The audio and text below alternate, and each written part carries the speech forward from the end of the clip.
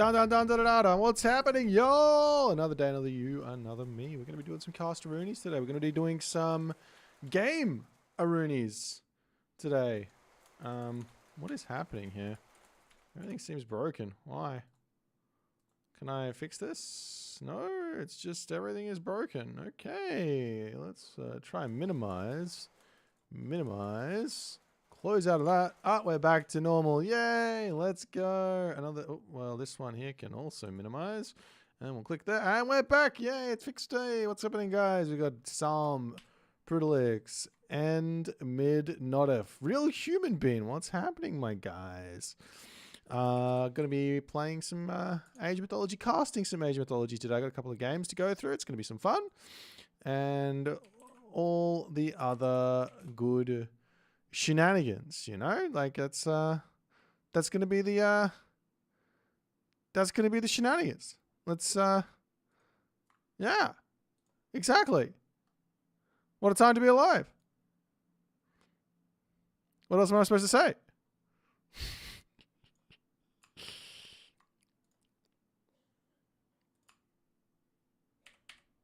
All right. What we'll do is we'll get into the first game and we'll make it happen. How's everyone doing today? It's Saturday. I just actually, you know what? I just went and with my girlfriend, with my partner, and we watched the Beauty and the Beast musical today. It was fucking awesome. It was very, very good. I had a great time. So what a day. That's why we're a little bit late. That's why I'm look at how good I look. We got the going out clothes on. Jeepers. I didn't even get changed for you guys. I was just like, gotta get back into it. But yeah, you gotta take those opportunities once in a blue moon and go have some fun. Got a whole bunch of games here. We got a Poseidon versus Zeus. We got a Fushi versus Uranus. We got a Ra versus Loki, and we got a Hades versus Cronus. I might kick it off with.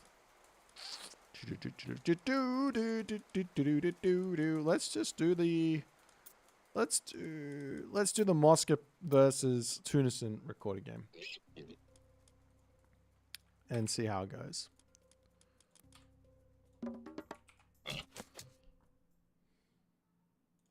Ladies and gentlemen, boys and girls, another day, another you, another me, another game of Asian mythology. It's a new universe, 2 new players spawning in to duke it out yet again on this road to competitiveness.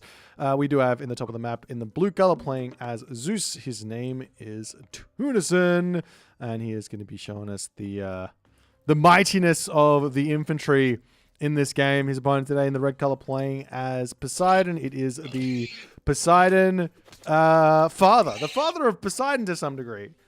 Simply just because he is the highest ranked Poseidon main on the ladder. And it is Mosca. And he's going to be showing us the power of the cavalry, I guess.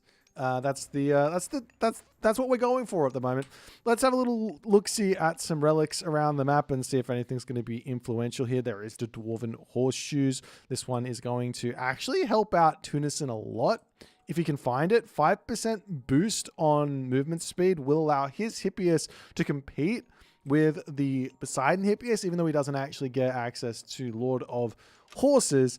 He could definitely go and grab that one and go for a Hermes style into Dionysus and sort of match up against the Poseidon. Over here, we've got the Eye of Horus, which is +4 population cap there for the town center. Another really, really big one. If you combine that with Zeus actually, and you go in onto like things like Minotaur or Centaur or Hydra, for example, you can kind of just sit there and wait for that full pop, and then you go take a fight, and you just have that much more usable sort of population than your opponent in that moment. It can be really, really strong. And then we have the adamantine shingles, going to be boosting up the hit points of the houses by 200. And over here, we've got the blue crystal shard. Another huge relic here to boost up the economy. Did I see the thirst trap from Skiomi? I don't believe I did. What do you mean by that? Is there something that I missed? I saw the or do you mean the image? Do you mean the profile picture? Is that what you mean? I saw the like the god bonuses, but I think they said that they didn't have enough characters to say everything and there's more to be attached. But yeah, the picture looks awesome. Anyways, we are going to be seeing Hermes coming through here for Moscow. On the other side, for Tunison, he's going to be taking his time. He does decide to go through Athena. Both players look like they've missed that speedy cavalry relic, which kind of is a big deal. Both players missing the cavalry relic is good. Maybe neither of them are going to spot it in the entirety of the game, and it means there's not going to be any significant advantage for Mosca. If Mosca grabs that relic, we talked about how good it was for Tunison, but if Mosca grabs the relic, then, well, life is going to get very, very tricky, very, very fast. Now, Mosca here, what is he going for? He's going for the early Atalanta. He's getting his house down. Doesn't have a stable down just yet. I imagine that's what he's either going for that or he's going for a town center delayed with some early game pressure, which is a little bit funky because you are playing against a Zeus who can, well, simply just bolt your stuff. Whole bunch of damage onto that centaur there as Tunison is in hot pursuit with the Jason, the Minotaur coming out, and that centaur has to pull back. Nice try there. And now the Atalanta coming through, and we will see an immediate military academy down for Tunison as Mosca's Atalanta gets sniped up. Still trying to pick off the center, but good defense thus far. I think this might be a fake from Tunison. He doesn't have any villagers on food at the moment, and he's not going to be able to afford this. Oh, he snipes the centaur as well. That's a huge snipe there, but he's not going to be able to afford to really build any hoplites here. So this, to me, looks like a little bit of a fake. This town center at the top is absolutely huge, and realistically here, Tunison can just wander over there and get that one as the Katoskopos does spot those villagers making their way up to the town center. And on the bottom side here, there's still no real reaction from Moscow. The Katoskopos is waiting on the town center over here, making sure he sees that. And it looks like it's going to be Tunison winning out ever so slightly in the early game, though there are 7 villagers going to the town center here. On the top, there's only 6. So they might finish at a similar amount of time. Katoskopos over here getting shanked down as Mosca, well, he already you already know that Moscow's going for the town center in a response, and we are going to be getting a little bit of a boomy game here. Now, this map, this Ghost Lake spawn, very, very defensive. Tunison gets a gold mine. He gets 2 gold mines on this town center. This one's obviously not as safe as the one up the top here. He can just put a wall across here and then put some buildings down. Thanks so much for the prime there, GJI Braille. Appreciate you, man. But yeah, you can just defend this gold mine really easily. So long as, I mean, you've also got food at the back here. Now, there are some ways to get through here and start raiding. Obviously, there is a little bit of blackness here, a little bit of fog of war. Meanwhile, over onto this side, we do see the Minotaur coming down, dropping a stable here to just block everything up. And the town center does complete with the Minotaur getting a headbutt. But Theseus will put a stop to this one. Town center is up. No significant damage there, unfortunately, for Tunison. Does lose his Minotaur for the one headbutt that he got off on the villagers. Town center is up for both players. Relatively equal game to move across. And we are going to now start seeing Tunison going for the food. Now, I think in this position, it might feel risky, but what you want to do most of the time is if your opponent is also going to TC, you want to grab this hunt first and foremost. Now, on the other side here, Tunison, Moscow is sort of knows those units here, so he can't move to this front. Aurochs, if he could, it'd be good, but he can't. Stable coming up onto this side as the Toxote is trying to get some damage done onto those hoplites. This is actually not a terrible trade here. If the stable goes up and then gets killed, he gets militia here. Which, to be honest, for the cost of 70 wood, that's a good trade there. I'm ecstatic if I'm Moscow at the moment. It sounds weird to say this, but yeah, no.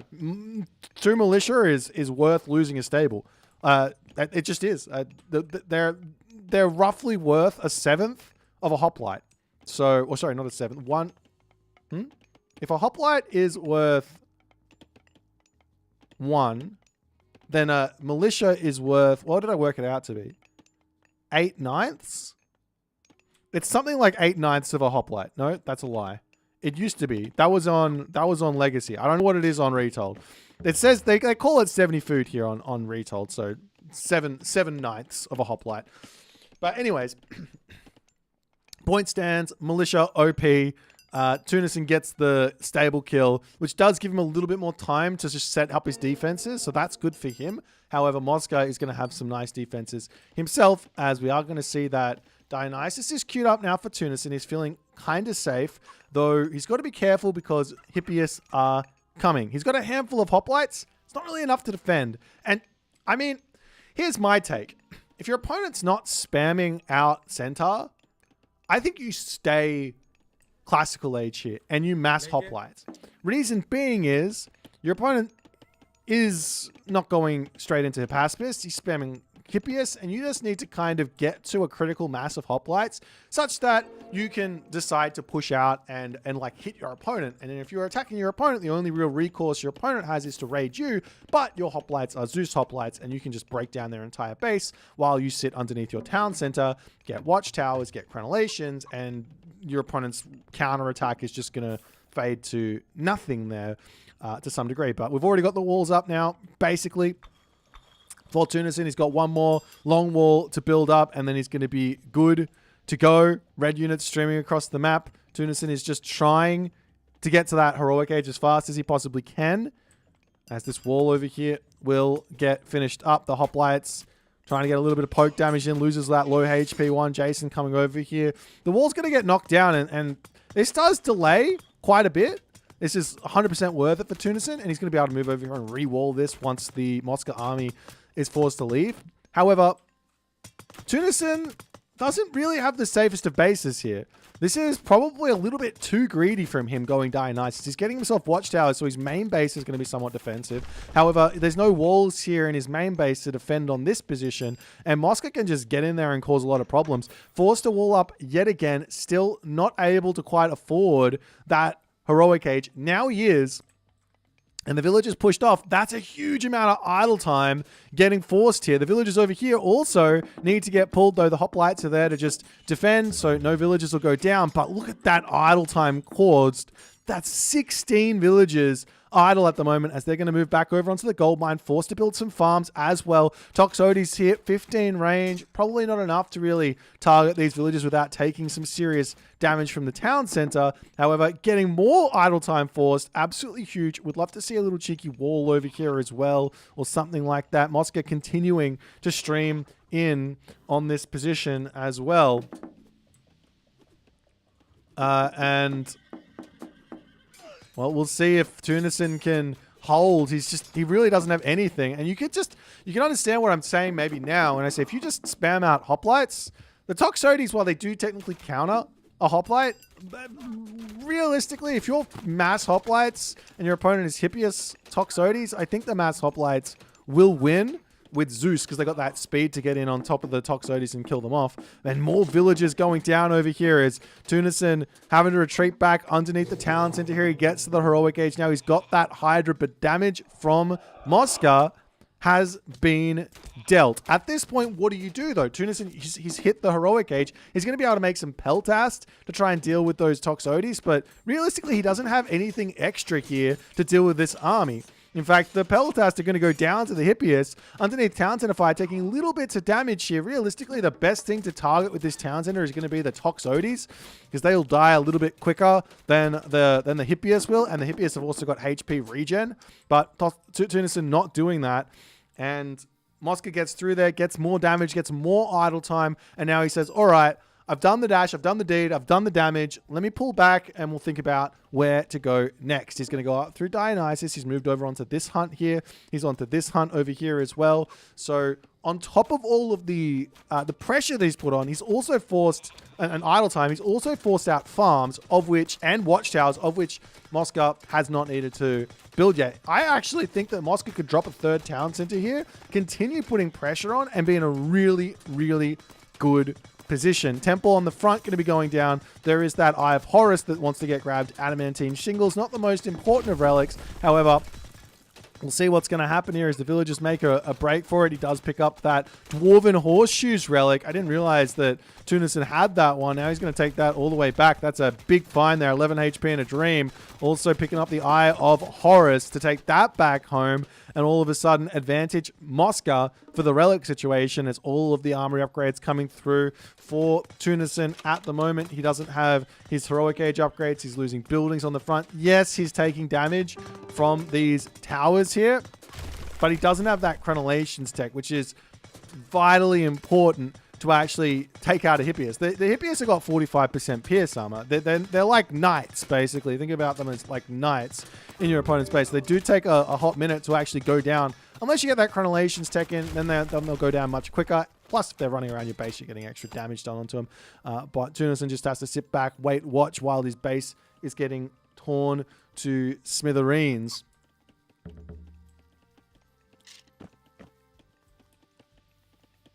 As Hoplite, Peltasts, more stuff coming through.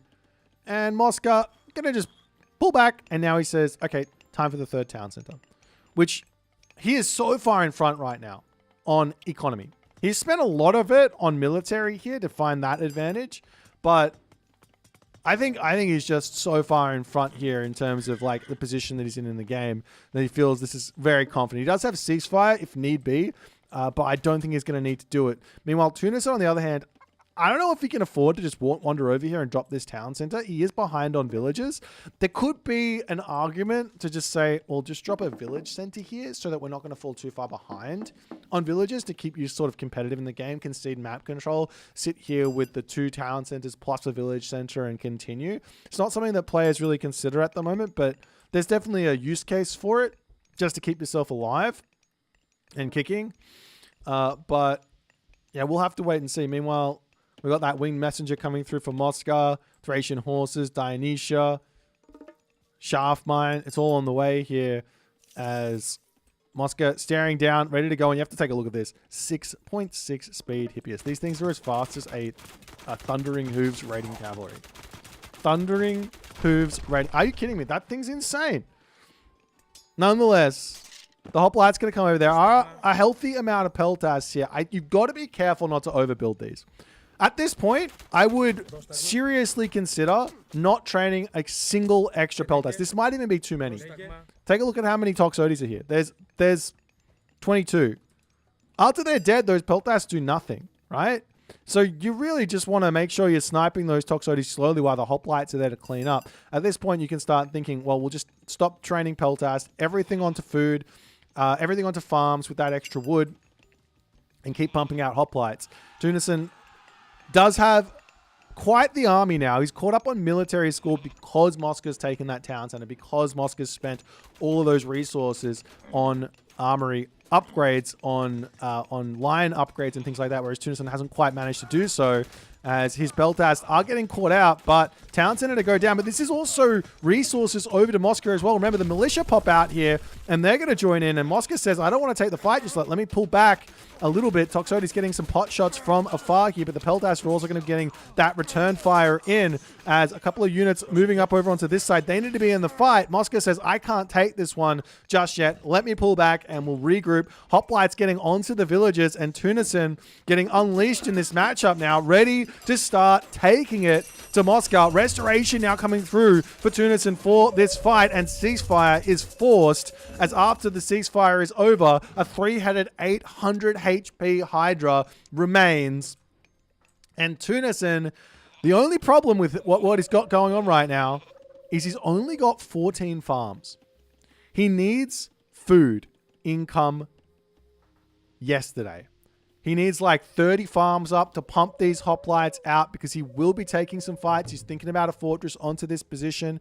He's got a granary over here, but that's being pushed off. He's way too risky to be going for hunt like that against a player like Moscow. He's always going to be looking for those types of raids. Plus, there's 6.6 speed Hippias on the field here as well to worry about. It's just not worth it to be spreading your economy thin like that, as Moscow moving around onto the side. Tunison gets a couple of, well, a shot off. Hoplite's going to be going down as well, as this is sort of difficult micro here for Tunison, but it's also difficult for Moscow as well, as Moscow has to pull off with the Hippias. Meanwhile, onto the right side, we are seeing a town center coming up for Moscow. Yet again, Moscow is still in front on eco. He's up by 5 villages. Might not seem like a lot, but in the grand scheme of things, 5 villages does end up becoming 300 resources a minute, and there's been a lot of minutes played in this game thus far, so there is a significant advantage for Moscow here as Tunison tries to come in onto the side. The Hydra and Jason to take down the enemy Hydra there. Will we see that 4th-headed Hydra? Maybe even a 5th-headed Hydra. Look at the damage it's done. It's up to 1307. How much damage does it actually need to do? After 1250, it gets 4 heads. Does it? It's still on 3 heads. I'm being lied to. I'm being lied to. He should have 4 heads. Hello? It's not actually getting updated. Am I crazy? There he goes. Now he's 4 heads. Well, I'm not going to pretend like I understand what's going on here. Both players click bronze, and this Hydra is going to be carrying the fight because there's no heroes here at the moment for Moscow. But there are still a lot of Toxotes. The Peltas numbers seem to have dissipated here for Tunison, continuing to push forward here as Moscow has to pull back into his main base. The Toxotes turning, shoot and scoot will be his in his favor here, as the hoplites to pull back up to the top, maybe going after the fortress here. Still no heroes coming out. Sure, it's only 286 HP, but this guy does so much damage. He's going to be going up to 5 heads soon. As the Toxotes still getting good value over here. Does Tunison have his upgrade? He does, I think. Yeah, he's got his upgrade for the hoplites. They're sitting at 35% pierce armor at the moment, which is a lot, though he doesn't have that bronze armor just yet. Moscow, on the other hand, he's got bronze weapons on Tunison. That's not really enough to sway a fight. It's still going to come down to micro, but it's a nice little advantage there, as Tunison's going to grab his 3rd town center, and we are moving into a period of this game which is going to be very, very interesting. Very close game. Villagers pulled off of this position. There's gold over here. There's gold over here. Moscow is starting the markets up. He loves going for early trade because it just gets him more and more eco. The more eco Mosca gets, the better he plays. Meanwhile, into the main base, we are seeing the Katoskopos and all that other good stuff. Is there that Crenellation's in? It's now coming through. It's such an important, necessary technology. I can't stress this enough. If you guys are struggling against Cav, prioritize this technology. Get watchtowers. Get it. It doesn't just affect watchtowers. It affects Fortress. It affects Town Center. And obviously the watchtowers as well. And these units are really, really powerful here as they break in. Also, another technology to not ever forget about is that stone walls tech. Super, super strong. Meanwhile, Tunison says, hey, if you're not going to defend yourself, let me just push into your main base and cause some problems. Meanwhile, Mosca says, hey, I know this script. I've seen this before. Let me throw up some towers here to try and hold on. Beltast on the back here to snipe down all of those Toxotes there. Villagers going to be going down. There is a significant villager advantage right now for Mosca. So this is really huge for Tunison if he can get this damage in as another restoration to come down, but in response, a ceasefire coming through, and now Tunison will have to think about pulling back home and all the other good stuff. As now also the Mythic Age on the way for Mosca, managing to squeeze that one out, and he's caught. No, Tunison can pull out here. He's going to get out, almost getting caught onto this position. Loses 2 hoplites there, though. A little bit of miscontrol there from Tunison, but he does manage to get out of there as the Hippias pulling back out. Hoplites starting to accumulate into this position, but Tunison is going to be a little bit caught off guard here because this Hephaestus is pretty quick. This is considering the amount of damage that's been happening here. You'd have to assume that more units are getting pumped out. However, Mosca's advantage here is just in the fact that he's in front on economy. Has he started any trade? He doesn't start it, but he's got those markets set up to start it, as the hoplites will defend themselves nicely over here. Mosca trying to dive in onto this spot, but losing a couple more units there. That's good trades there for Tunison. He needs everything he possibly can get, as now Mosca, Mythic Age, Plenty Vault, plus he's going to be getting that Forge of Olympus and immediately going into full iron, full bronze, and a dream here. Now, Tunison probably feels like he's got to act now, but here's the thing. Realistically, late game Zeus should have no real problems versus late game Poseidon. There is Polyphemus to deal with. There is the fact there's a lot of militia to deal with. However, you've got the stronger infantry and that stronger cavalry. That'll fall off to things like lots of fortress spamming, specifically once you get access to advanced fortifications inside the fortress.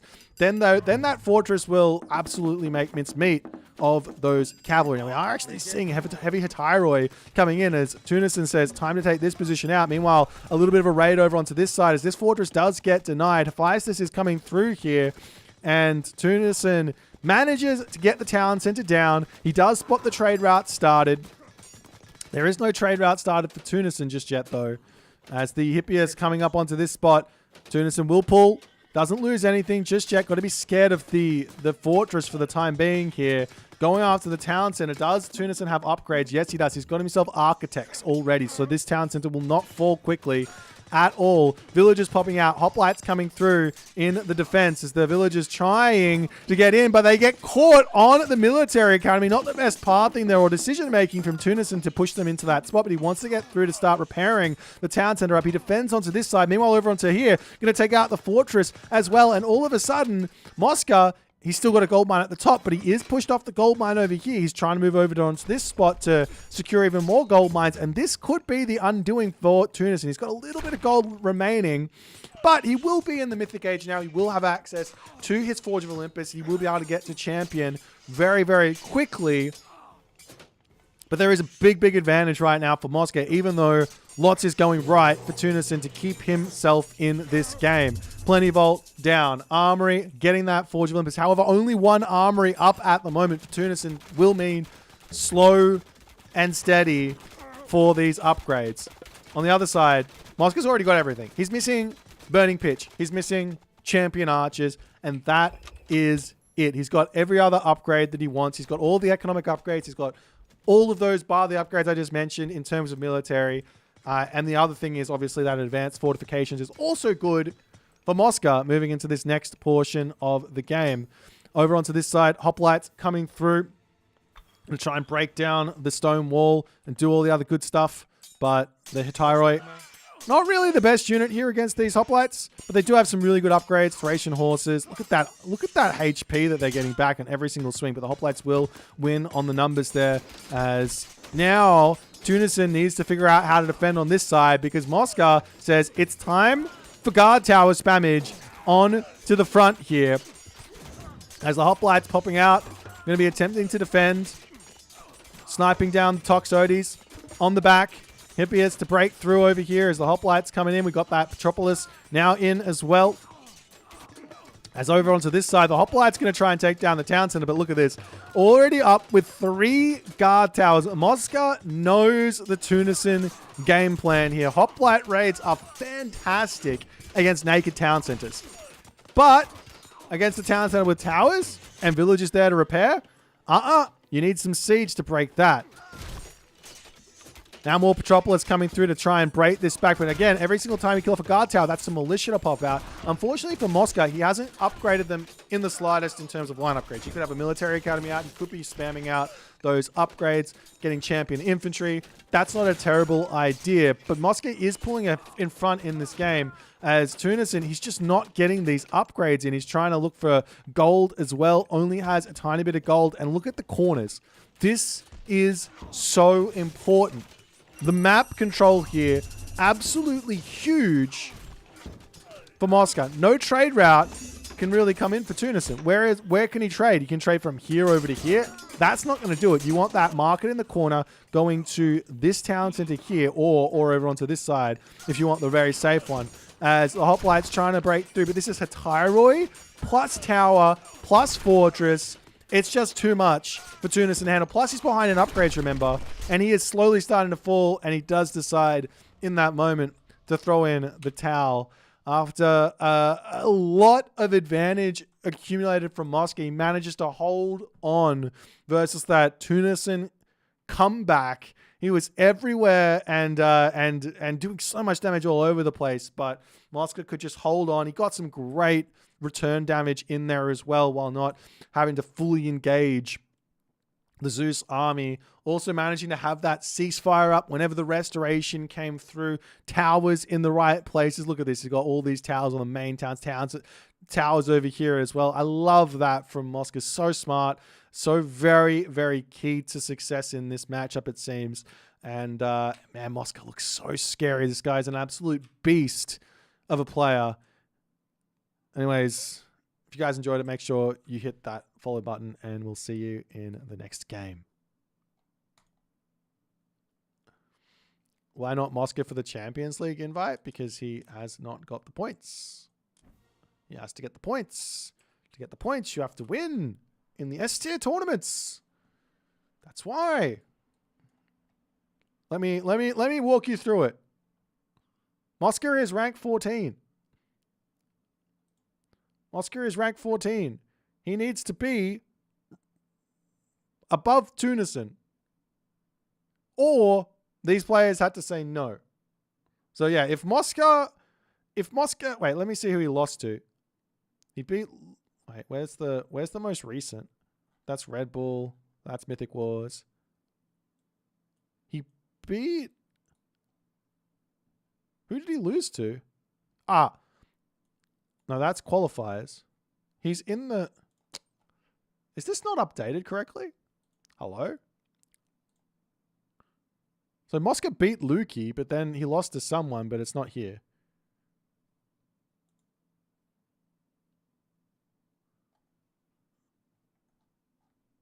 Should invite hitters?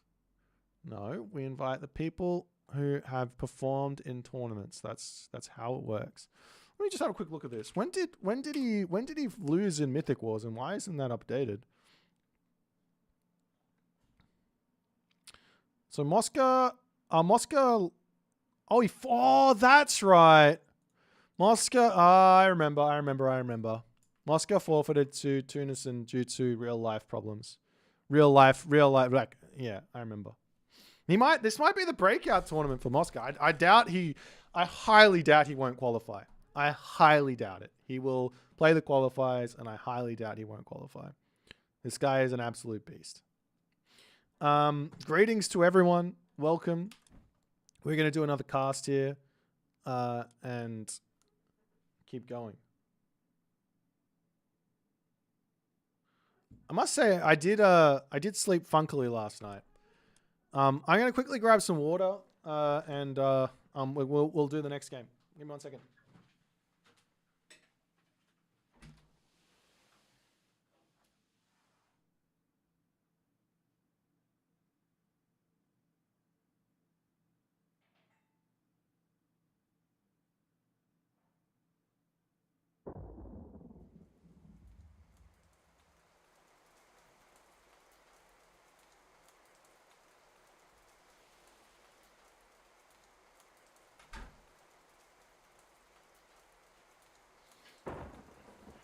Whoosh. Yeah, Japanese in literally 10 days. I'm excited. Also, guys, don't forget, JJJ, the Gerbot's Japanese Joust is happening. And we did change the rating requirements. We did change the rating requirements to 1600. So I'm going to keep saying that over the next couple of days. So if you're a 1600 plus player, please try and sign up if you want to play. It's a one-day tournament. All the rules and information you need is in my Discord. And yeah, so it should be fun. I threw my back out sitting wrong. Yeah, I literally slept. I just slept funkily, and that's what happened. I slept funkily. Terrible. Oh. All right, let's have a little look-see.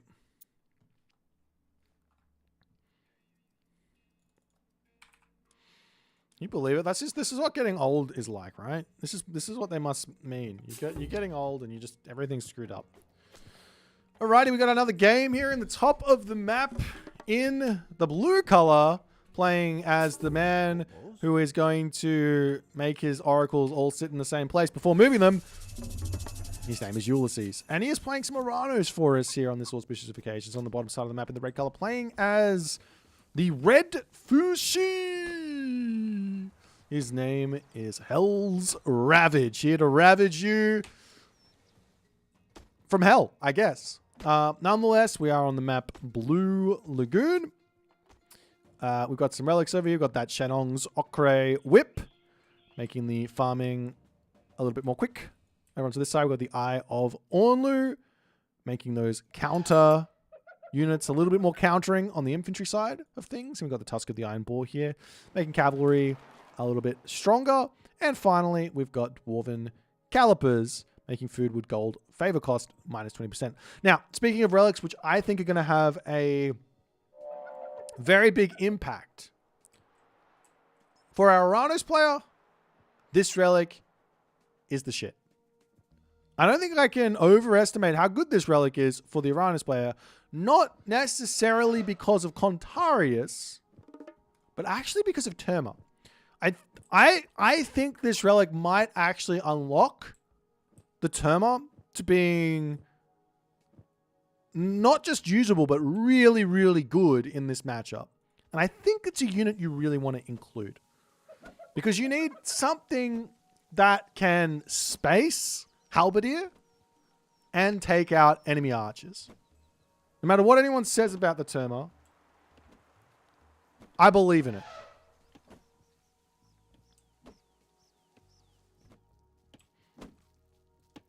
No matter what anyone says about the Terma, I believe in it. So we'll see how things are going to go. Up to the top here. What are we going to see from Ulysses? He's gone for an early economic guild. He's gone for early hand axe and pickaxe, which is a little bit greedy. Now, if you're the Fushi player and you do manage to scout that, obviously at the moment, I don't think Hells has. What you can take from it is that your opponent is not going to be able to get out early oracles and get early relics. So you can rush the temple up, you can get your upgrade, and you can start accumulating these relics. Now, for Hells, he wants this relic on the fact that, one, it's really good for the Uranus, but two, if he grabs it, then all of a sudden he can feel really, really good about going into White Horse Cavalry. But he doesn't get any advantage out of it in the Classical Age. And there's also going to be, what was the other one? Eye of Ornlu is really good as well, as it's making the Fire Archers get even more damage against those Murmillos, which Ulysses is going to want to build. And that Shenong's Okra Whip over here also very, very good as well. As Chi Yao going to be the god of choice for Hell's Ravage. I'm not really surprised about this. You need every little bit of firepower to sort of compete against the god power, firepower of Uranus. So having that lightning weapons is going to be really, really helpful. Obviously, you have to be careful though. If your opponent gets to chaos and you use lightning weapons, then they can chaos your lightning weapons, and then all of a sudden you've stunned yourself. Which is kind of interesting. You can, like, in stunning yourself, you're no longer doing DPS to yourself, so... But regardless, you're not doing damage to your opponent during that chaos. So that's a big thing there, as the Oracle over here does pick up that Eye of Ornlu. That's going to be a big pick up there for Ulysses as he's wandering back home. And he's going to be going through Oceanus. Now, this is what I like about these later advances from Uranus. And I think if you could mix this in and keep yourself nice and safe and actually get out 3 Sky Passages in the Archaic Age. Now, this is a big build order sort of number crunching thing. What is going to end up being able to happen is, even if you get spotted on 1 Sky Passage, you're already over here as well. So you can move one side to the other side and be completely fine here. However, Ulysses at this point, sure, he's going to be able to get up onto this front position, but he's been spotted and there will be units heading there immediately. The Najjar is on its way. Now, the villagers can turn around and just shank. There will be an Oceanus here, so you can just get that Caladria in to defend. But still, Najjar to harass early on. The kid is in, standing here to be a big pain in the bum. This is not spotted by Ulysses, I don't think. Just outside of line of sight, like perfectly outside of line of sight, as the Najjar is ready to go. And we'll see if he wants to attack it. He's just making some units out at the moment. Meanwhile, onto the other side, it's going to be military barracks, and a counter barracks, I'd have to assume. There it is. So he needs that for the Terma to deal with any sort of fire archers. But this is going to be some light unit spammage here, as the citizen getting poked down. Looks like it'll get back in one piece. Takes a huge amount of damage, down to 31 HP, but we'll be okay for the time being. As that Najjar, that's slowly starting to get some damage done over there. I do think that Els, because he advanced so quick, he's got that advantage in terms of military right now. He should get over here and start thinking about this. We've got the Caraballister, some Murmillos coming in. Ulysses not exactly 100% sure what Hell's Ravage is building at the moment. If we take a look at what he's actually spotted, he does have an Oracle on this position. He hasn't scouted this town center, so potentially Hell's Ravage could have gone for this in terms of what Ulysses is thinking here. So he charges out across the map, and the Yatsu is in, and that's going to be a little bit of a return fire, but there is the Caladria here to help out and get some HP back. And all of a sudden, Ulysses is back onto his food over here, and the only thing next for Ulysses to do that makes the most sense is to just get out over here and put another Sky Passage down. Or a Sky Passage over onto this position with one of these villages here would not go astray either. And then you can think about maybe getting to the next stage. I don't particularly like staying Classical Age here as Uranus versus the China. Especially not Fushi, who's got access to the Najjar. But we'll have to wait and see. Maybe this is going to all work out for him as Hell's Ravage moves forward, trying to snipe the Murmillo, but that one is good to go at the moment. Going to be pulling all the way back. There's the citizens pulling back as well. Do we see any sort of Terma action coming through here? Now the Terma is starting to come.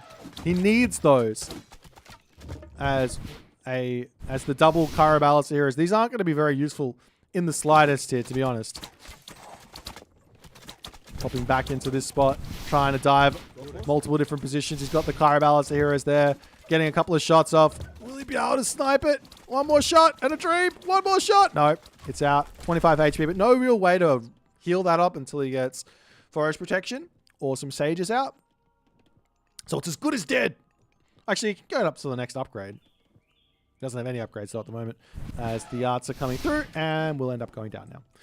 Meanwhile, Fire Archers, Javeliniers coming in. Makes a lot of sense, this unit comp, but you do need a little bit of a front line. Not much, but you need a little bit of a front line. And that's normally going to be the Dow Swordsman. Halberdiers don't make a whole lot of sense. They're a little bit flimsy, but just a couple of like beefy units in the front. The Nejar is great as one of them, but then also like 3 or 4, 5 or 6, any small amount of front line so that you can sort of shoot and scoot and have the opponent's units sort of target them instead of the Fire Archers is a good way to go. As the Sky Passage to go down over here, a couple units falling onto this position, but Hell's Ravage has restricted Ulysses back into his base. Now, Ulysses is going to say, all right, let's sneak over onto the bottom corner of the map now. And this is where things get a little bit tricky, and Hells has to be playing very, very carefully. He's scouting around on the left side, trying to spot everything, but he does have these lanterns, which he needs to be using non-stop all over the map, and potentially also getting a handful more units out as the Nejar gets sacked there. Little bits of damage coming over onto this side as the Murmillos, they've got the speed. They're at 5.0 speed here with that Empyrean speed unique technology from Aranos, so he can just run around and cause problems here while he's getting set up. So he's still spamming units, which is a little bit of a surprise, and he's still making Carabalas though, which is really surprising considering his opponent hasn't made a single infantry unit just yet.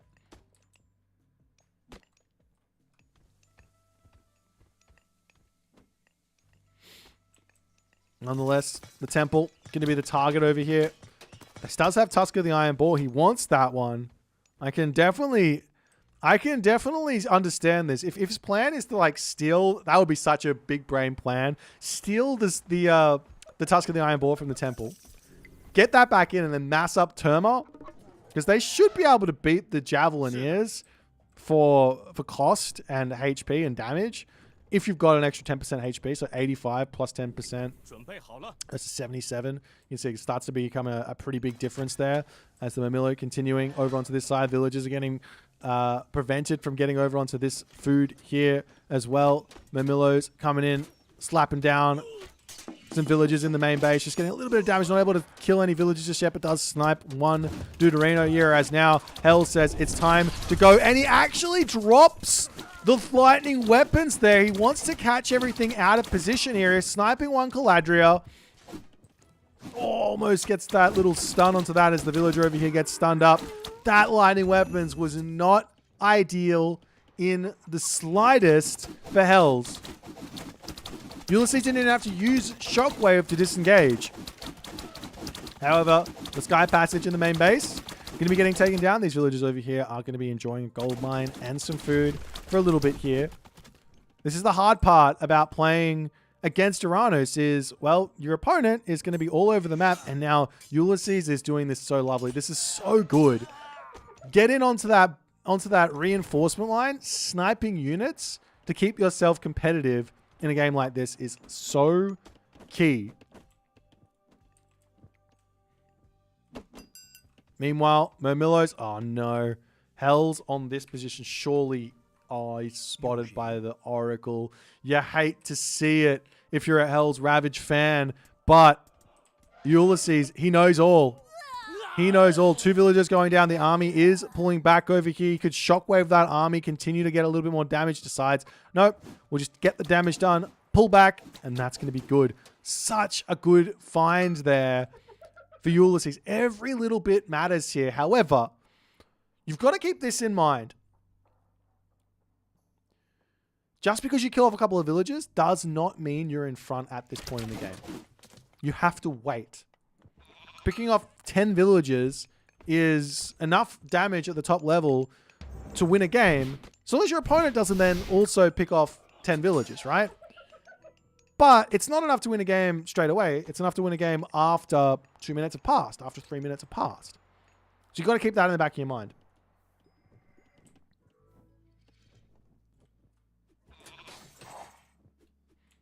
nonetheless, Hell's Ravage pulling back here. Terma trying to pin some shots onto the fire archers there. Up onto the top side. Going to take a fight here. There's still no front line on this spot just yet. There's the front line there, as now the Carabalisters will make a little bit of sense, but I mean, it's still, I mean, realistically, you just keep the Dow Swordsmen in the back here because those are just a waste of resources to some degree. How many does he have? He's got 10 Dows here, so I guess it's going to be nice. It's a big, fat army for Hell's Ravage as the army of Ulysses charging in. There will be a Caladria, a Carnivora, there's Caladria at the top. There will be a Carnivora. There will be a Shockwave here. As Ulysses taking this fight, going to be losing a lot of those Murmillos here. Carnivora gets dropped down. There's only 3 Pioneers, so that's taking up a ton of damage, but that front line is melting. How many Javelineers are here? There's only 8 Javelineers, but it's looking like it's going to be enough. Hells almost gets her out on the back there to trap those units in, but he's not able to do so. Ulysses gets out of there. Hell's coming forward at the moment, is losing a lot of units to these Terma. The Javelineers getting some good damage done, but he needs more of them. And that army is so excruciatingly slow here on the retreat because of those Dow Swordsmen. You need to move those individually here. There's no other good way to do it. There's 3.8 speed. You've got 4 speed. You've got 4.8 speed on the Javelineer. Need to be moving in 2 separate control groups there. At the very least. Nonetheless, Hells is coming up to 60 favor, ready to use another lightning weapons here. He is obviously going to have to continue building the Najjar. Does still have a military resource advantage here as the Terma coming through, but they will be taking a huge amount of damage from things like the Javelineers, the Yatsa here as well. There's the Najjar to come through. And Ulysses says, time to grab a town center. Just keep putting pressure on. Let's take a little sneaky town center. That'll force Hell's Ravage's hand just a little bit.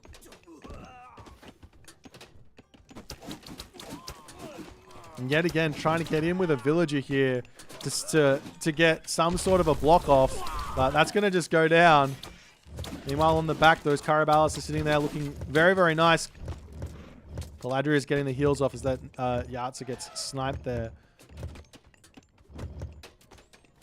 And now there is a tiny bit of time to utilize this, like literally 20 seconds, to utilize this lightning weapons, but I don't think it's going to come up in time. There will be a disengaged shockwave available and a Carnivora if need be. Now there's walls up all over the place now. Random sky patches on the left there just to secure another gold mine.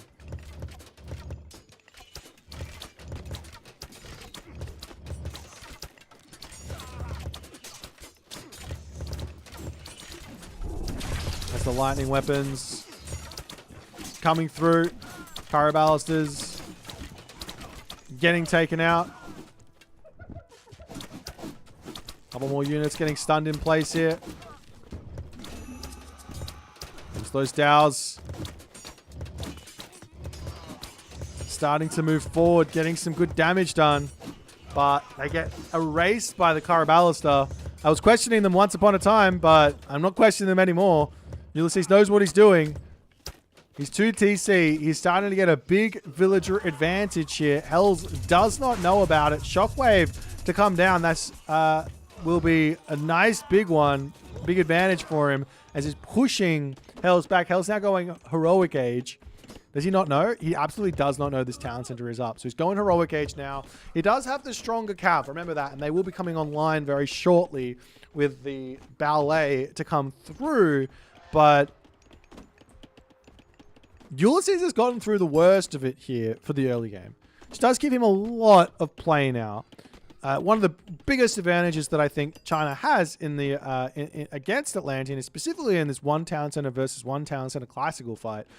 Ulysses has played it incredibly well up until this point, and he's just going to continue to walk away with it here as he charges in with the Terma.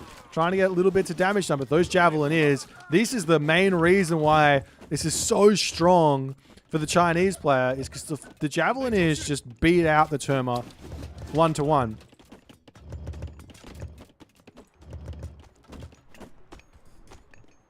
Like, they've got more range. They don't have more speed, but they've got more range. They've got more damage. And that ends up being enough of a difference maker, even though the Terma do have a little bit more HP. That's why I was saying maybe with the extra 10% HP on the cavalry, which does affect the Terma, it might be like equalized in terms of those trades. But nonetheless,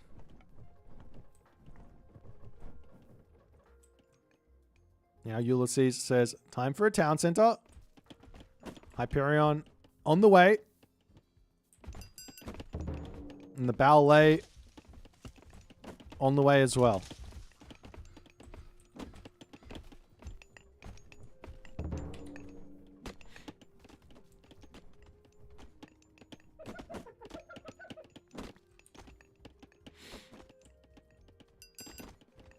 Now the Terma wandering around here, looking to snipe a couple of villages.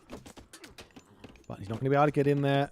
There's not really any rush here, actually, for Ulysses, because he's going on 3 town centers, and Hells doesn't have a single second town center. He's got the 1, so he's just going to be falling behind on economy. But realistically, you just have to sit on this, get to full population, get all your upgrades in, and then you can start thinking about pushing and getting some real significant damage. Like maybe even going up to destroyers here wouldn't be a terrible idea, just taking the time.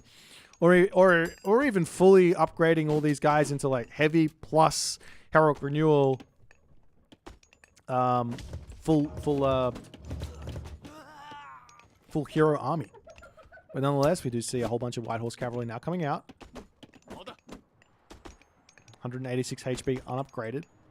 Ready to start pushing in. There will be a couple of catapulties joining in onto this fight here as Chaos gets dropped down. Carnivora also coming through here. There is a shockwave as well to send these units straight into Ulysses' army. He kills so many units with these god powers.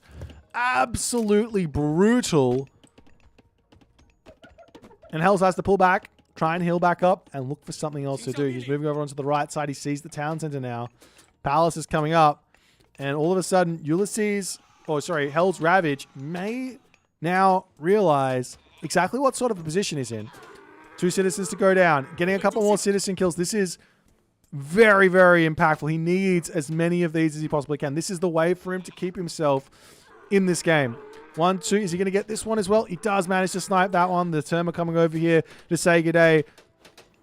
But Horse Cavalry to come over onto this side. And Ulysses just says, all right, adios. I'm leaving. Coming over onto this spot. I would like to see a citizen pulling elsewhere, but like up into this very corner, if you could have retreated that there, then maybe he'd be okay. But to get another sky passage, but he does have the citizen over here already, and he will be dropping this one here, so no problems.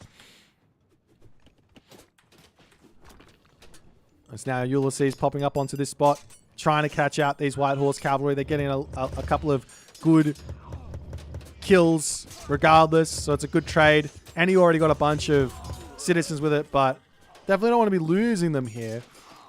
As now Hells has got himself out the siege crossbow. He's going to be taking the town center down. Ulysses, he can sack this. It's fine. He's nearly at 100 villages. Not that important to have this population right here, right now. He could just go up to fortified town centers, and that's another perfectly reasonable way to play this. Doesn't need that town center, but losing the palace is something he's probably not going to want. That being said, he's already going Mythic Age. Hecate on the way, and he's got probably not enough favor here. I want to see him getting like 6, 7 oracles out before going Mythic Age, just so that he can have access to Lampedes. I can't stress how good these are, even against Najar and John Wick with good micro. It's just so good. You take out the White Horse Cavalry in one shot. Look at how much damage you do. 45 food, 85 gold in one shot. Yes, please. That is so big. And then also you have a good answer for the Tiger Cavalry as well. But nonetheless, Hells push back for the time being. Ulysses is going to pull up here. And we'll see if Ulysses can convert this. He's going for the 3rd town center over here. Now we're going to be seeing Hells going 3 town centers himself. But this will get hit by this God Power, Tartarian Gate, and then he can get attacked elsewhere. As we see the Palace coming up for Ulysses up to the top. The Sky Passage over here as well, so he can teleport around up to here as well. He can break through this wooden wall. We are seeing a couple of White Horse Cavalry coming through, but there is a nice little position he can run through over here. I love the double attack here. Citizens pulling back, hitting this position, moving in, breaking this, breaking that. Another Sky Pass is going to be needed here to get over onto this side and actually defend this one. There are some citizens over here that can drop another Sky Passage here and be okay. There's gold mines all throughout the center of the map, but Ulysses, for the moment, will have no gold income. It looks like another Chaos, however, to come through as the lightning weapons comes down. So he's stunning himself up with this one. Carnival Aura gets dropped. There is this blue dot moving into the base of Hell's Ravage here, looking for that Tartarian Gate. As this fight here will be going the wayside of Ulysses into the middle of the base here. There's the Tartarian Gate. Any answers to this? Not really. Get the heroes out. Get the Najjar in. Maybe some siege crossbows or something like that wouldn't go astray. But all of these units here falling as the town center will simply put not go down. And in that moment, Hell says, I am too far behind. I've got no units left. He has 3.5k of units. He's got idle White Horse Cavalry. He just needs to get back over and kill off this Tartarian Gate. He's still got gold income. We are seeing there is a potential raid here as well with those White Horse Cavalry. This game is not over by any stretch of the imagination, but things are about to go very south very, very quickly here. And it's such a great way to play this game from Ulysses. He was just taking the right fights for the entirety of this game. Great micro, great decision making on those God Powers and all the other good stuff. Nonetheless, well played here for Ulysses. If you like the game, make sure you hit the follow button and all the other good stuff. And I'll see you guys in the next game.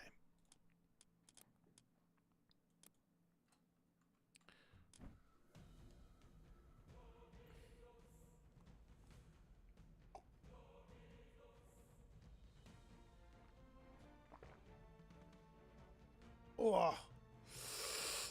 Oh.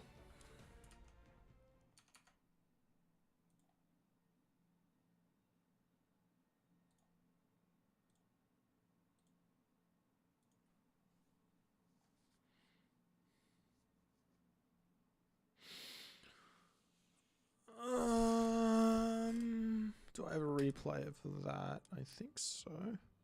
What was the game? 1 second, guys. It's versus Set. Hades versus Set.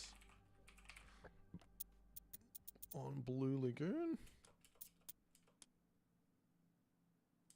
Maybe Set Hades.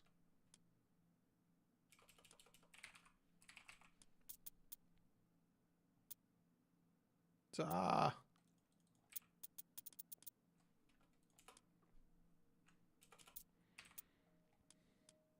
It's not on Step. I'm like 95% sure that's Blue Lagoon. I should have it. Or maybe it's on a different account. Kobe tricked you Jesus for like Christ. 5 years straight. Jesus Christ. Kobe tricked me. Hold on 1 second. I'm trying to help with something. What was this game?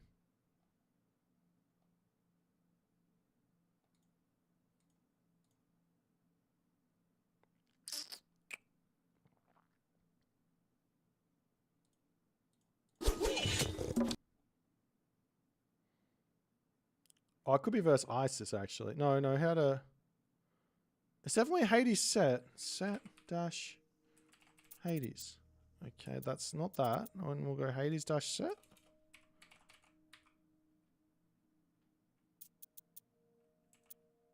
No, I don't have it. I don't know where it is. Should be there somewhere, but... Unless it's on a Smurf.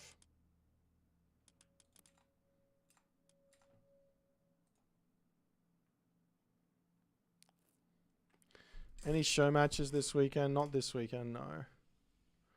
No. We've got We've got Gerbot's Japanese Joust coming, and I think that's going to be our next big event, I guess.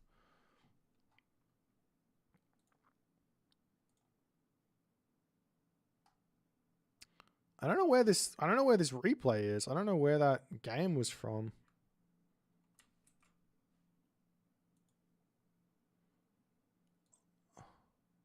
It's got to be like set on Blue Lagoon. That must be that one. I think it's that one. Open file location. Is it? No, that's Dunrex.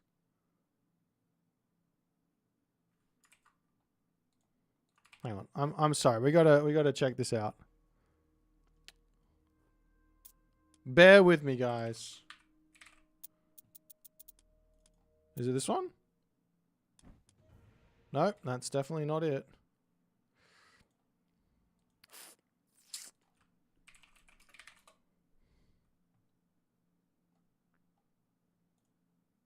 This one? Oh, this one.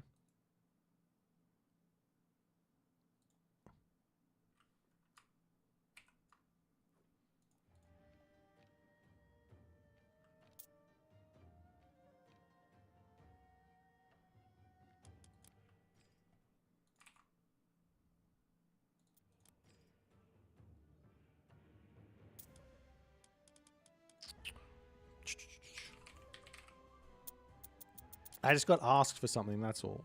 This one? Yes. Yes, it was this game. Okay. Okay. We got there. Don't mind me, guys.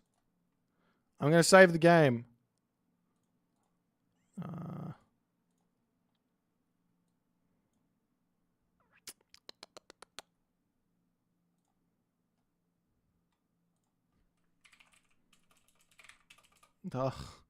Why is this so hard? It was 08,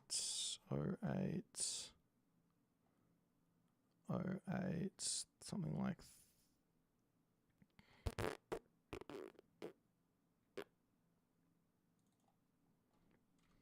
All right, we did it. All right, let's play. Let's get the next one. We're off to the races now. Get wrecked. Next game. How's everyone going? What's been happening? Olympian Rage is next weekend? Oh, okay.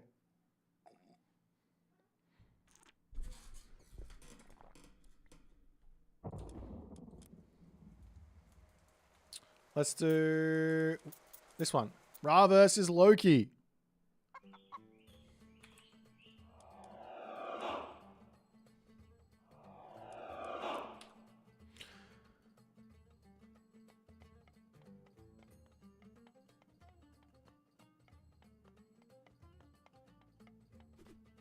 I'm proud of you, Stardust.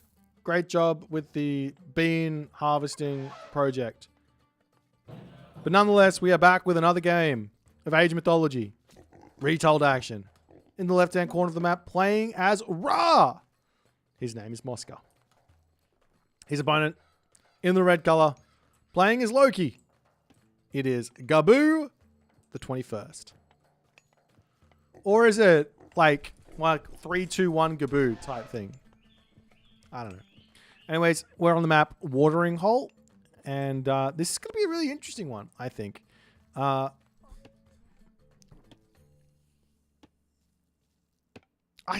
think these gods are really close at the moment. I think Ra and Loki, it's all kind of about skill. I have this theory. Hear me out on it. I got a theory as to why Ra's win rate is 44.76%. And yet, gods like Odin and Loki are 53%, 54%. That's overall, right? If we go up to 1500, the Ra's win rate drops even lower, down to 39.83%. My theory is, and hear me out, wait for it. No, wait for my theory. The people playing Ra are bad.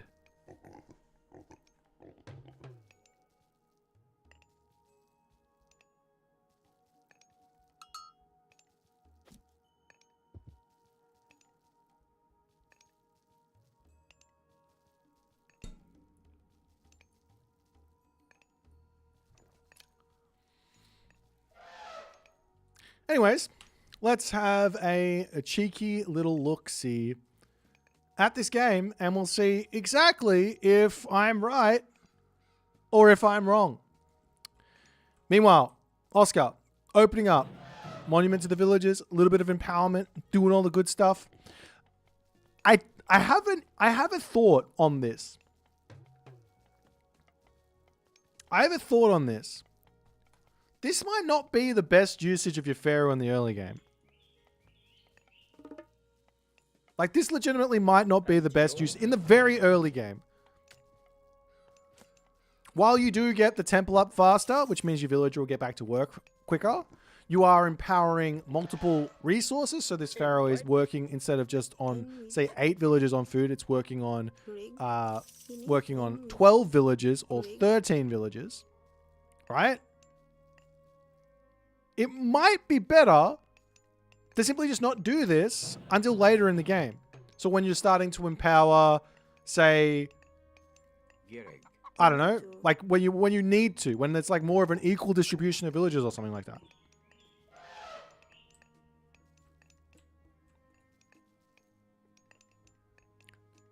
Because in a recent patch, they did nerf this, right? They took it from, I think, 70% down to 60% maybe? I could be wrong on that. I'm pretty sure they did. And now we are seeing Moscow is actually moving over onto the gold mine.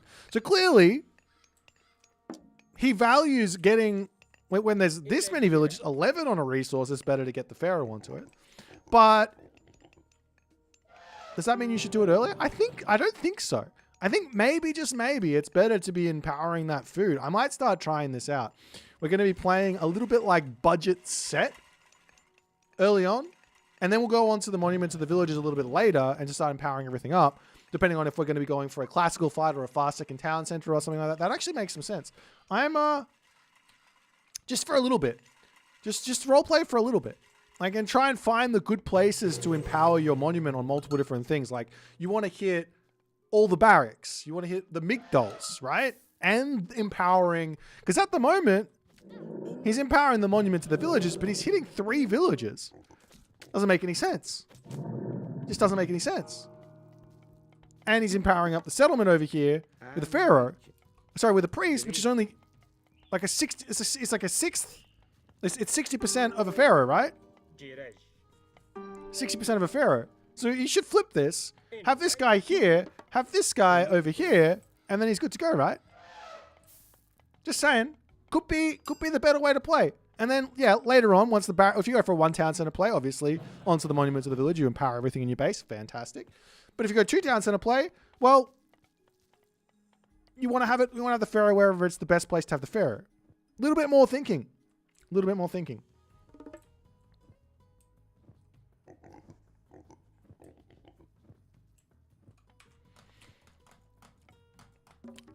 You're going to actually have to run the numbers, Mr. ZOP. I think I'm right without even running the numbers. I think I'm right.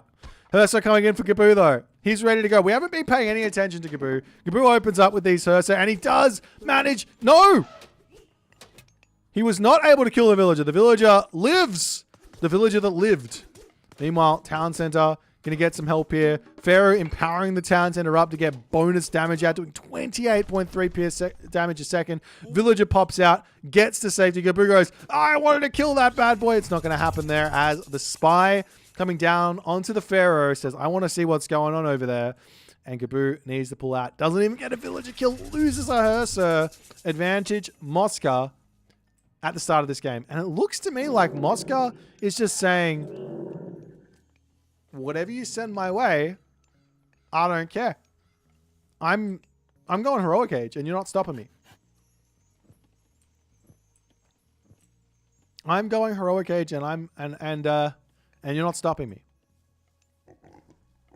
Now, this could be good. He obviously wants to make chariot archers here to try and deal with those Hursa. So you could also go for barracks here and make some. Could go for barracks here and make some other types of units. That's the wall. Not quite finished yet, but will be soon. Hursa coming over here, trying to get onto the berry bushes as the villagers to pull back. I'm going to drop another granary over here onto the chickens. As those Hursa just looking on the bottom side for things to go for. Now, Gaboo, if he plays this really smart here, there is a really difficult time ahead for Moscow. Moscow has not really read this situation all too well in this game. And what I mean by that, as this villager here, is it going to go down? It will go down. No, yes, one villager down. Moscow hasn't read the situation all too well here. And that situation is, there's no gold up here. There is a gold here. There's no gold really on this left side.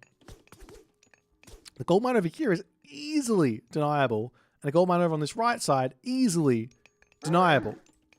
As the Hearse are coming through, and the fact that Moscow has not grabbed watchtowers is allowing these Hearse free movement through here. Going for this naked fast heroic is a really, really old school strategy, but I don't think it works all too well anymore because you need to get the watchtowers in. Moscow now has the resources. He gets that towers in, and now that's 200 resources down the drain for Moscow, but it makes his life much more safe here against these Hearse raids as the villager does get to safety here. There's still no Skin of the Rhino. Some great defense thus far. Gaboo going for his own second town center now.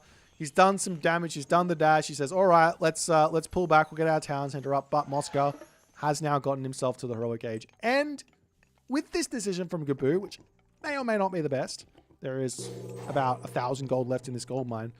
There will be an ability to put a Migdol over here or a Migdol over here. And it should be fairly easy to do so. Sun-Dried Mud Brick coming through as well. However, this does mean the favor situation for Moscow was a little bit tight there. I think he wanted to also get that Skin of the Rhino tech, but did not have that favor for it. So now Migdol Stronghold in the main base. He's going to move over to here. I want to see some walls get set up. Defend on both sides. And another Migdol is going to be necessary over onto this side. But this does protect the main base of Moscow now. So no crazy Walking Woods attack or flaming weapons all into this main base is going to hurt. So this one makes a lot of sense as Camel Rider's actually coming out to kick this one off. Very, very gold heavy.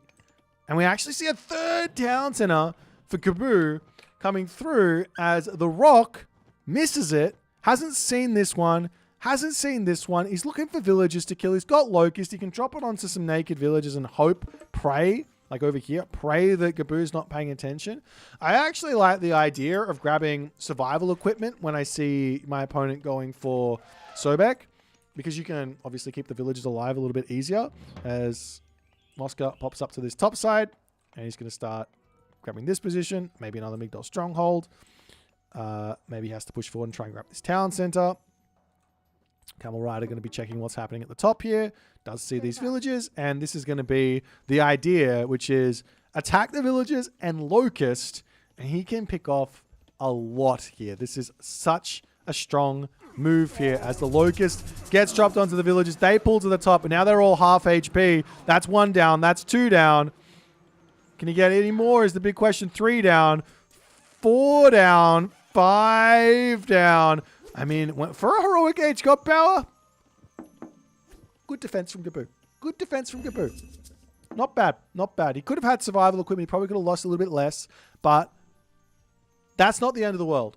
He's still got his own heroic age god power coming. He's 3 town centers. He's going to be able to catch back up and then some over the next couple of minutes. However, it's going to be Camel Rider, it's going to be Chariot Archer, and it's going to be full spam ahead.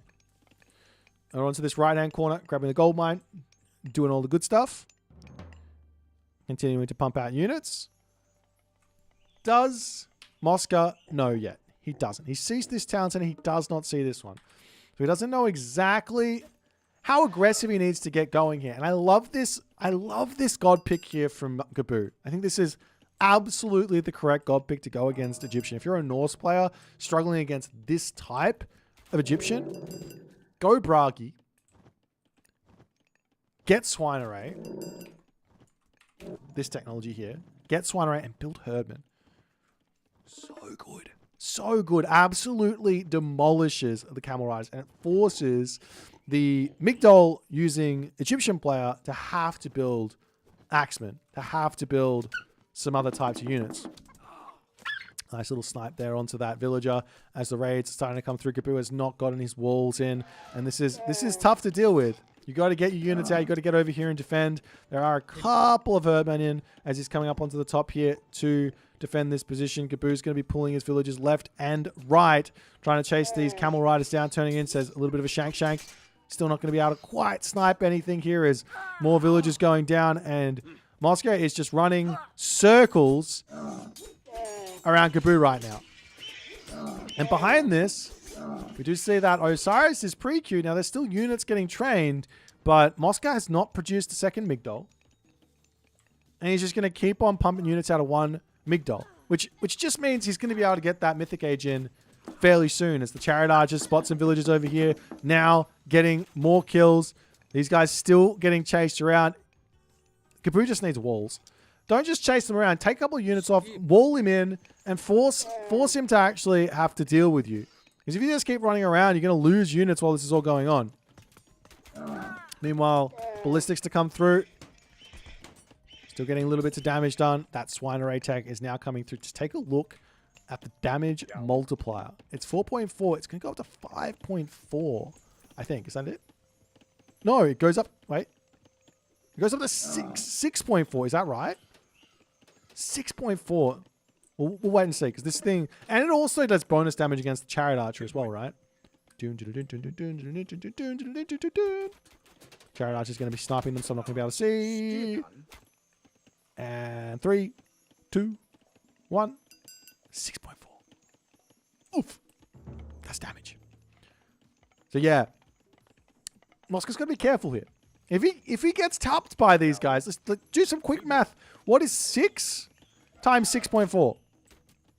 36? Like 40 damage a second or something like that, is my guess. 40 damage a second? I'm looking in 40. No 38.4. I'm looking in 40. That's basically 40 damage a second there. You can also get medium or heavy upgrades on the infantry, and that's also going to be something there. He gets tapped, like little poke with the spear. Anyways, villagers to pull back. Nice little walls over here as well. Still just getting... Man, Moscow is just running around Gaboo so nicely with these camels. He's doing so much work here. But Gaboo's got himself the hill fort. It is now 3 town centers apiece. And now finally, some walls are coming up. Run in circles is greater than 6x multiplier. Well, yeah, I mean, if you watch my playthrough of the Age of Mythology campaign, you will learn that the Manra and the run in circles technique is very popular. It's a very, very usable technique. It's very strong. I think that's the old one, though, right? Quick math. 40 damage per second. This battle ball coming in, saying good day to the Pharaoh. Pharaoh says, not today, Sonny Jim, get out of here. A couple of units falling up onto this top side. As Moscow now, another Migdol. He's now going up to the Mythic Age. He's got coming up to 3 Migdols. We will be seeing a Nidhogg to come through. Now, generally, the Nidhogg is an issue for Egyptian. The way to use Nidhogg against Egyptian is generally not on top of the army, but actually to just run around and snipe villagers. But the way that Moscow's playing here, as long as he puts a Migdol on every one of his gold mines, he should be okay. He's got to start a trade route as well. And he can just continue to take this game nice and slow and be in a good spot. As the siege works coming through.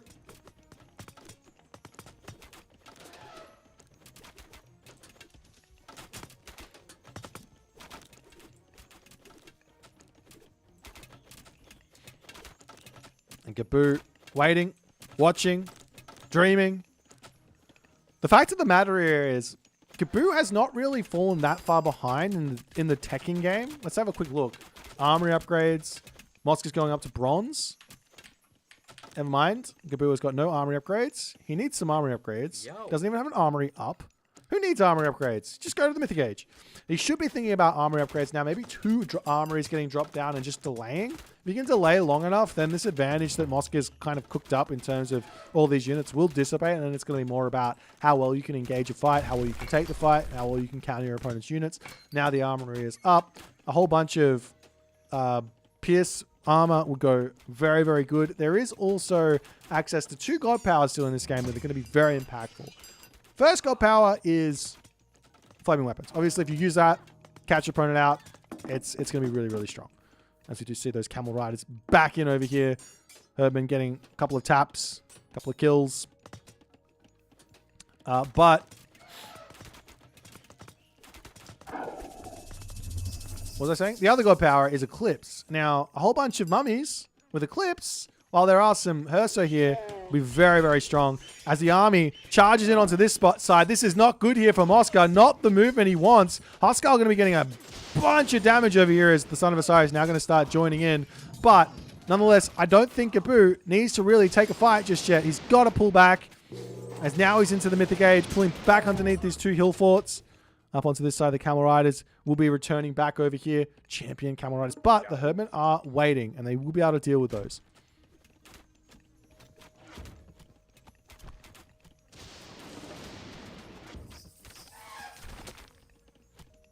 Oh, he's transported them with the Leviathan here.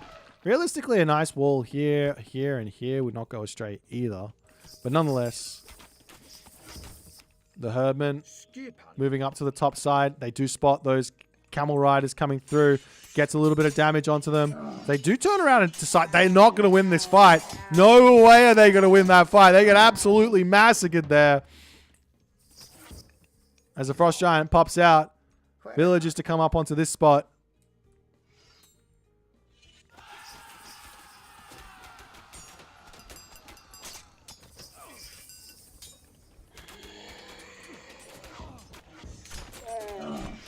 So I think a controller will ever be at the top now. I think you can get pretty high with the controller though. As the flaming weapons to come through, going to start beating up these units here. And that's going to force Mosca back. Military population is very, very close here.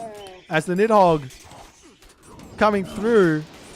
This thing's going to start taking some big damage though, as that Son of Osiris, while it only has 3x versus Myth units, it is a big amount of damage. Chariot Archers going down over here though. Gabu is not going to be able to break the Son of Osiris, however, as Mosca pulling back in every which way. The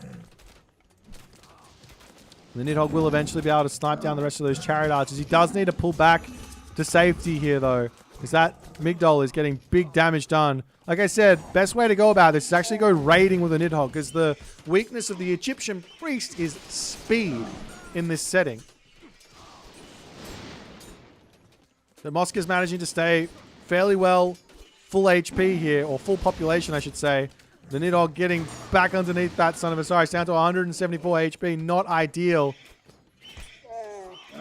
And Gabu goes a little bit too crazy with it here. And he is now struggling for food, of which he's got 41 on wood and 18 on food. And basically all the units he's pumping out right now should be Herdman, Hersa, maybe Jarl, maybe some Ballista is going to be useful, but he needs that front line as well, as immediately Mosca says, hey, I'm not done with these raids. Let me come and kill your villagers again. Comes back over here. Villagers get pushed off the gold mine. There's still tons of resources in the bank here. But what Gabu needs is Herdman. And he does not have them. He's making a whole bunch of Fire Giant now, though. This could be huge. Popping out onto this position. And Mosca does notice it. He's going to be pulling back there. Doesn't get that amazing splash damage maneuver that we were so dreaming of. Of Camel Riders just hanging out onto this side as well.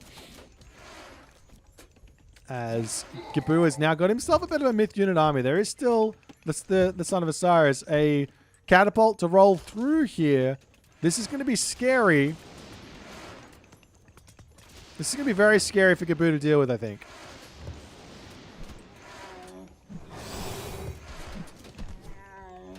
But you got to be careful if you're Mosca as well. You can't just dive in onto this position, because those Fire Giants are going to be strong. So what do? Come in onto this tree line here and try and snipe. And then there's the Ballast that'll take out the Son of Osiris. So this defensive little maneuver the Gabu has set up, very, very strong. The only problem here is that Gabu needs around about 20 more farms. He's around about 20 more farms to pump out these Herdmen. And he also needs barracks, I think. He's got 6 barracks, but he's only training from 2 of them, unfortunately. As Moscow slowly marching forward to take this position out. Town center going to be going down. There's one town center down. Fire giants sniping everything onto this side.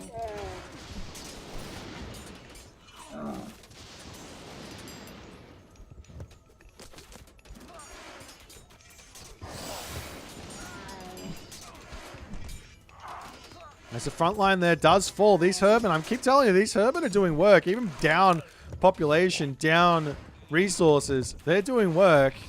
And we still haven't seen a single barracks coming up from Moscow, which I think is a critical mistake in this game. However, Gabu's got to be careful not to overstep here. He's got very, very weak ballista. All those relics popping out here as well. Is there anything super important? Bowl of Artemis is kind of a big one there for these guys to pick up, but Kui Drum for Moscow to pick up could be scary because that's actually... Is that lifesteal? No, it's damage increasing. I mean, it's not that big of a deal. The Son of Osiris is already doing enough damage, I guess.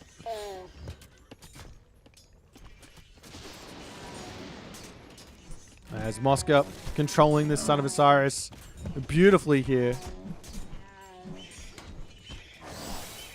But still, Moscow doesn't have the answer for this army.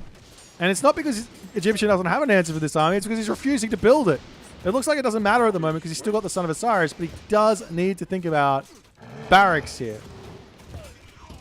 A couple of myth units popping out over here. He's got that Yormund Elva. And Moscow pushed all the way back. Still, no barracks. He needs the barracks. He needs Axeman. Axeman, Chariot Archer, Camel Rider is fine. Just get the Axeman included. As a second rain coming down now for Moscow. Does he have any barracks? No. He's pushed off the middle of the map. Town center going to be coming back up for Gabu. Gabu is fighting his way back into this game.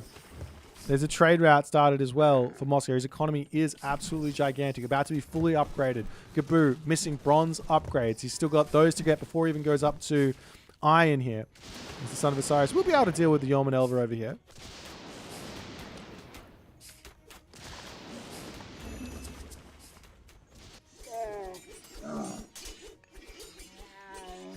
And some Berserks will finish off the cavalry there. And those myth units are going to be going down. Moscow going to be keeping himself alive for just a little bit longer. Look at the army. The only problem with this army right now is what are these Throwing Axemen doing in it? He doesn't need Throwing Axemen. There's not a single Axeman out. If there was Axemen out from Moscow, I'd be like, good job, Gabu. This makes sense. But there's not. There is, however, heavy Axemen coming through. And this looks like the idea is Gabu is trying to realize what's going on. But Moscow sees this. And he probably just needs to pump out a whole bunch more of those Migdol units now. There's 5 barracks up. Where is he hidden them? There's one here. I literally... Oh, they're all over here. Okay. Town center. Going to be going down. Son of Osiris still here to get some really big damage, but that town center of Moscow's is done for here.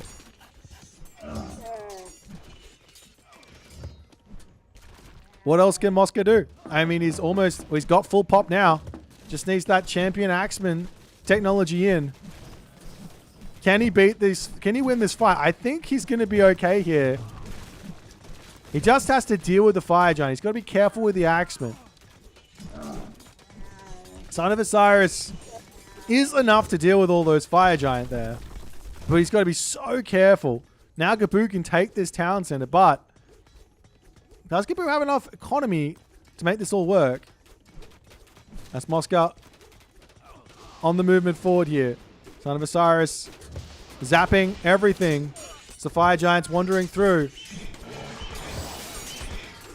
Another Nidhogg to come through though from Gabu. And now Moscow pushed back yet again. He's down to 150 population. He's going up for a Titan Gate here. behind the stone, the stone gates, though, the Son of Osiris will shine. Very, very tough to break through that.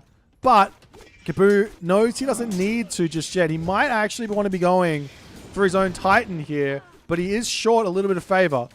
So he has to take somewhat of a fight. Son of Osiris getting so much damage here. Where are all the rest of the barracks? Now more barracks coming up over onto this side.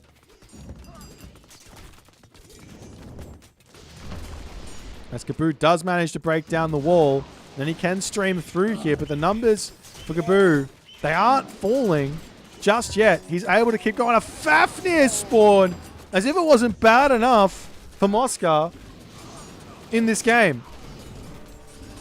The Titan Gate gets placed down just behind the base. Guard towers coming through. Mosca holding, but he's in a tough spot. That Fafnir is going to be a lot of help here in this fight, I'd have to say, because he needs that gold. It's now starting to come through. Garrett is sitting back, trying to stay alive here.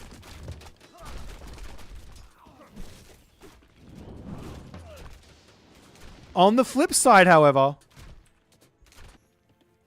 gold situation for Kaboo looking very dire. How many trade caravans does he have?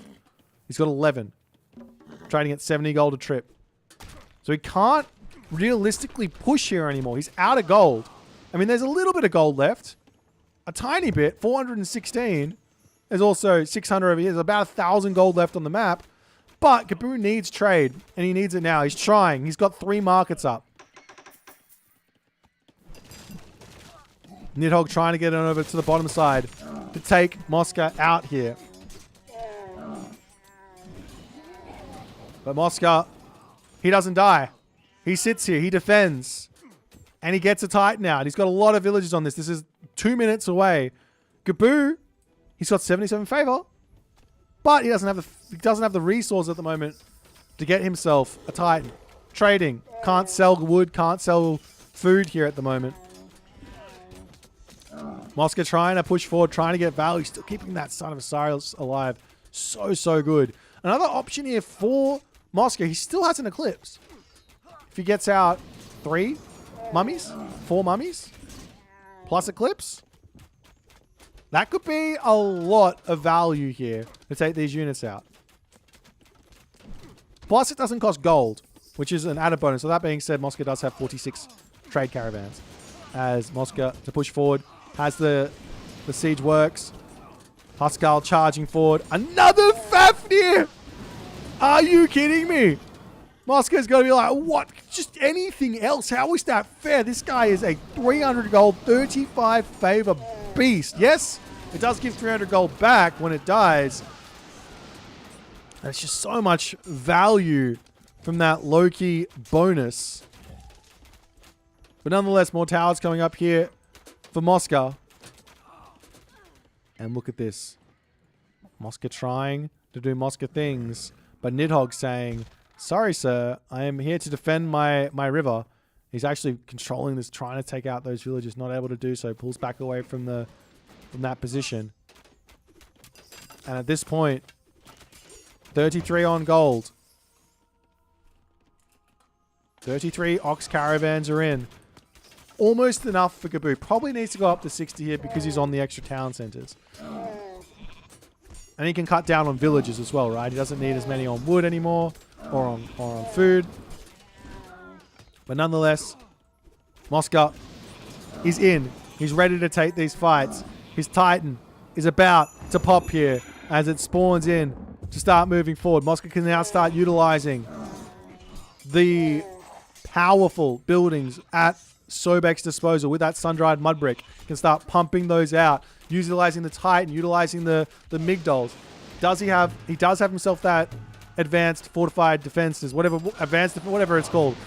Making those Migdols strongholds hit like a truck, 62 pierce damage a second. Compare that over to pre-upgrade, 36. It's huge. Absolutely huge difference. And Mosca says, I know what's going on here. I know you're struggling for gold. Let me go straight for the town center and cut your trade route. Meanwhile, I'll hold. But the Son of Osiris getting out of position. Mosca not paying attention, but neither Was Gaboo there? The life flashes before that son of Osiris' eyes as he sees red blood coming for him, but manages to pull back. No problems.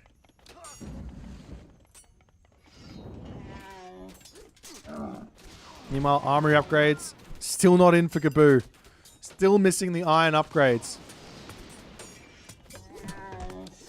So Chariot Archers will finish off the Nidhogg of Gaboo here at the moment. Gonna be trying to zap some of these units here as the Fafnir now coming through.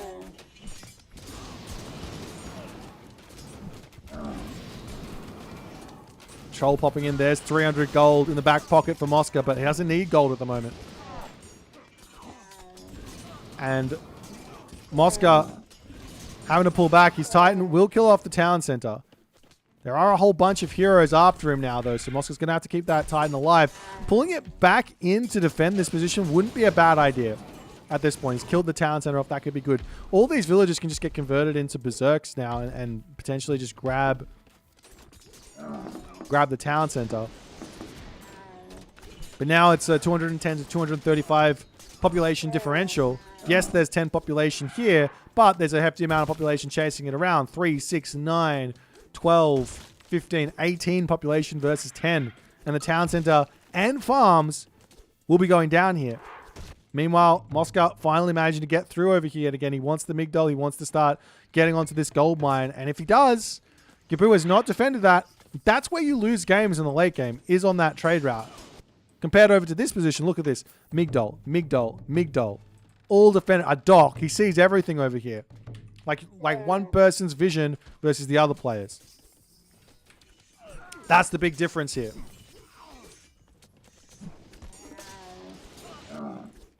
Meanwhile, the Titan says, all right, let's pull over here. The trade route can come to this position. He's still got a decent amount. That's 68 gold a trip. Not bad. Not bad at all. But Mosca is broken through. Mosca is in it insanely with an insane advantage here in terms of economy. Militarily, it seems pretty close. Everything except for the score over here seems pretty close. You read this, there's I mean, maybe the military differential at the moment's not so good, but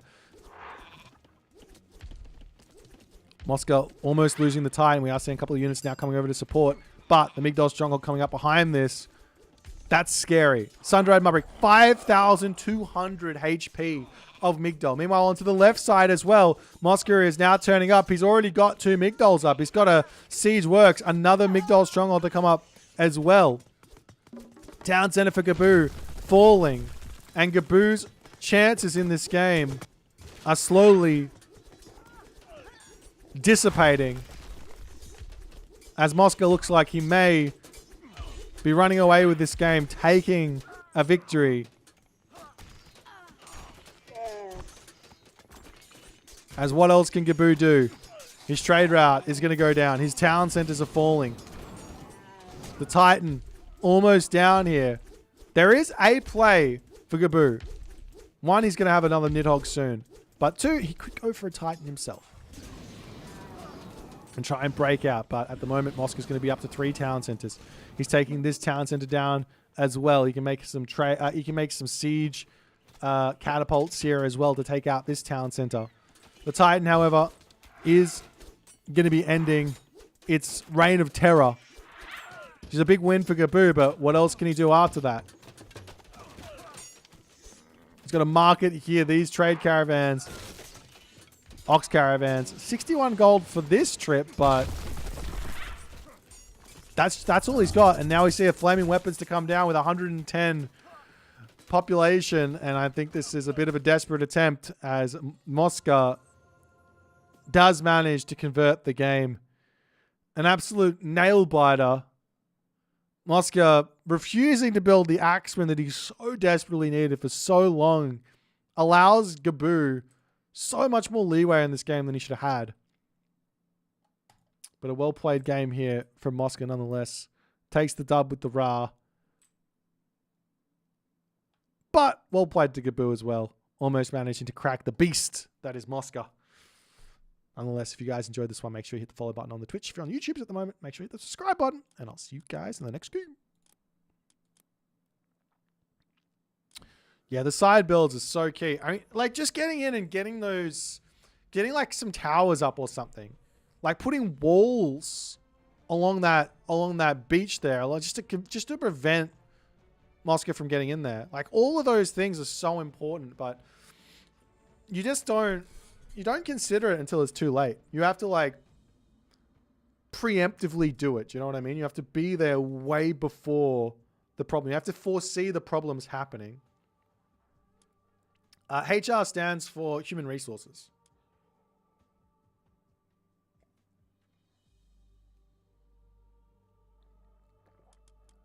Oh, it's Poor Quay Tan Elegant Pecune. Do you like my my Spanish? Is it good? Why so elegant, little one? I don't know, man. Un petit croissant, s'il vous plaît. Don't rare raw W.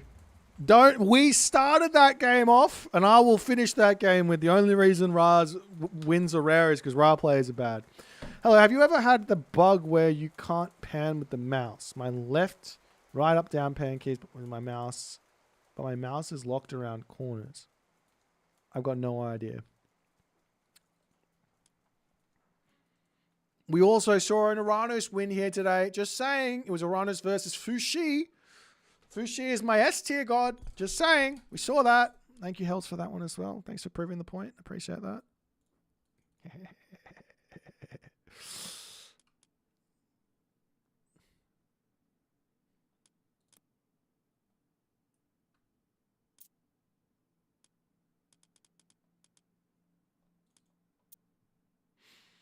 And we continue one last game for today. Well, not last game for today, but you know, before I have to start searching again.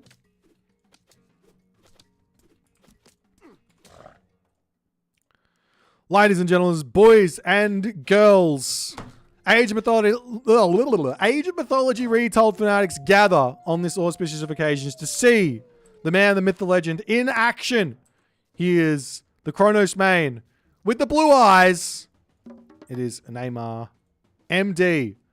This means he is a professor or a doctor of Kronos. That's what that means. His opponent today, in the chat, playing as Hades. If you buy his course, you will gain 200 RR. His name is Aces, or his name is the Rapple, and he's in the Aces team. And he's going to be playing some Hades for us on this nice little gimme game. Now, recently I've been hearing a little bit of murmurs around the strength of a certain Greek god.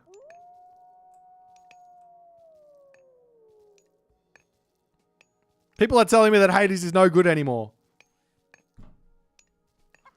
People is telling me Hades is no good anymore.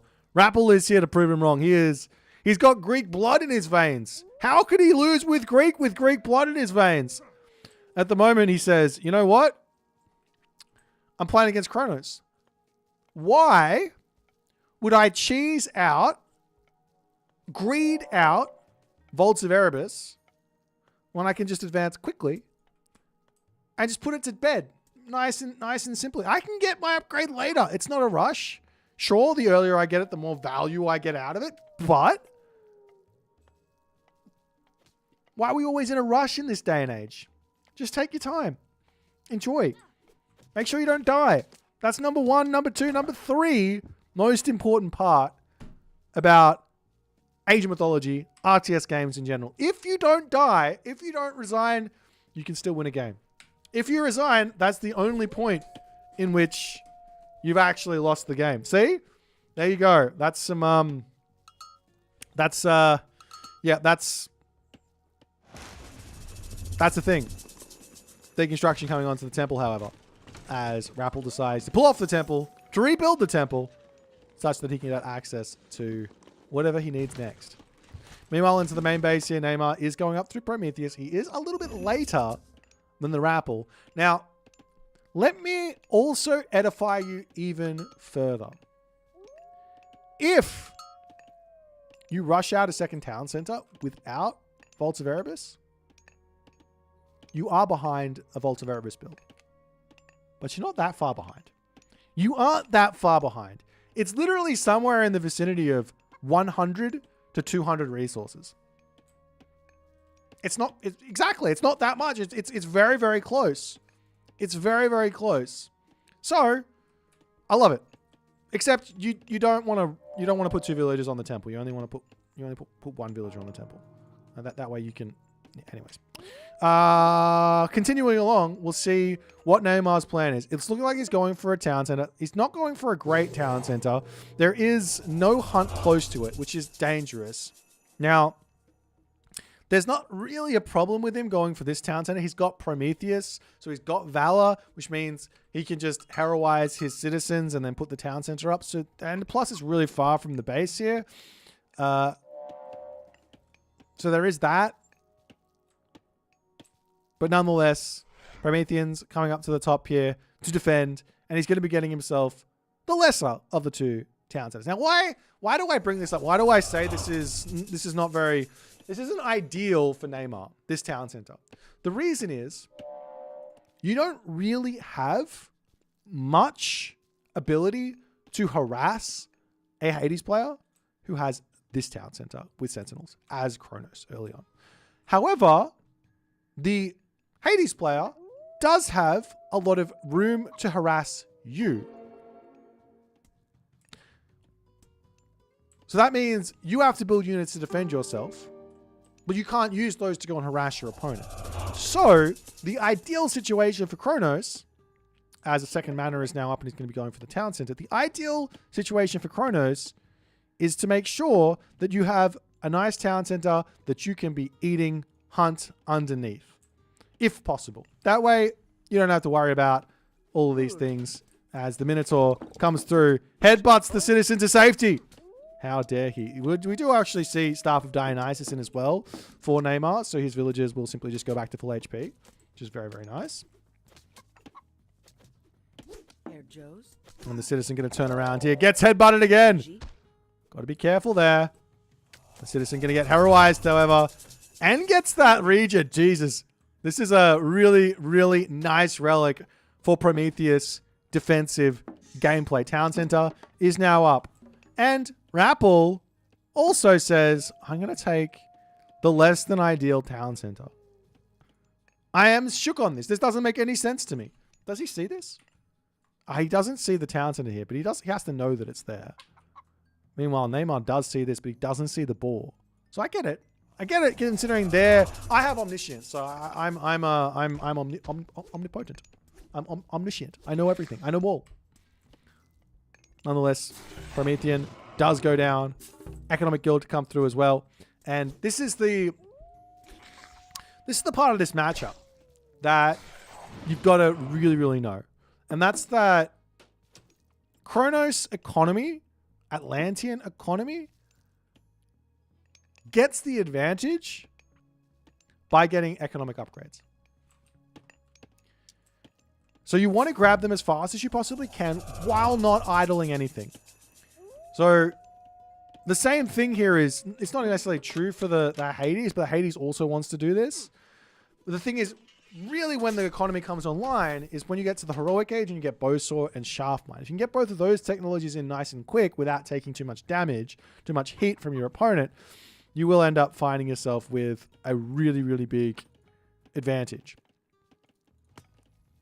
to push your opponent somewhere. Nonetheless, Minotaur, Achilles in. 1 barracks has to come down now for Neymar.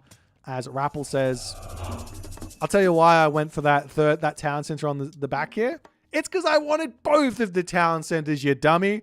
So 3 town centers for Rappel. Kind of delayed. The Promethean, however, they have an inkling that something is going on. Not only, like, they have a very big inkling. However, Rappel's inkling is a little bit more inklinging. Does that make any sense? I don't know. Ajax is in. Those are Prometheans are not going to do anything. But he does spot the town center, which will mean Neymar is free to stay 2 TC, go Heroic Age, no problem. He can say, all right, I'll go for my own 3rd town center here. Or he can pump units and try and make something happen. I don't like the pump units trying to make something happen in this situation. Just on the fact that what are you supposed to attack? You can attack this, but you can't really attack this if Rapple pulls them in onto here and then clicks Sentinels. Plus, you also put walls down, and now you can't attack this either. Well, you can, but you have to break the walls down, which, again, Sentinels, and then you're going to take damage. So I love the idea of a Rhea here. Is this a town center? It is absolutely a town center. I don't know how much I like this. I don't think it's terrible. It's not the worst decision. It's going to keep him in the game, for sure. Or competitive, economically speaking. But this does slow down that timing. And I don't know, I really don't know where this works. This is like one of those, if we talk about sidelines through an Age of Mythology game, in terms, through the textbook openings in this game, this will be a sideline, and I don't know what happens here. I would never do this play. Nonetheless, some goats coming through here as Neymar is hoping for something in this corner. Nothing here. But, I mean, he can eat the goats if he wants to. And this also means, well, Rapple is going to take the opportunity to get some walls down, get himself all sorted out, coming over onto this spot, grabbing himself more walls here to lock down this position. There's boars here to grab as well. As the town center is up. A couple here, my Millers now in. And I think, after all is said and done, after all of the little spicy actions of the early game is said and done, I think Rapple might be hitting the Heroic Age first here. And I think a lot of this is down to the fact that this town center was not grabbed first and foremost. Because all these villagers need to walk so far. He does not need gold at the moment. He needs food. And he actually has to throw farms down, which is super painful. Not only does he have to put the farms down, but he also has to get plow, of which Rapple does not need. Which just means Rapple is going to be getting to that next stage much quicker, unlocking next tier of upgrades much quicker, and basically cancelling out any sort of big economic advantage that Neymar's going to have. Now, one crazy idea you could go for here if you're Neymar, he is kind of doing it, is getting out a whole bunch of oracles, but then also manually heroizing villages. What this does is it means that your economy is never going to fall off. You're always going to be competitive with the Greek play. Take a look at the actual economic gather rate here. 2.14 compared to 1.65. At 2.14, now this citizen is worth 2 population. Exactly. As opposed to the citizen over here, which is worth 1.65 population. Obviously, there's no walking time on the dump off, but that's still not enough to make a difference. So, yeah, it costs more to get all your villagers out, and then you have to get 50 of them. But if you get them all out, then you will not fall off on the economy, which does mean you can continue to fight in the same ferocity that your opponent can fight. As you get a little Carabalisters out. And a little bit of a fight over here. There will be access to Valors, if need be, onto that Carabalister to just hold. But Heroic Age is in for the Rapple. And the fight for the center is probably going to be the big thing here. Who secures this, secures these gold mines, secures this, and everything else. I'll keep saying it until someone agrees with me. If you got rid of this settlement, I think this map would be I think the center would be just as important. I think the settlement is like the afterthought. I don't even care about it. I just need the center control for these gold mines. In fact, you could go and you could make the gold mines spawn a little bit more like this, right? On all the outsides. That could be anyways. Nonetheless, I'm just completely different, completely unrelated to anything going on here, but we are going to be seeing Neymar now moving forward, and it's going to be time for Palace spammage. He will be wanting to go into destroyers. He's going to be wanting to go into what looks to actually be Contarius, which I don't mind here, because Rapple, he's already building Peltast. If you don't build a single Arcus here, these Peltast are useless. These Peltast are useless. So going straight into Murmillo, Contarius at the moment, and then maybe later, in the later stage, going into Arcus, makes a lot of sense. as some behemoths actually coming through as well for Neymar. I don't mind building behemoths so long as your opponent isn't building anything, or you've already got an advantage over your opponent in terms of like units. So it helps you push. It's kind of like your siege weapons, so to speak. You don't really build siege weapons unless you've got an advantage to use them. So like, for example, you build Petropolis when you've got a fortress down and some sentinels there to defend them, right? You can protect them. Or you build siege towers when you've got an army to back them up to break through. You build portal ramps, you've got an army up to battle through, right? You need to have that army, and of which Neymar doesn't quite have just yet. So this is kind of hurting him a little bit, but Rappel is getting out of position, which does give him that option to make this attack happen. As Neymar pulling back, economic upgrade situation as the Bowsaw coming through on the other side. Rappel has gotten himself all of his own upgrades. He's getting himself irrigation. And the behemoths now to wander through here, going to take down the wall. And all of a sudden, Rappel is like, oh, there are units there. I need to get back. I am going to be greeted with a palace here as well. I'm out of spot position. I've been caught out. And the town center for the Rappel, after all of his good work here in the early game, this one's going down. And I will eat my words and say, yep, these behemoth, that was perfectly fine and reasonable. As you do see Rappel doing a little cheeky there. He deletes his Ajax, rebuilds over here to help him out. Onto this side, that Nemean line getting the roar onto that position, killing off a whole bunch of villagers. As in fact, Rappel is sitting on this spot trying to take units out, but he's losing so much stuff here. Meanwhile, we are seeing that boiling oil tech to make sure that there's no easy way to take the palace out. Contarius are in.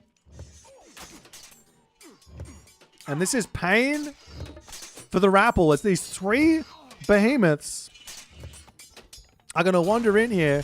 Deconstruction onto the temple, because why not, he says. The behemoths to wander in to take out that hometown center. Rappel does not have a fortress up here to go to the Mythic Age, but nonetheless, he's going to be getting that one deleted as Achilles pops out. Ajax is in, and this will be enough, I think, to put a stop to this sort of an attack. He's got to attack the right ones there, though, and he can repair this one back up. But yeah, that's so much resources, so many resources down the drain. Yes, you get a 20% refund on those behemoths, but managed to take them out. He did kill off this town center, so he gets some damage done. And Neymar's going Mythic Age here. He does decide Atlas is the god of choice here. I don't mind the Atlas pick, because it does make his destroyers even better. But what Neymar needs to do now is not grab this town center. It's to put more palaces down. Grab this position. Try and grab this position, right? Lock gold mines up here. We don't care about this gold mine because this is going to get defended most of the time. Because the villagers have to retreat, but all these Contarias will end up going down. The raid on this is perfectly fine, but while this is going on, he needs to get in onto this spot. That's going to be big. As the villagers return over, fortress to come through. And the Contarius will have to leave with a lot of losses here.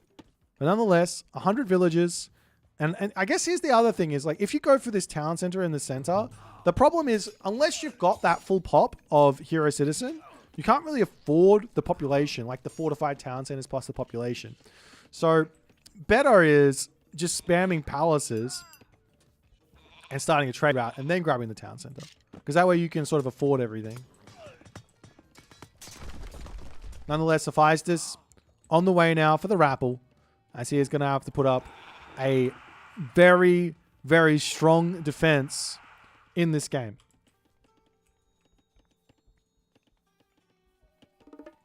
Military academies coming through for the Rappel as the units starting to congregate over here. Atlas just about to finish up. Fortified town centers to come through. Champion infantry, champion range soldiers on the way. Stable goes down. Behemoths coming through here. Drops the implode right on top of all the villagers. Will clean up a couple of units here. His army is obviously going to get sucked up as well, but he is ready to go on this position. But still not sending those villagers forward to get this gold mine up. 3,000 wood in the bank. What is he doing with that wood? I do not know, but he needs to get more villagers onto food and gold. As Rappel is now in an incredibly difficult position. He's now down 4 to 2 town centers. He's going to the Mythic Age, so he does have that going for him. He can still turtle here and bring this game back. The Argus pulling in, getting some good damage done. And Rappel still... is he still building Peltast? Or are those the original Peltast he built? Because he still hasn't seen a single Arcus here. Nonetheless, little bits of damage over onto the middle of the map here. Behemoth coming through, going to be too late to the party, but he can trader the Colossus and will immediately do so, setting that directly at the town center. Plentyvault over here for the Rappel. As Rappel is down to 112 population. Neymar, a couple of idle units over here, still not moving in to claim this position. He needs to get there. These sort of advantages do not last forever. You've got to claim the position while you can. Send these 5 villagers forward. Get in here. Claim the corner. Prevent any sort of trade route. The hardest part about Atlantean, or the most stressful part about Atlantean, is like the knowledge that you've got to claim the advantages when you get them. Because it can be so tough to actually get the advantages. As an Nemean Lion roaring here, holding onto this position. More Valors coming through to try and help break through this spot. Champion Cavalry to come through. No Champion Infantry in just yet. There are now some Arcus to come through, but they are naked. Naked as the day they've been born. They need some armor. Destroyers to come through, trying to finish off the town center. It's getting close to falling. One destroyer left, however. Villagers will be able to out-repair that one. There's a heavy fire siphon coming in. He's got the engineers in. However, the Rappel is stabilizing here as the citizens say, all right, let's come through now and grab the town center. But that is too little, too late. You'd have to assume. Mana's coming through. He can go for this tech, Temporal Chaos, and send in all of them, but Rappel is too smart. He senses this coming. In fact, he sees it coming because his farms give line of sight, and he will say, sorry, not today, Sonny Jim. That is my town center. You are not allowed it. Meanwhile, Rappel has got 700 gold remaining. 700. All Neymar needs to do here is get one good trade. One good trade. And he can find a win. But he decides on the Titan. He wants a Titan gate. Now he's got no resource to spend. He's lost all of his units. And Rappel, who's about to expire, he will lose this town center potentially. Those fire siphons going hard. But losing 3 fire siphons for a town center, that's a trade I will take any day of the week if I am the Rappel. Those are expensive. The problem here is, and I've said it a million times, Rappel will finish up on this gold mine. He will move over to this gold mine. And he's going to be a happy camper. Neymar can't prevent that anymore.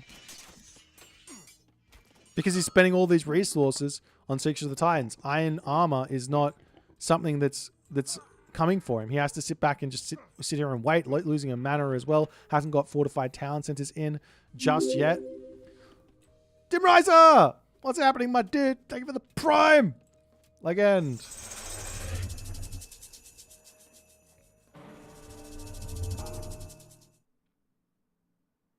Dimriser is the man behind the shorts. If you guys enjoying the shorts, make sure you give him some love and watch some more of them. There's villagers coming over onto this side. Fortress coming up now for the Rappel.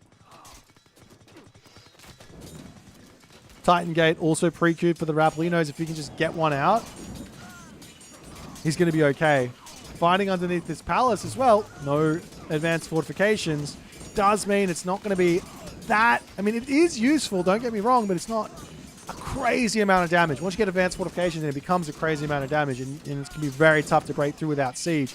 Nonetheless, it does manage to be enough here for Neymar to hold, and Rappel has to pull back.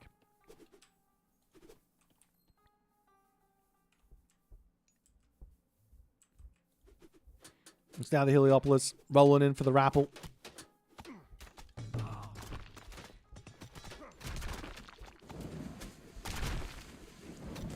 And that will be a dead palace as Neymar trying to get his Titan Gate up. One thing here is to make sure that you grab all of these guys and pop them, all the hero citizens, and put them onto the Titan Gate, because they build faster than the regular villager by even more than you'd expect, because they've got that Theft of Fire technology.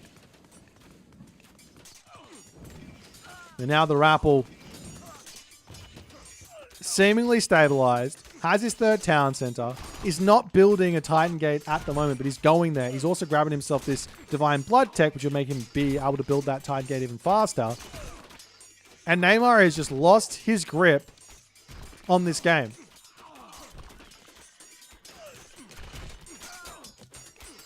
As the Heliopolis will clean up the town center. Villagers have to abandon the center of the map.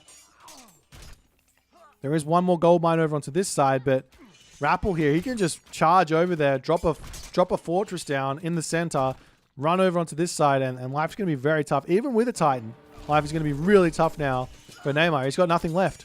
He's got 1.2k military versus 7k military for Rappel. One decision in this game seems to be the big difference. One decision, and that's it. And what's that decision? Going Titan Gate.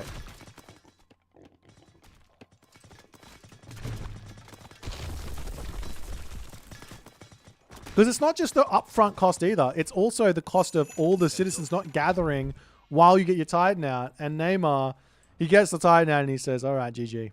We don't even get to see Titan smash. Or in this case, Titan get smashed. Anyways, if you guys enjoyed this one, make sure you hit that follow button. Make sure you hit the subscribe button. And all the other good stuff. And we'll see you in the next one. Close game. That's a looser way to end, kind of, yeah. Got to go fight with a Titan at the very least. Oh, dearie me. Do we have any other banging games to cast? Let's have a little quick look.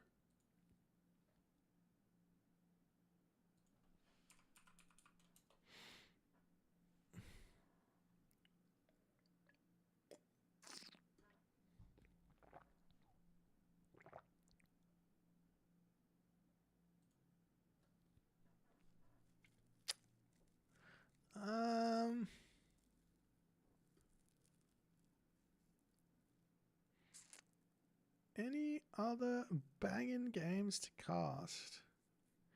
If I were a banging game, where would I be?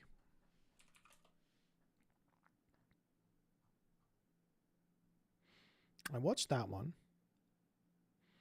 I didn't watch this one. I watched this one live, but then Hell's Ravage will get upset at me. Random Muffin 70, thank you for the subscription. Appreciate my friend. Love it when I cast team 3v3s. Hang on, let's...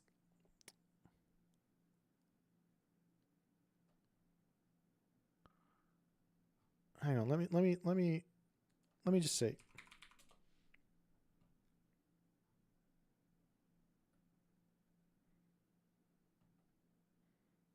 I watched this one. I already did that one. Wait, did I? No, I did the other one. I didn't do this one. Do you guys want a team game? Now, let me see if there's another one with some different players. No, that's the only one that I would like to cast. Do you guys want a team game?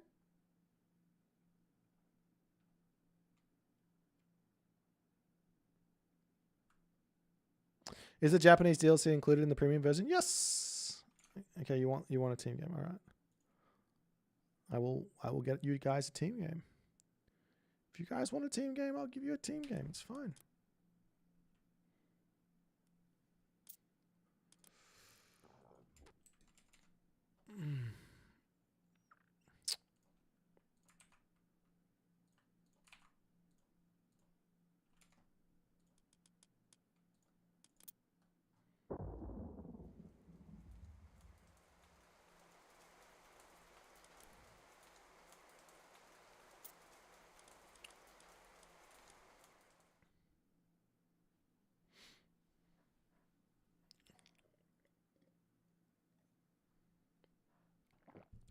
League of Legends sucks.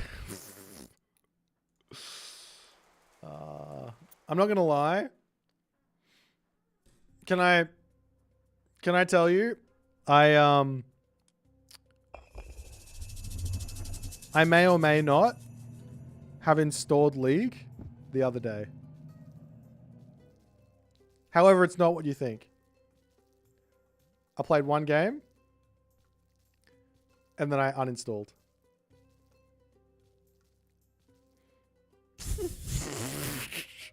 It's not a fun game.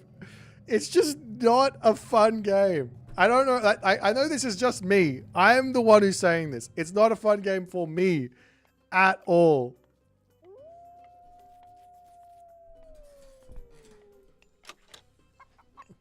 I didn't even suck. I was like, I don't know. I was like, I don't know. I had a couple kills and a couple deaths. I wasn't negative kill death. I didn't even suck. It just wasn't that fun. Hey, don't at me with it's fun if you're good. I'm diamond level player. I'm very good at. I was very good at the game. Alrighty,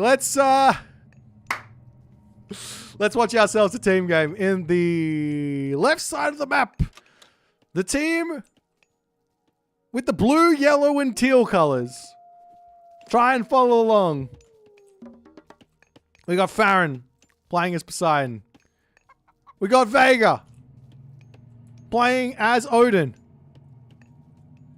And we got Zocchio playing as Odin. Their opponents in the red color playing as Odin is a Yadenho King. Plays in the center of the map. We got the green Ulysses as Poseidon. And finally, the purple, pink, and very flamboyant Isis. It's Mini Yeti.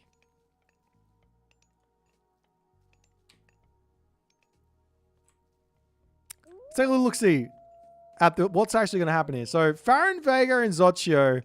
These guys are a very talented team. They work together really nicely. They've all got their own strategy. They've got the Poseidon in the pocket. Well, not in the pocket. It's in the flank. They've got the Poseidon pick so that they can play around things like flaming weapons or things like Fimbulwinter or things like well, any sort of big, fat, global god power spike. And then they've got the double Odin. Because in the ranked wilderness, there are no rules. It is the Wild West. It is the Wild West. It doesn't matter what your tournament rules are. I'll pick 3 Odins if I think that's the best team for my the best comp for my teammates. I don't care. There's no gun laws here. We do what we want. Now we do have an Isis though. That's scary. Isis in a team game? What do you do? Do you go Anubites? Do you go Town Center? Do you play defense? Do you go Spearman? Go for raids to try and lock off any sort of cavalry threats? You do see the temple coming up. It's going to be a little bit of a late advance time. We are seeing some advance times coming through here as we've got Farron going through Hermes. We've got Yadenho King going through Freya. We've got Vega going through Freya. We've got Ulysses going through Hermes. We got Zocchio going through Freya. And we have Bast for Mini Yeti.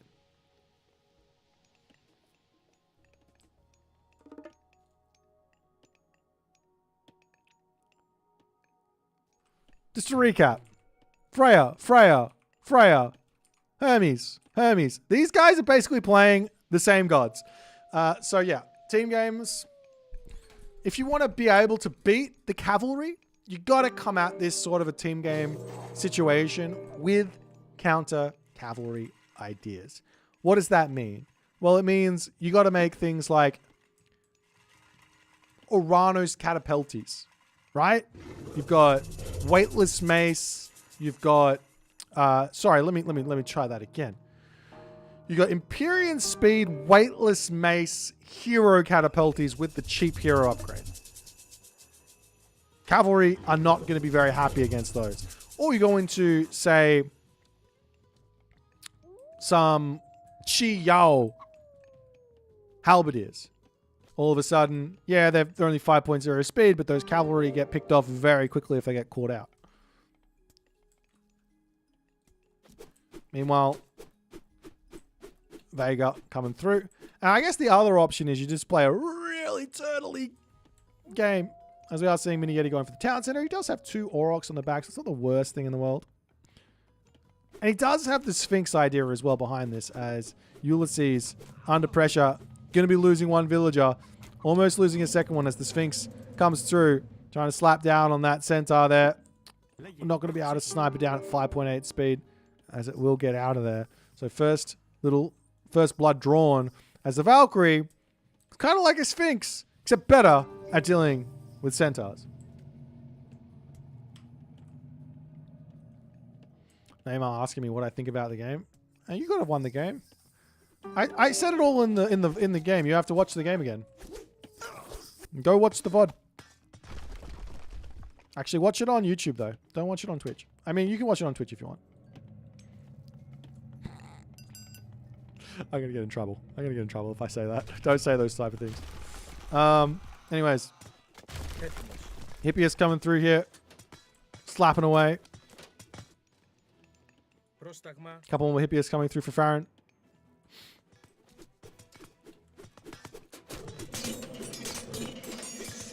As the Sphinx runs in, doing all the good stuff. Nice little defense. He's got himself the watchtowers. No real defense just yet. Has to go into some barracks to make some spearmen out. Onto this side, though, we do have Zocchio getting chased around by Yadenho King. He does still have a little bit of food over here to jump onto, but he's got to be so careful. He pulls off that wood so early because of that forest fire threat. As the Herso comes in, slaps a unit. They're going to be getting out of there. These guys just congregating on this position, waiting it out. Walls all over the place. We see a little cheeky forest fire onto this spot here as Yadenho has to pull back. But he does have the numbers advantage on the defense here, so got to be careful of that forest. As he's going to pull back, heal up his units. Raiding cavalry can pull into Ulysses' base or something like that. Ulysses opening up with some cavalry here as well behind all of this, as the villagers sitting on this little cheeky straggler tree for the time being.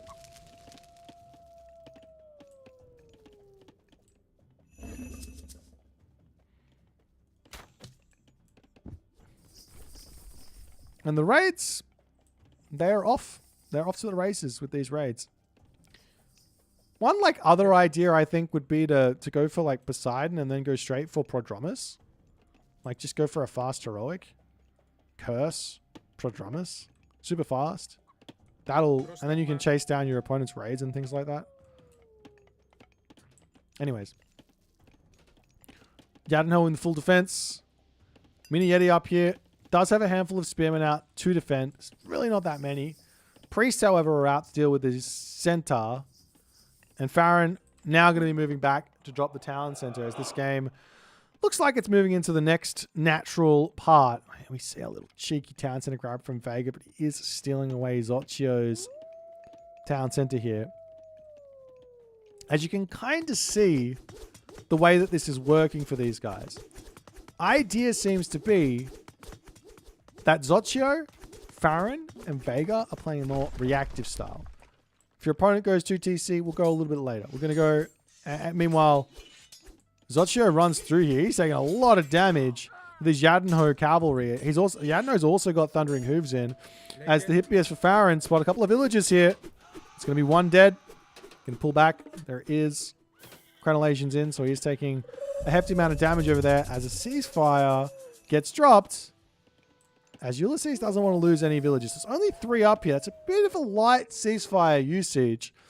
Missing some walls here is allowing these units to get through.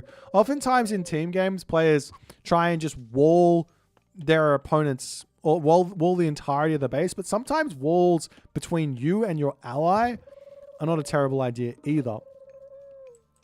As Zocchio coming through here, there's Vega. And this all ends up being even worse for Ulysses. He loses every one of those villages on that back line. Hippias over here trying to deal with Farron, as it looks like Ulysses just gets tripled there. Absolutely sandwiched. Getting killed in the main base. Killed on his hunt. Killed everywhere. Ulysses not going to be having a fun time at the moment. Villager differential between the teams now does hit equality. As Vega, Zocchio, and Farron finding a lot of stuff. Forest Fire gets dropped down by Yadenho. Not the best of usages there. It does open up the base a little bit more. Now, Mini Yeti, on the other hand, he's very safe now. He's got 2 town centers. He should be thinking about going to the Heroic Age. He is going to the Heroic Age at the moment through Nephthys. Though Nephthys might not be the right call. He does have Eclipse. But generally speaking, you want to go in for Camel Riders here. Great answer for a raiding playstyle from your opponents, because you're going to get camels that can beat Hippias. You're going to get camels that can beat raiding cavalry. As Yadenho does get caught out here, I actually think he probably could have taken this fight. Let me have a quick look. I can't see. 108 to 112. Yeah, it's very close. Bit surprised to see him just running from that and taking all the damage, but he does have Odin, so we can heal back up.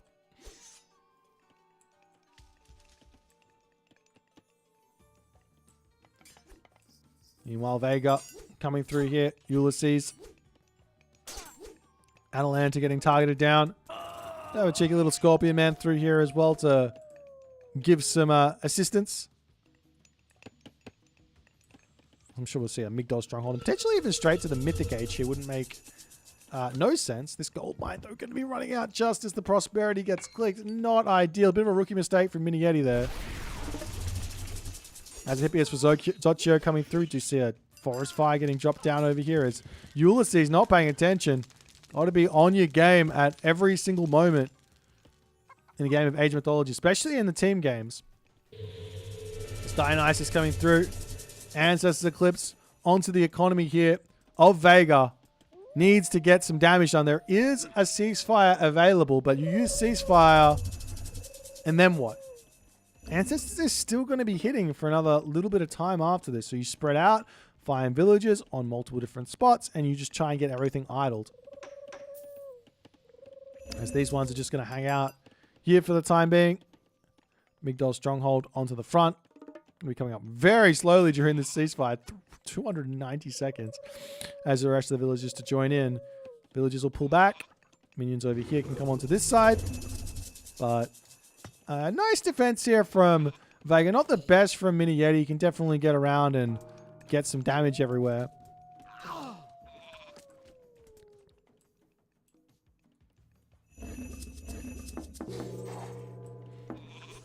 Meanwhile, up onto this spot, Vega.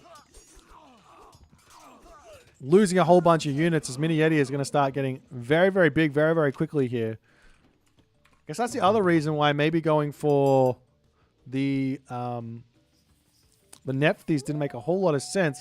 Ceasefire on the table for the opponents does mean, well, that's what's going to happen. You're just going to get ceasefired.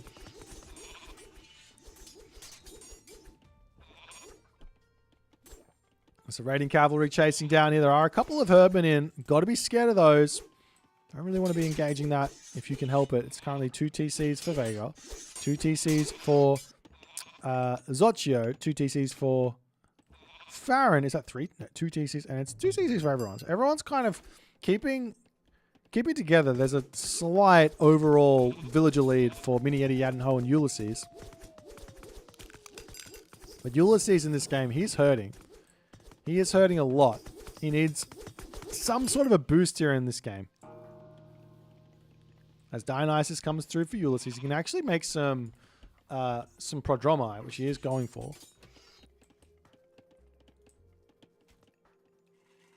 It's down Mini Yeti, ready to start pushing out. He needs Camel Riders, though.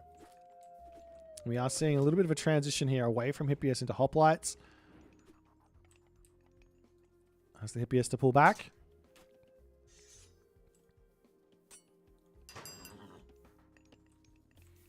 Meanwhile, we've got Dionysia. We've got Thracian horses.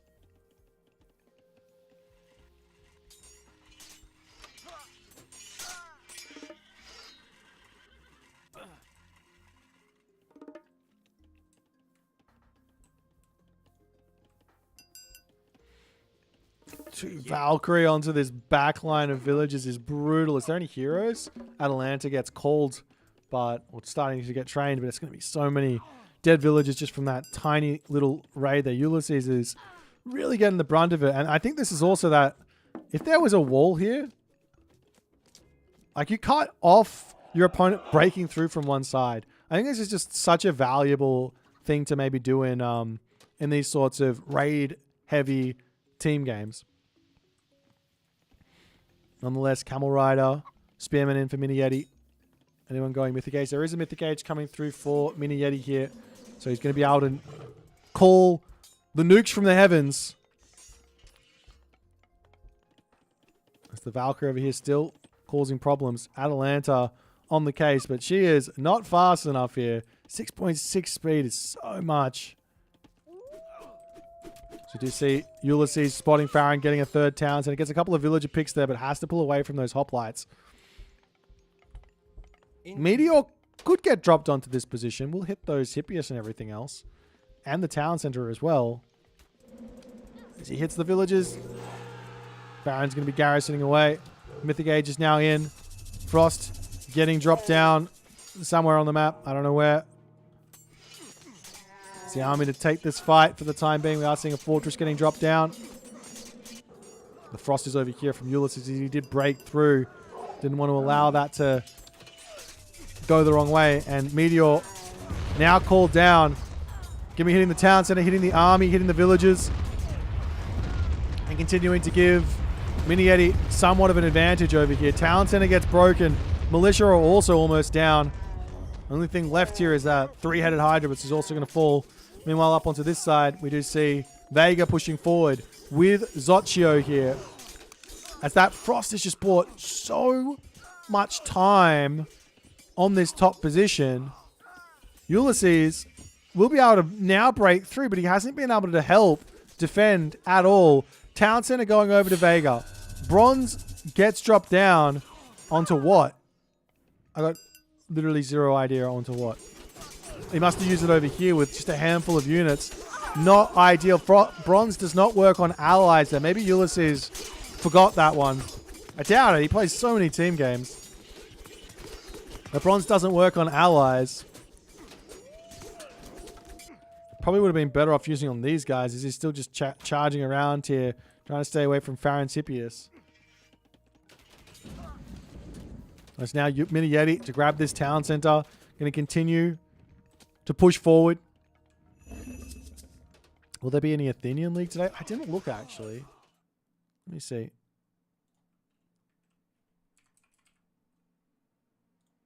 I don't know if Joey Bads has been updating it or not. I don't think so. Not today.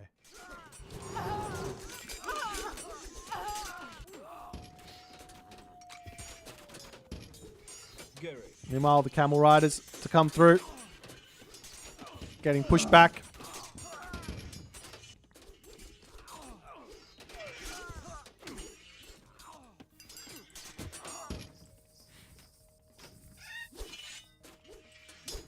Mini Yeti going to be healing up the Phoenix on the top here.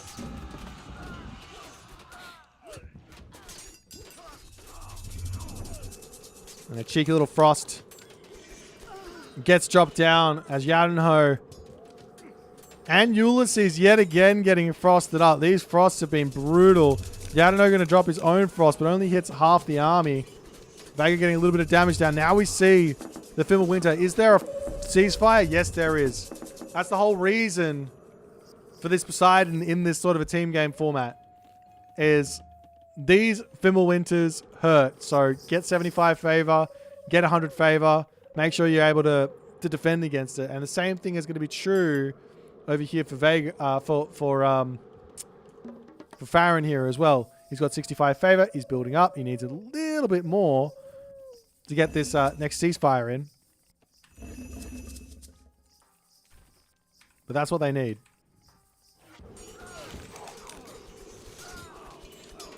There's more hill forts coming up to control this position. The Petropoli are out, but not really any easy way to defend them. Bronze gets dropped down here from Farron as he says, all right, ready to push. I got hoplites. I got Hippias. Farron's not in a terrible position here, not in the slightest. And Mini Yeti says, all right, I see ya. Let me pull back. Let's have a quick little look-see at exactly how he's going. He's not at full population. He's struggling for resources a little bit, so he can't really lose. Doesn't really want to lose this fight too badly, but he takes it nonetheless. And it looks like it's not going to be too bad as half the units aren't actually here. Though if the camel riders fall, then the Hippias are going to be able to come through and start cleaning up. More camel riders coming in. We're also seeing Vega coming through onto the side here to help out. As the military population here, the resource count, the Mini Yeti, Ulysses, and Yadaho is sticking in front here, but they still have to break through all of this. Yadaho to break down the hill fort onto this side. Mini Yeti holds over here. Another Migdol stronghold to come up. He's got so much population. His trade route is started, but only one camel caravan at a time here. How many does he have? He's got only 4. So resource-wise, can't really afford, or income-wise, can't really afford these 4 town centers at the moment. As Mythic Age comes through now for Farron, drops that Plenty Vault.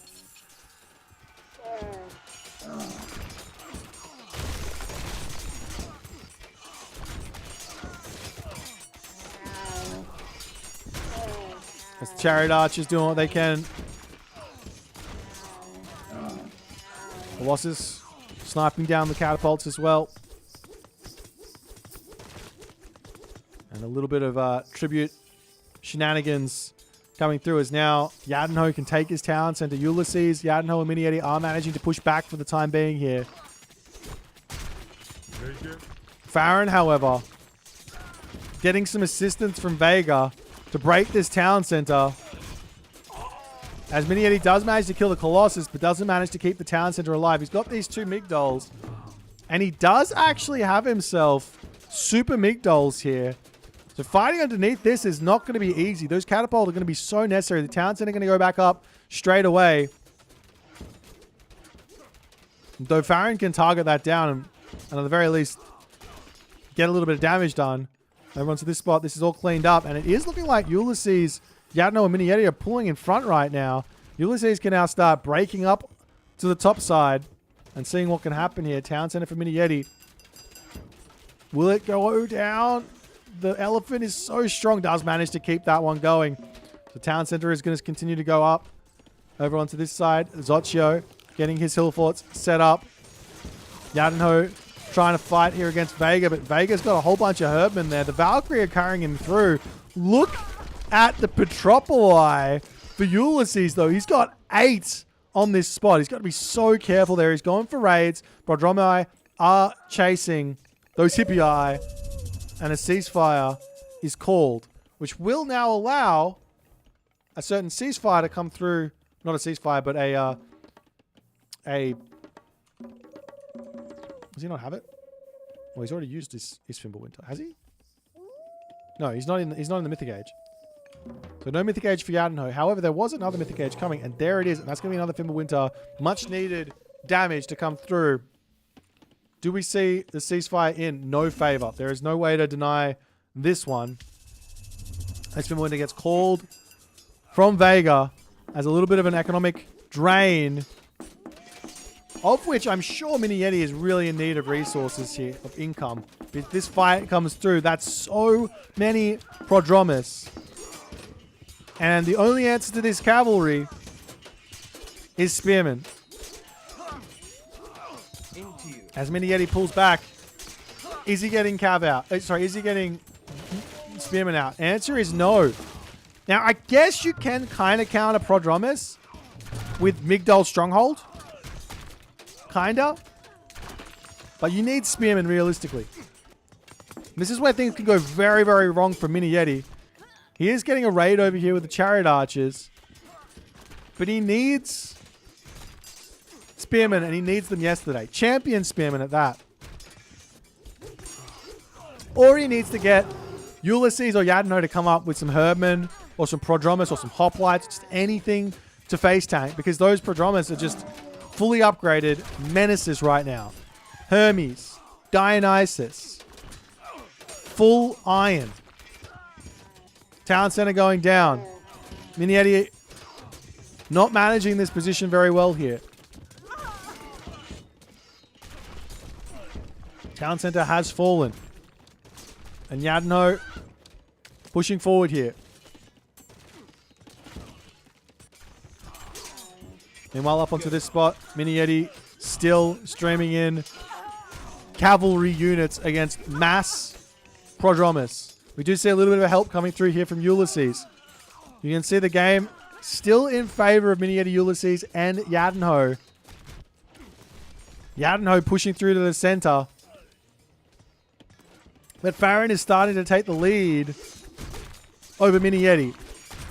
As Mini Yeti refuses to build those spearmen. He's now getting champion spearmen though. Does he have the food income? Not really. In order to spam spearmen, you need something like 30 plus villages on food. Then again, he's not really producing villages anymore. He's at full villages, so maybe it's fine.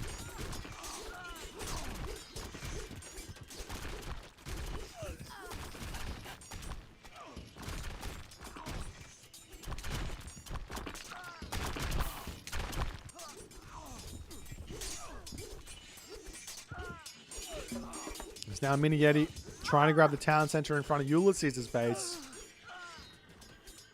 But he's pushed back yet again. Now underneath the Migdol stronghold that will start getting a lot of damage, ramping up here. You have to remember, these are 34% PS armor Prodromus, which are getting tagged twice, or tagged by 0.125.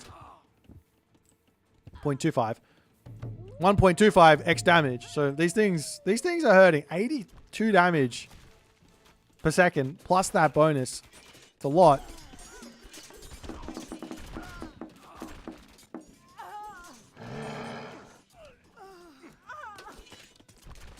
But now Yadno still trying to break through Xochitl. Yadno and Xochitl are still quite equal, but Yadno's got the extra town centers. He's grabbed this one in the middle as well. How is his economy looking is the big question. He's currently down 150 to 260. He needs gold. He needs a trade route. Has he not started a trade route yet? That could be disastrous. The Mini Yeti, Ulysses, and Yadno. They need Yadno to be launching off at the moment. He needs to be doing really well now because Ulysses, 2 TCs. How much gold does Ulysses have?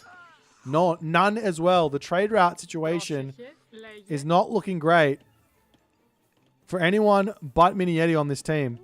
On the other side, there is not a trade route to so to speak of either.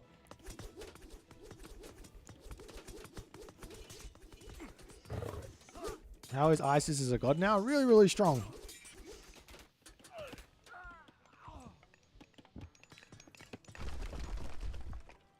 There's a Prodromus coming up. Looking to break through here. Chariot Archers in the defense. Couple walls to come through. Is there Hitairo here? There are Hitairo also. These are going to absolutely massacre the Chariot Archers. Where are the Spearmen? There's only 3 barracks against full cav. What is happening here? Garrisoning at least into the Migdol stronghold, so he's got a nice little defense here. But still, Mini Yeti can only just hold at the very best here. Meanwhile, Earthquake coming down onto this position. Xochitl going to be losing his town center. Next will be the Hill Fort. And Yadno can take this position. However, over onto this side, Vega trying to push through to take out Yadno's town center over here. Winter now for Yadno. Much needed economic damage onto Farron, Vega, and Xochitl. But Farron is there. And he has the ceasefire. The game continues on. The plot thickens. But the question is, will Mini Yeti build Spearman or not? That's all he needs. A Spearman and a dream. Alternatively, will Ulysses and Yadenho be able to push through Vega and Zocchio? Because that is what's going on here. Yadenho to grab the town center. Vega pushing on the top side here. But both Ulysses and Yadenho looking very big at the moment. That being said, on the other side, even though there was a Fimbulwinter, a certain someone is losing military units left, right, and center. And that someone is Mini Yeti. He's not able to hold here with just Migdol units against what's happening. He needs Spearmen. I can't say it enough. Hillfort's going down.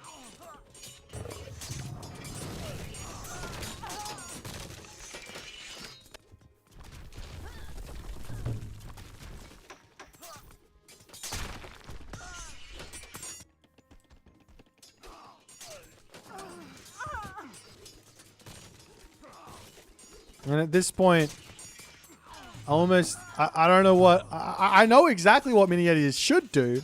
Just build some Spearmen. But if he's not going to do it, I don't know what else he can do. You can't just hold against this. It's not going to happen. Or he could call for Ulysses, and he can say, all right, I'm going to move over here and support on the bottom, and Ulysses can move up to try and match the Farron. Ulysses technically does have slightly better late game because he's got the Artemis in terms of army trading. That being said, Farron's got more income because of the Plenty Bolt. You don't necessarily want to build archers here either. There's a Titan Gate coming down now for Vega. Says it's time for some Titan action. That's going to take a while for him to get out though. So the fighting's still commencing on the middle. Still trying to break through and take Yadenho's town center. Yadenho's market situation. He's got 2. But he hasn't started the trade route just yet. Camels don't work against Prodromus that well, no. Not the Thracian horses, spirited charge ones against literally 0 upgrade, unique upgrades on those camels. As a fortress goes down here, Migdol stronghold, all the buildings are going to be falling. Farron is taking the town center. He's 1 second away. There he goes. Even if it goes down, it's going to be a whole bunch. A whole bunch of militia as Ancestors gets called. On the back here, desperation play from Mini Yeti. Farron and Vega in a great position. Yadenho and Zocchio back and forth. No one really able to make ground here.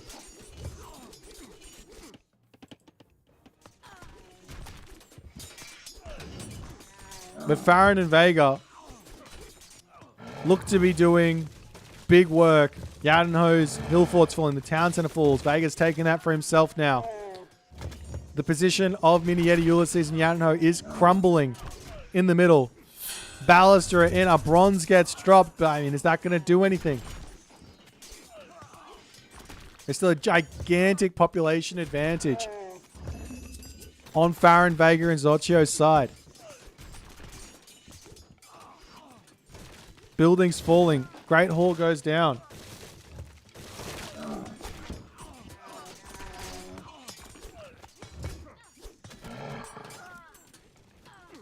And Zocchio is fully ready to take this position out, take that town center back for himself, and then Yadenho will drop back down to 2 town centers.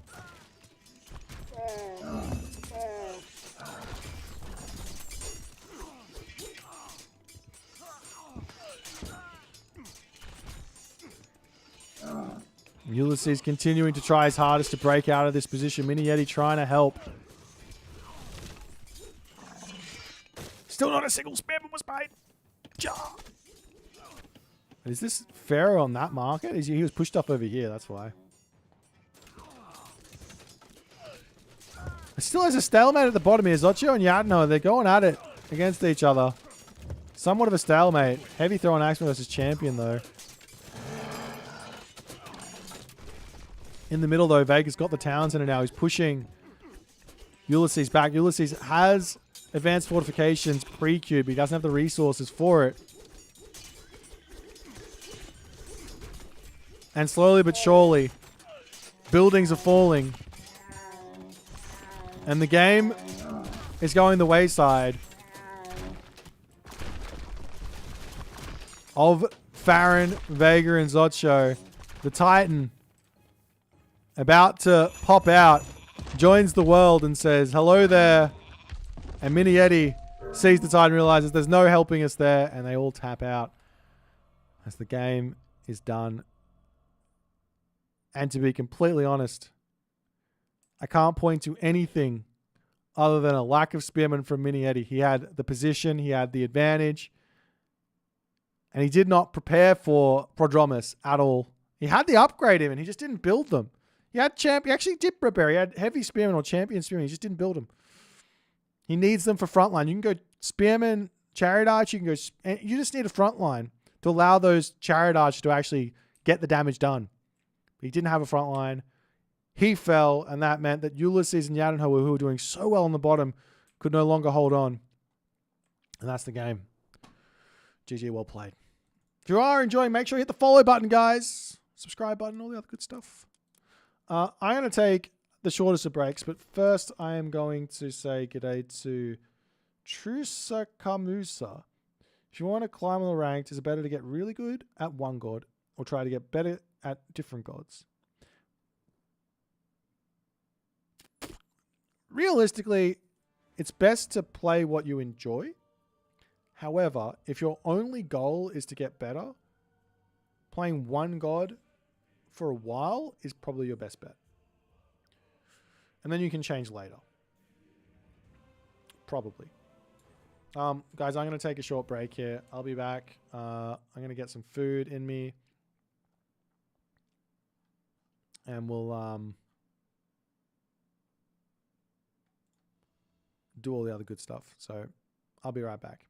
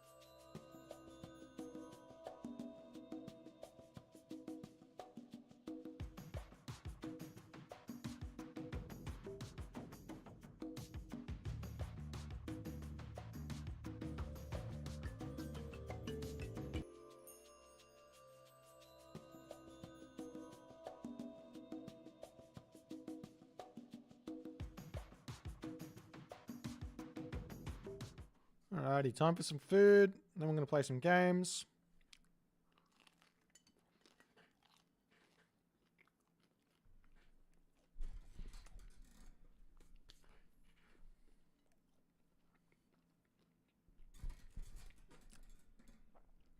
No, I don't think it really makes any difference at lower levels how well gods do on different maps.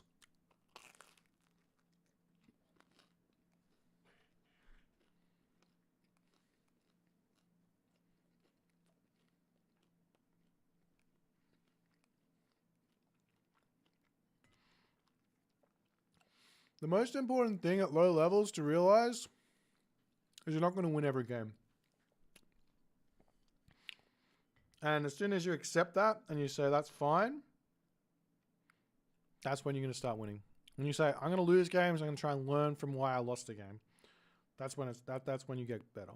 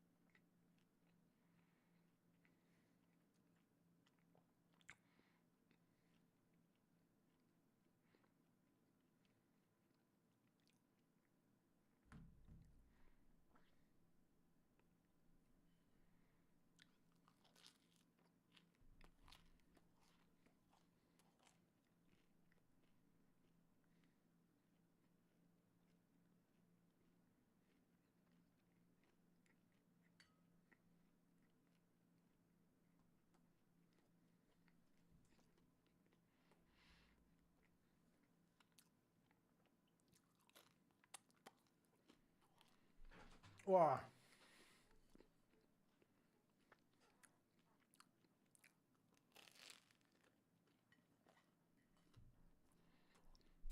Sorry for the food.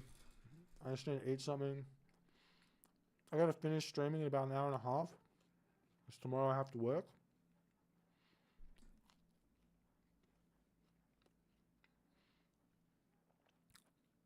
So, trying to get the food done quick and then play some games.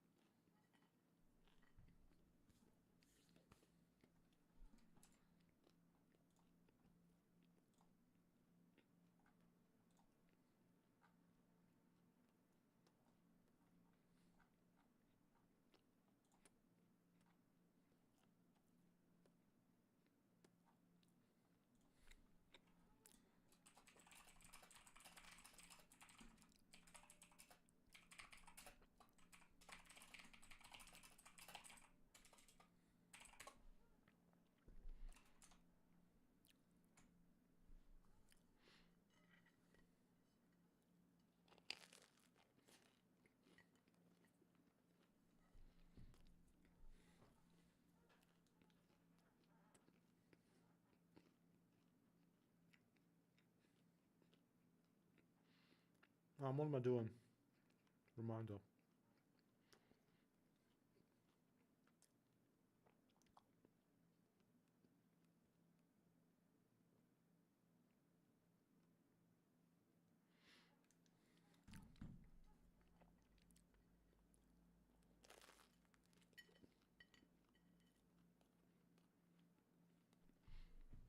Alright.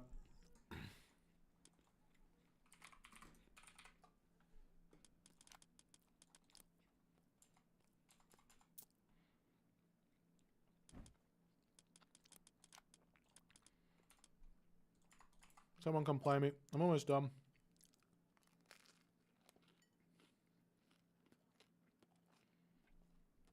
Not a kebab. A bagel.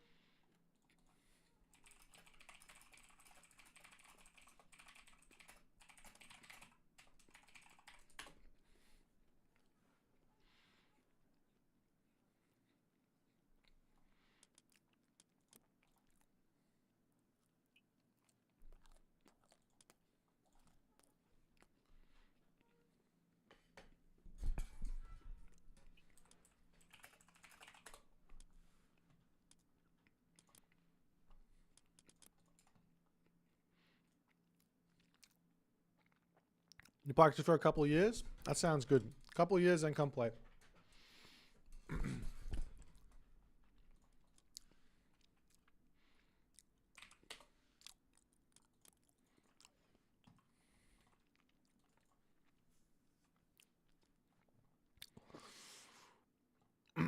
All right, what do we got?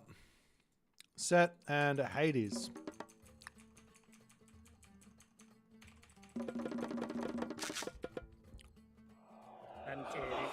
No. NU review I know.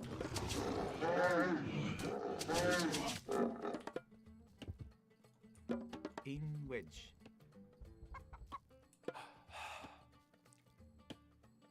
Kid, I kid. Rig no. In a dark. In it in which. Rig. Giraffe. Tile.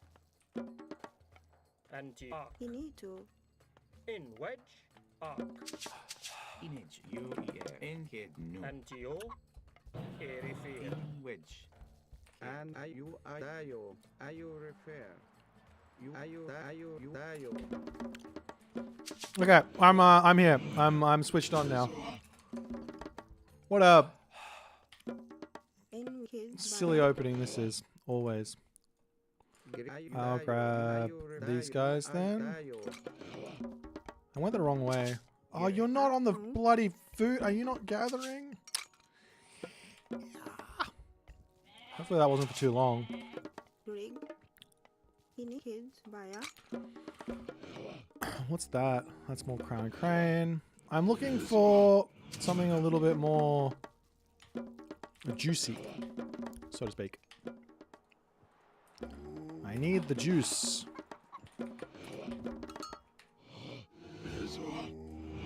Obviously the Aurochs on the other side are good, but that's a ways away. There we go, that'll do.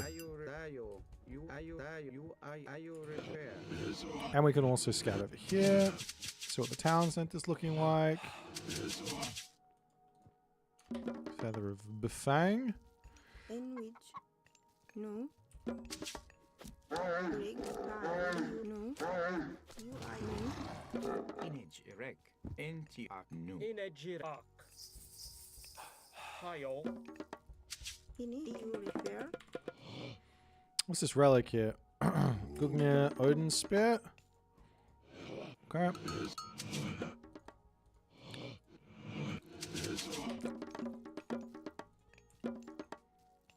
In buyer. In it to. Kid. Rig. No. In it to. Arc. No. In with no. No.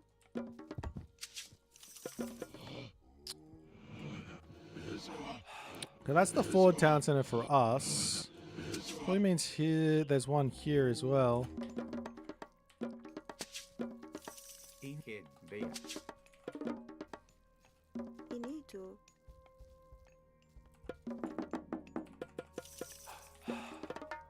Gerek you Giraffe. And arc. Image arc. Tai bear. And you arc. Kid. Kid. Kid. Kid. Kid. Kid. Kid.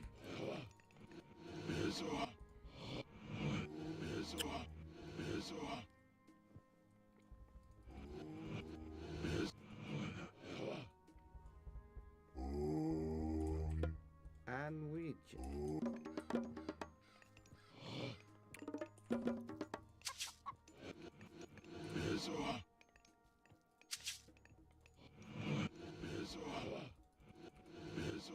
Greek.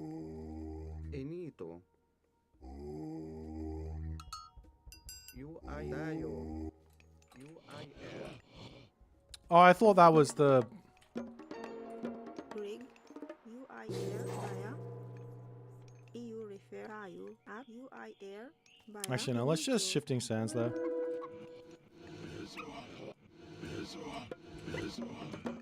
In with EU buyer.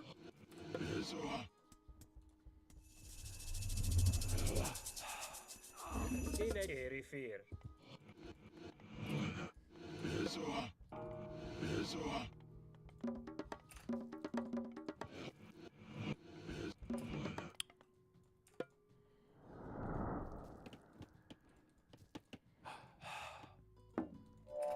Okay, we that's tayo, fine for us. you tayo, ayo refer, tayo,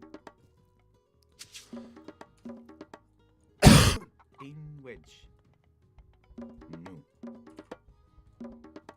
Rig UI air no. Inito tayo kids.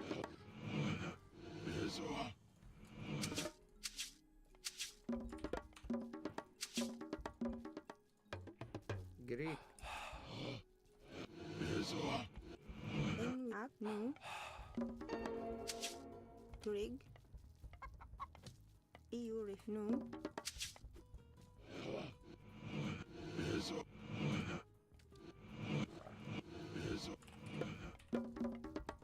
In kids no. Into you refer.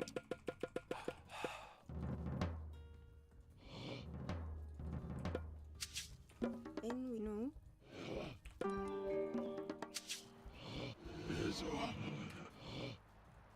ini UIR, tayo, ayo, tayo, Into you. Gerek. Pro in Yawit.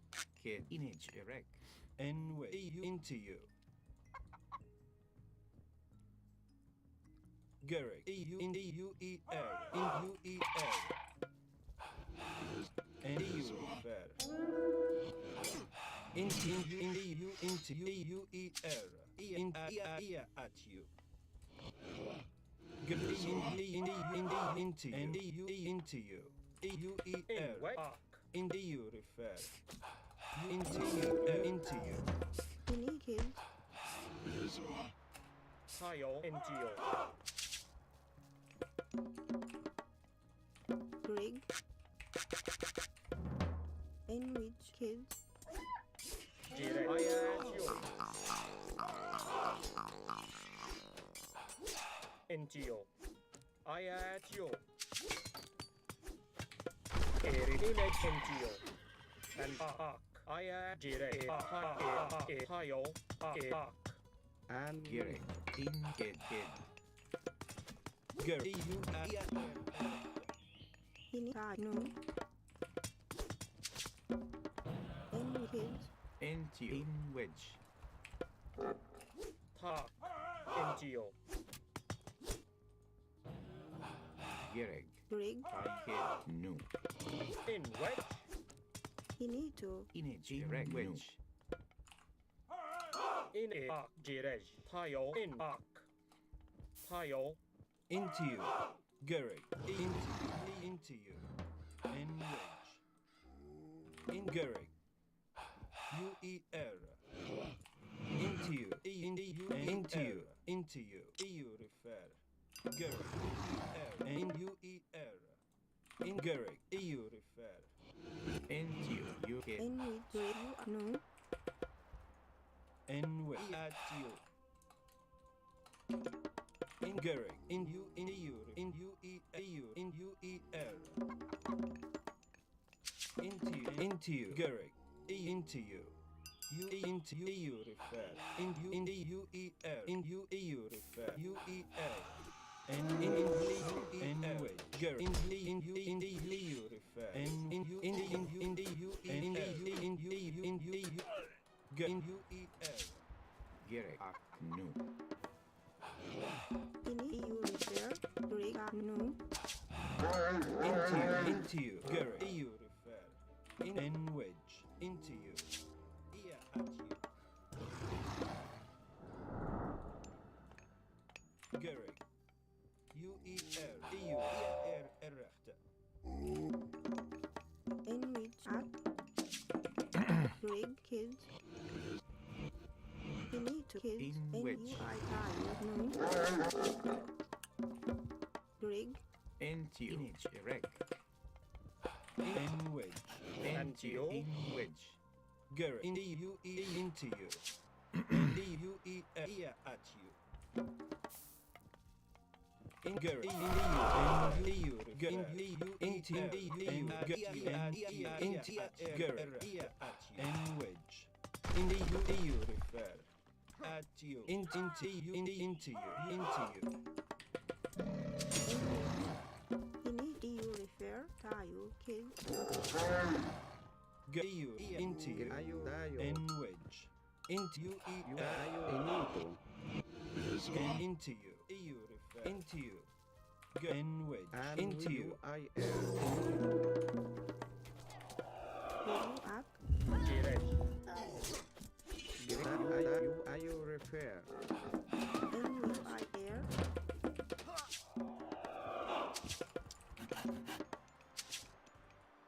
Finito. EU refer. Kids. Garrick. Ini tayo. N wedge. Into you. Into you. You into you. Refer. N wedge. You into you. In wede. Ak. Craig. Gerek. Inage. Crow and Garrett. Finitayo ak. Baya. In a jirayo. N wedge. You into you. Into you. You Okay. NUI Brig. UI air. Jirej. Erifir. Antio. Garrick. Into you. In Crow new. And you new. N you into air errata. Garrick. In Garrick. In you into you. Into you. Garrick. You refer. You into you refer. Finito. Jirej. Tayo. Inage. You head. In ak. Tayo.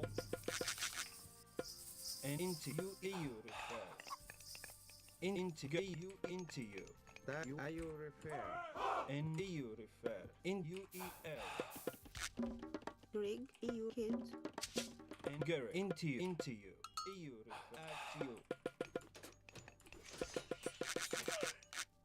And Garrick. Into you into you refer. Into you refer. In a erifir. Head. Bear. Inito. Inito. UI er. Jirak. Tayo NUI refer. ak. Tayo. Kids. You ayo tayo. Anyway. You Garrick. ayo UI er. Tayo UI er. Into you and you into Garrick. What the fuck? Why are they there? Into Garrick. Into you. And we. Tayo. Ayo refer. You tayo. Ayo refer.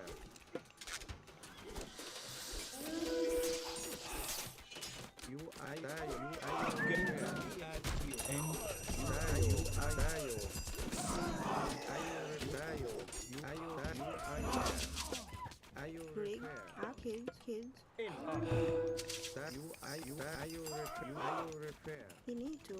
En Baya. In I you. You. Brig. NUI Baya. Antipayo. Ayo refer. Finito. UI air. E ak. UI air. Kids. Tayo. Tayo. In wed. Brig. Tayo. Kids. NUI. No. Gerek. I Brig. head. Kids. Kid. NUI. Kids. Inage. Erect. Gerek. Lion. Brig. Distract. UI air. Baya. You tayo. into you. Great. You tayo. Into you. Into you. Into you. In you head. And Into you. great. Ayo. NUI. Finito. And we tayo. Ayo refer. Entire at you.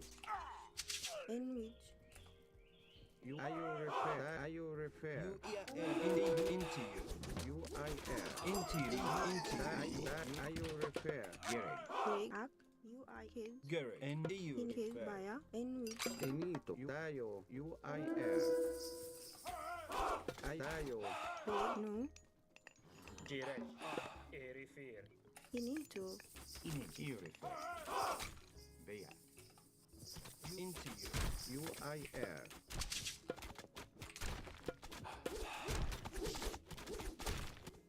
In inage. Erect. Crow head. No. Gerek. Great. Into you. Garrett. Into you. You I er. Tayo. You I er. Tayo. Ayo refer. Into arcade. Rig. In baya. Into you. I just can't click on my units. It's so frustrating. Tayo. UIR. In wedge. Tayo. Kids. In which. Into you. EU refer. Inito. Greek. In it. Bear. In baya. Gear bear. Into. In you refer. Ayu. You kid. In which. Kid baya. Sandwich. Tayo. Inage. You no. Rig. Aya. No. Inito. In no. In you. Kids. Greek. Ayo refer. UIR. Into you. And EU Garrett. Into you. EU refer. UIR.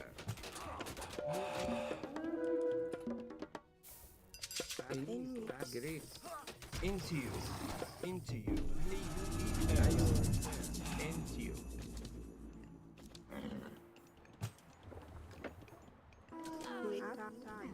Sandwich. Greek. In Tayo. UIR. Tayo. In kids. Rig. EU. Refer.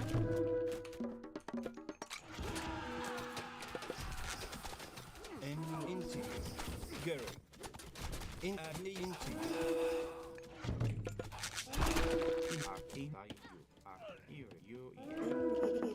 And Ayo refer. Tayo. Tayo.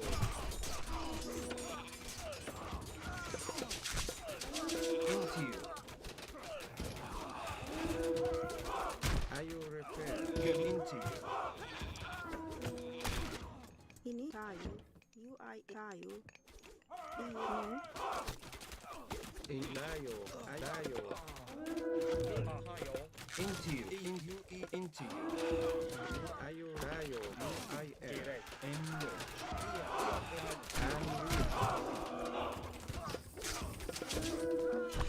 Rig. Up. Kids.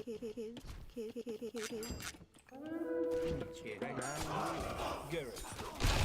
Ayo refer. Into you.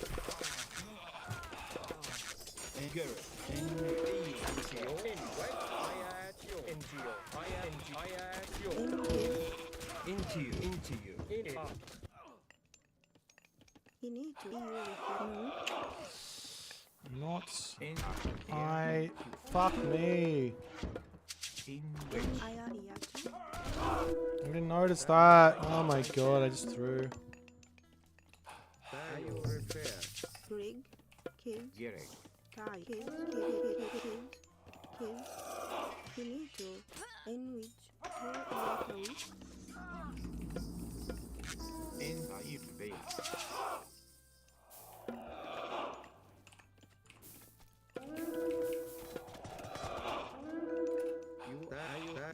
Tayo refer. Tayo. UIR. In up. Finito. You are kids. Rig. EU. Refer. Kids. Ayo refer. Ayo Tayo. UIR. Tayo. Ayo refer. Ayo refer. Tayo. Ayo refer. Tayo. Ayo refer. Ayo refer. Tayo. Ayo refer.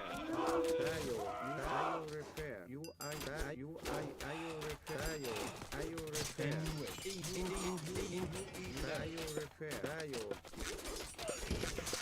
Garrett. Ayo Tayo. Ayo refer. Into you. And Greek. UIR.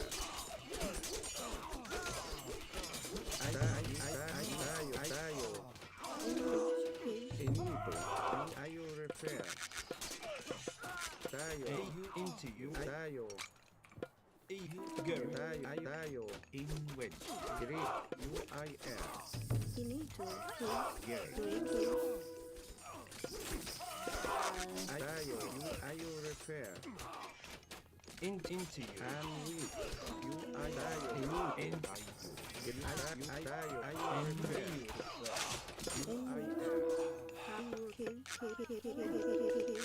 Aiuto. You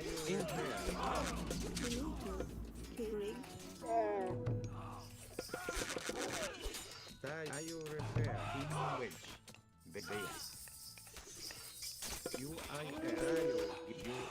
Gary. you repair. Green. And into you. Adayo. 解太阳 Enrich killed. Ak. Irrigate. Green. Gary. You repair. Inage. I kid. In which. Dayo. Gere. Kid. Into you. You refer. Gary. You eat into you.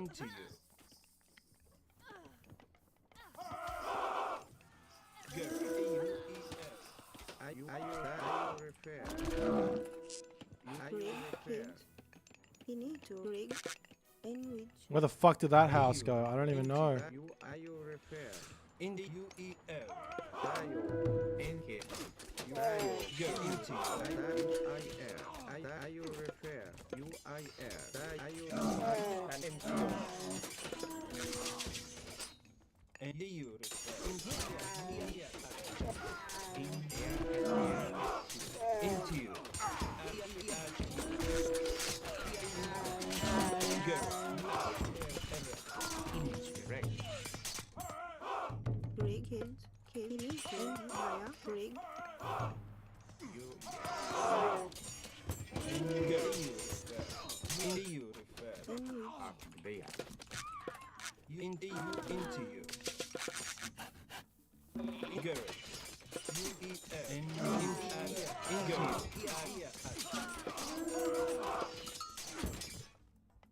Gereg. Into you. Into you. Finito. Killed. Garrett. And into you. Into you. Into you. Irrigate. Into the UEL. Rig. In. Gereg. Yawit. Into you.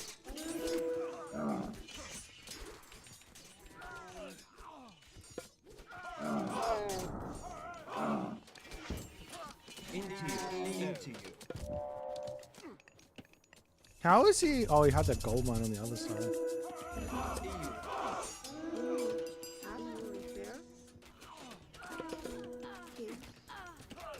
And Rig. into you. Garrett. UEL. Into you. And into you. Finito. I misread this situation a little bit, but that's alright. Into you. Into you.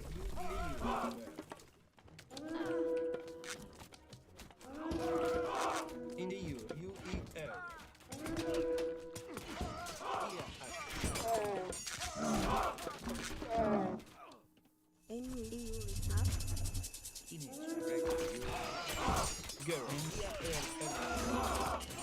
Into you.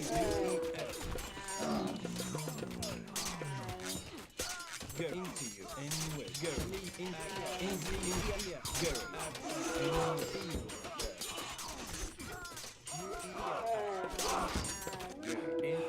Rig.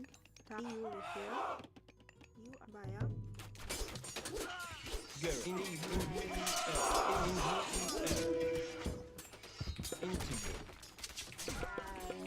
Into you. Go.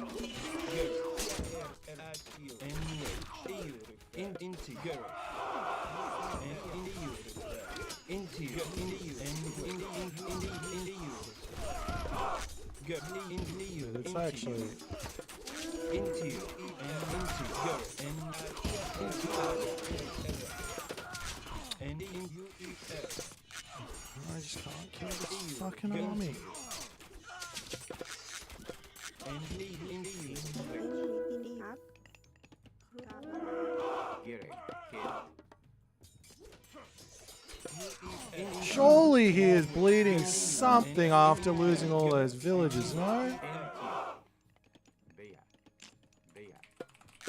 In you refer. Image. Erek. Ak. Bea. Gerek. Into you. At you. Into you.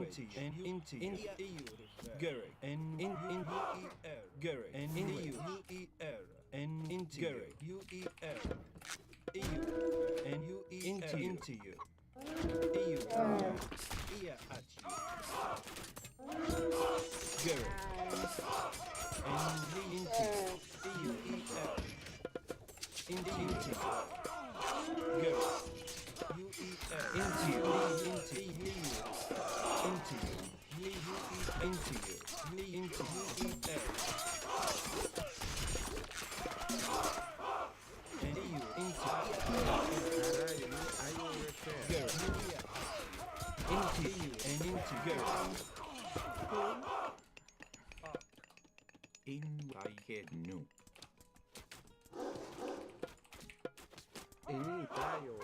Into you. You and into you at you. Girl. Into you. And into you refer. Into you. EU refer. Into you refer. UER. Into you. UER.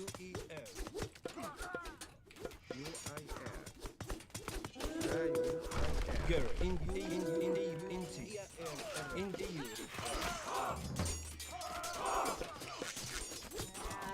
Girl, and girl. Okay.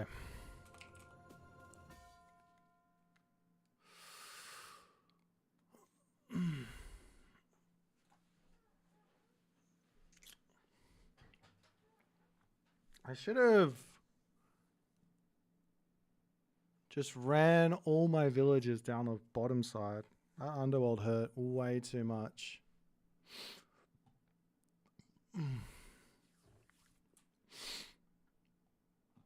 It shouldn't have been that hard. Like, I think I fucked him so hard early game. It should have been a very, very simple game. Oh well, GG.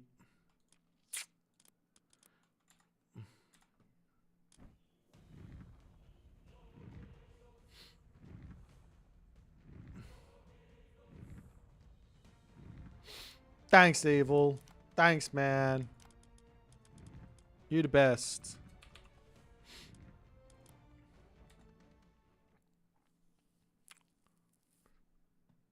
Losing villas only makes Hades stronger. Yeah, I guess so.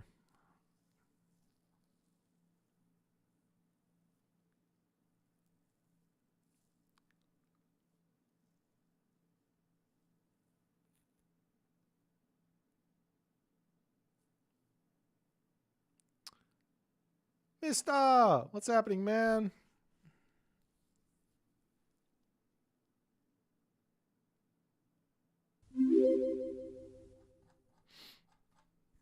Yeah, Jax Hades and Jax Oranos are both really, really good. Thank you for the 5 gifted subs, Isomato.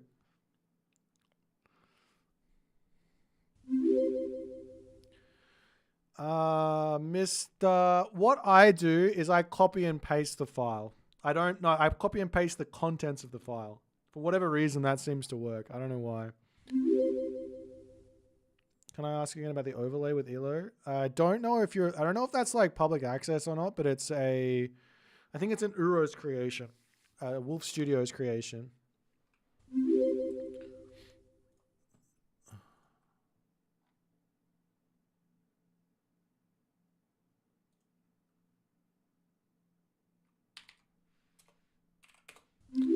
Also, don't forget,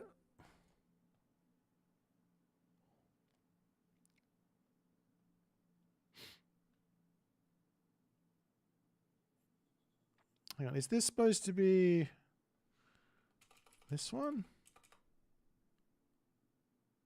I think it's supposed to be this one. Don't forget to sign up For a little something. Hang on. Wait. Oh, I've got rid of it.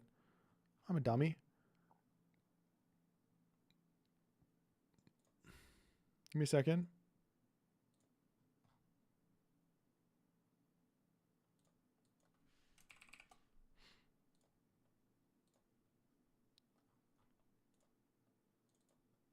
This one. Don't forget. Don't forget to sign up. It's the Joebots Japanese Joust. Anyone above 1600. It is different rules to like a regular S tier. So lots more opportunities and stuff like that. Should be fun. Exclaim JJJ. Is he playing? Oh, he's playing lots of different gods. Ha! Now it's time to teach Jack 90 a thing or two about the game age mythology. Get him off his Hades. Get him off his Uranos. I got Set again. Set versus Ra. And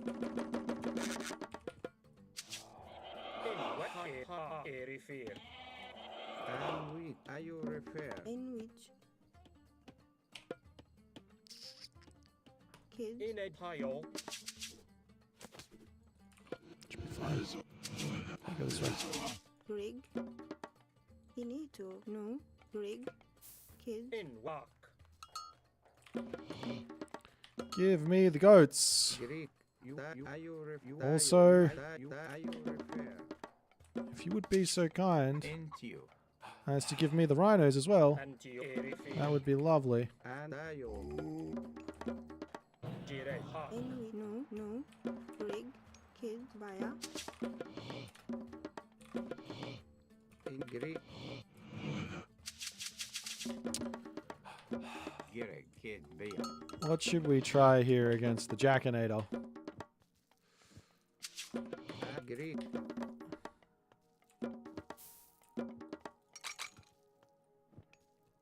Oh no, I'm not empowering my thing!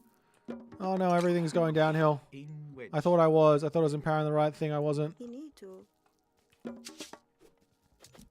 It's not the end of the world. In Greek. Might be the end of the world. This means my pickaxe is late. Which makes me upset. I could get it now, but that would require force dropping, of which I'm too lazy to do.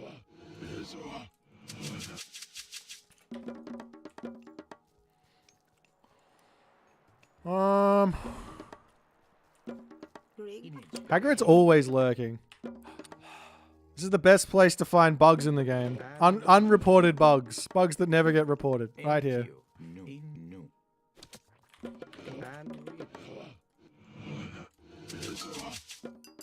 Greek. Are you refer?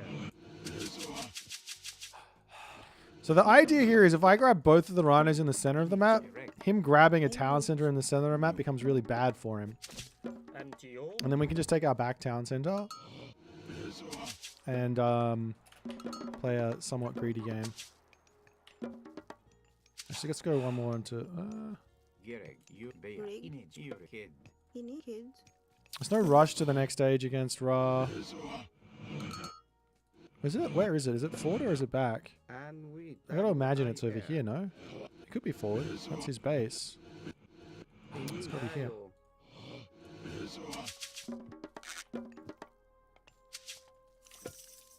Greek. So now I get both rhinos. And then we're dreaming. What's the relic? Hermes' his winged sandals. In. By. Bea. That could be very good. And there's also that there. I'll take that.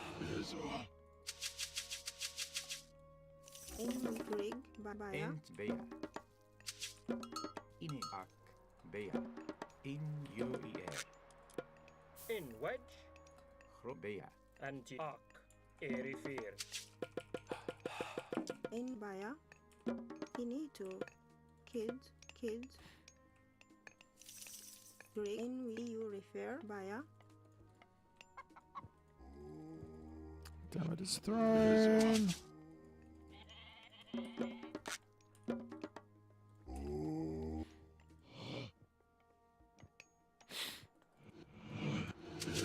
I mean, that's probably worth going and grabbing. I doubt he's going to see it with his priest, but he he might. need to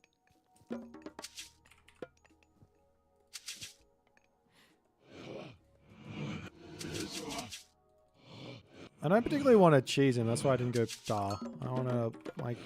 I doubt he's got, like, a perfect build order for Ra, so it's kind of not fair. Kids, Inito. Ak. Jirej. Ak. Inito. Giri. Tayo. Ine jirek. Ak. Inito. Ayo repair. And we. You tayo. Ayo tayo. You I air. I don't think I'm killing this. So I think I'm just going to run.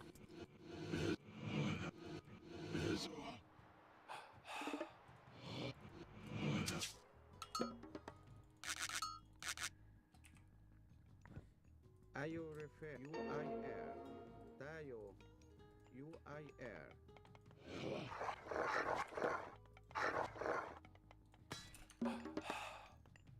Gerek. You refer. No. In tayo. No. Ini kids. No. Greg. You are kids. In wedge. Kid.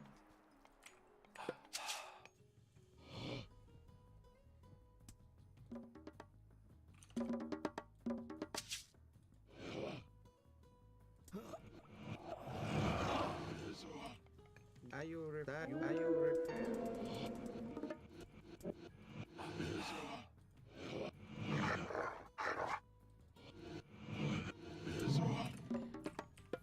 We just need to get some more priests out to defend everything. This position should be fine. And then we just go next stage.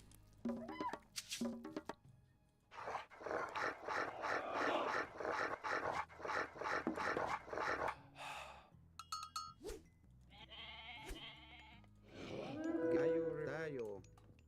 You I ayo tayo. You I air. Into you. Ini baya. And ayo repair. I air. Actually, stop building these. I need more. Greek. And which. In ayo repair. Tayo. You ayo tayo. And which you I air. In ayo repair. You I ini tayo.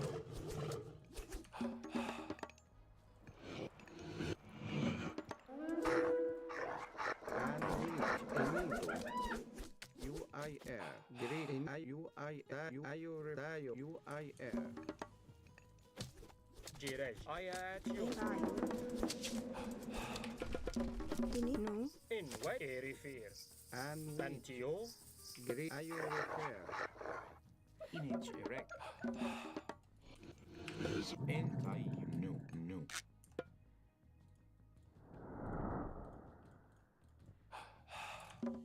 I know what he's doing. I just want to, like, confirm. In you I air. Ayo repair. Tayo.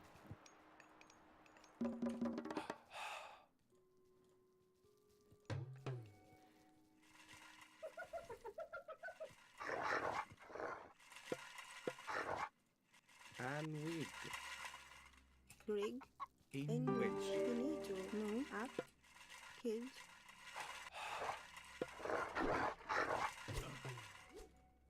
Greek ayo tayo. Kid. My question is, Plague of Serpents and run at this? No, definitely not. Okay, we're going to drop a market. Kid. Actually, Plague of Serpents plus Greek Ancestors and run at that makes some sense, to be honest. ayo repair. You I air.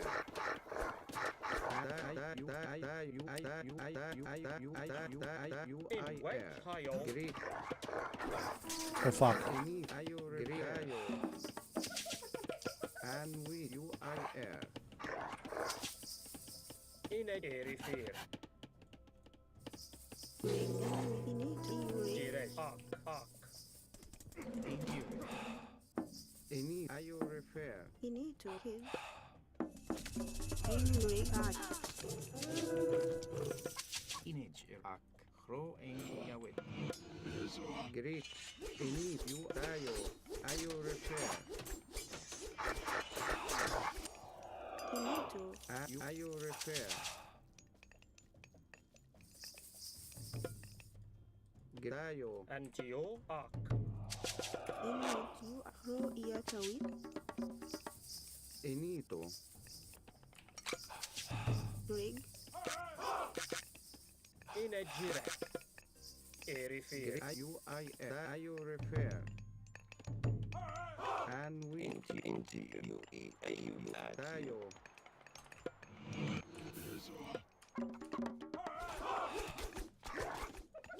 Great. You are repair.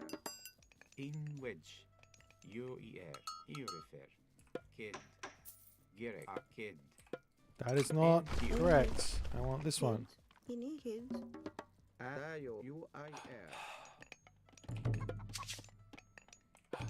Into you. In via rig via. Inajira. Ak. Inito kids. And way into you. Into you. Into you. You into you. UER. Into you. Are you Into you. Into you. And tayo. UIR. Enito. Tayo. You are tayo. Garrett. EU. Into you. You repair. Great. Tayo. UIR weak. Direct. Antio. Are you repair? Into you. Garrett. Into you. EU. Antio. Into you. UER. Garrett. Erifir. Antio Ak. Via. Crazy. It's 2 migdals.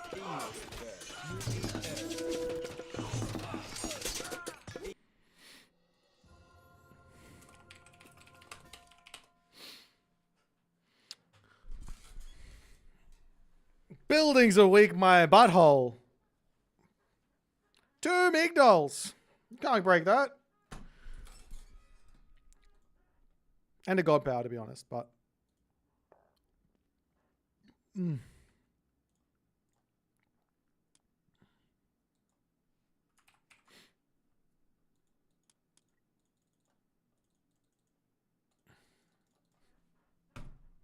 What's the time? I think I got time for one more game. Thank you, Truss. Trussa. We do our best. We do our best to micro.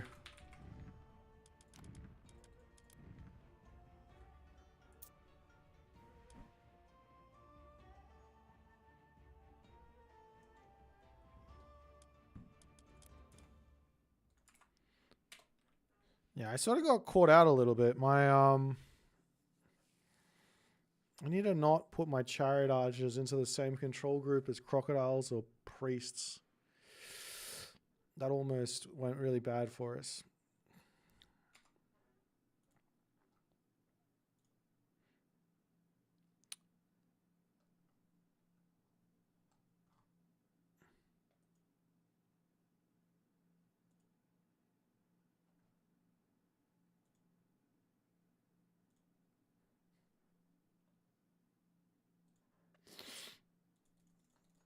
Oh, I played ranked the other day.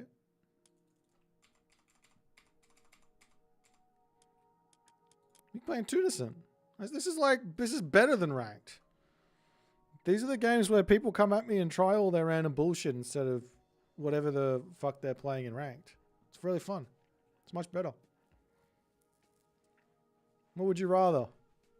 See the same stuff you see all the time in ranked, or see the random bullshit someone throws at me?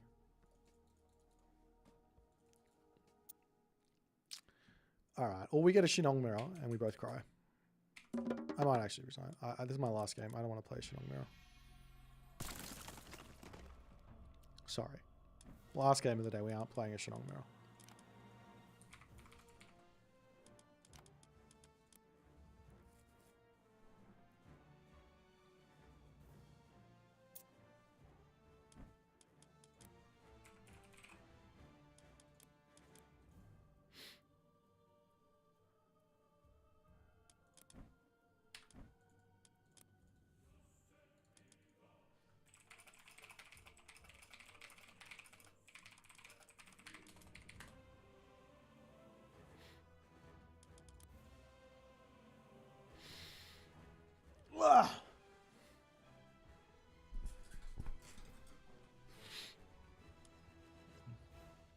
Ba-ba-da-ba-ba-da-ba-ba.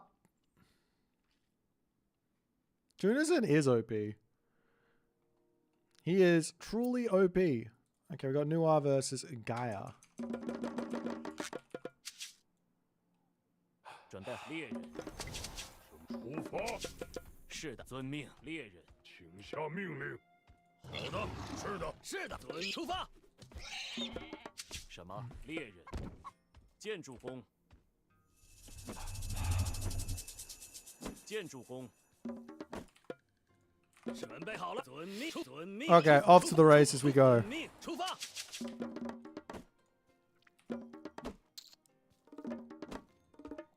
This house is in a stupid spot. I should put it somewhere else. 请下命令。 Oh well.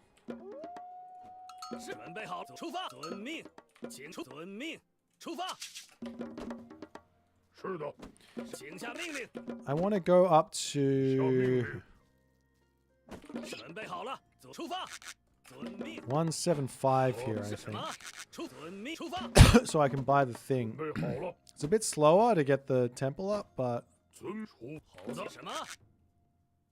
there's less walking time on the Quao food, so that's 遵 good. 命，出遵命，出遵命，出发，出遵出出出遵命，出遵命，出发，遵命。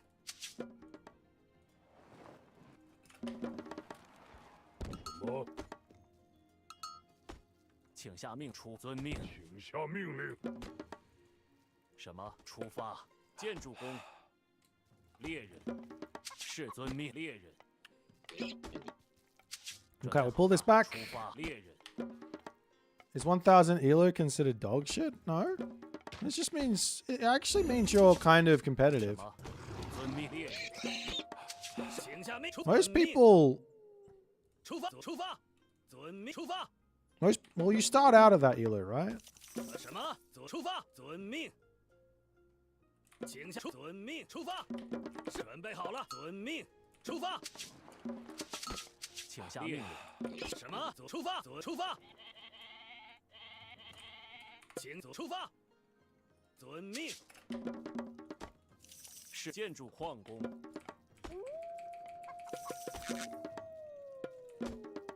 什么？遵出猎人。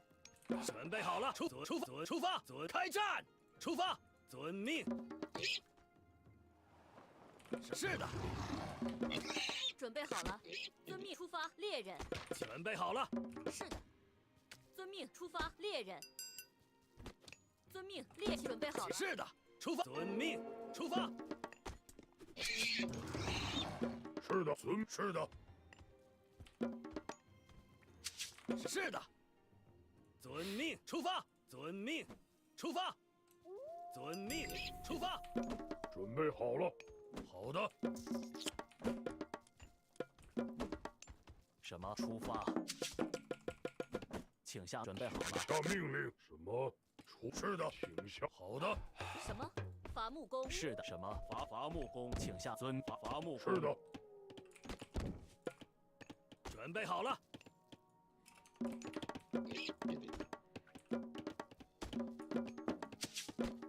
是的，猎人。什么？建筑工，猎人。请下命，遵命。出发，出发，遵命。 I wonder if I have enough favor to get myself an immediate Qual Fu here when I hit the next stage. I think I do. 什么？出发，遵命。 Don't want to do 出发 that.，出发。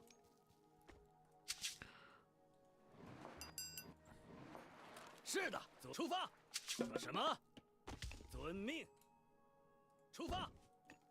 遵命。是的，请下命令，出发。遵命，出发。遵命，出发。遵命。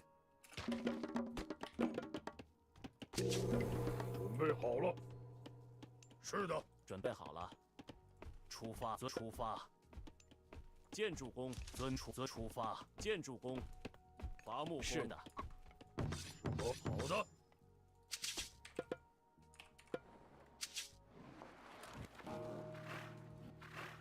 什么？出发！准备好了，遵命。出发！遵命。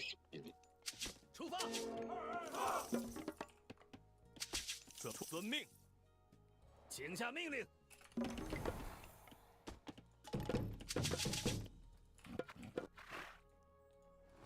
是，出发。遵命。出发。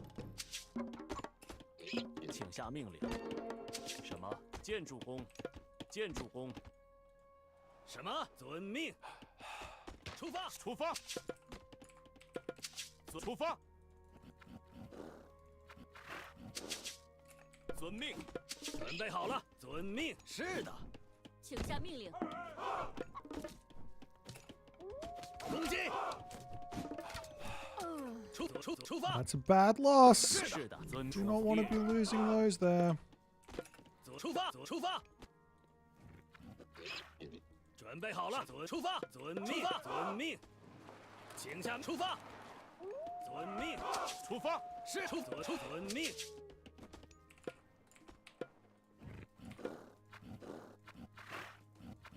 什么？出发！请下命令。出发。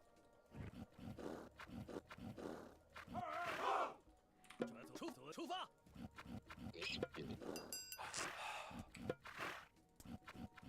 好的，准出发。出发。请遵命。是的。 Ah, we got another one. 什么？建筑工，伐木工。出发。准备建筑工。是遵命，猎人。遵命。 Actually, let's not do this. 准备出发，遵命。建筑猎人。遵命。是的。出发。请下命令。出发。遵命。出发。遵命。出发。是的。请下命令。建筑工，猎人。遵命。遵命。出发。出发。遵命。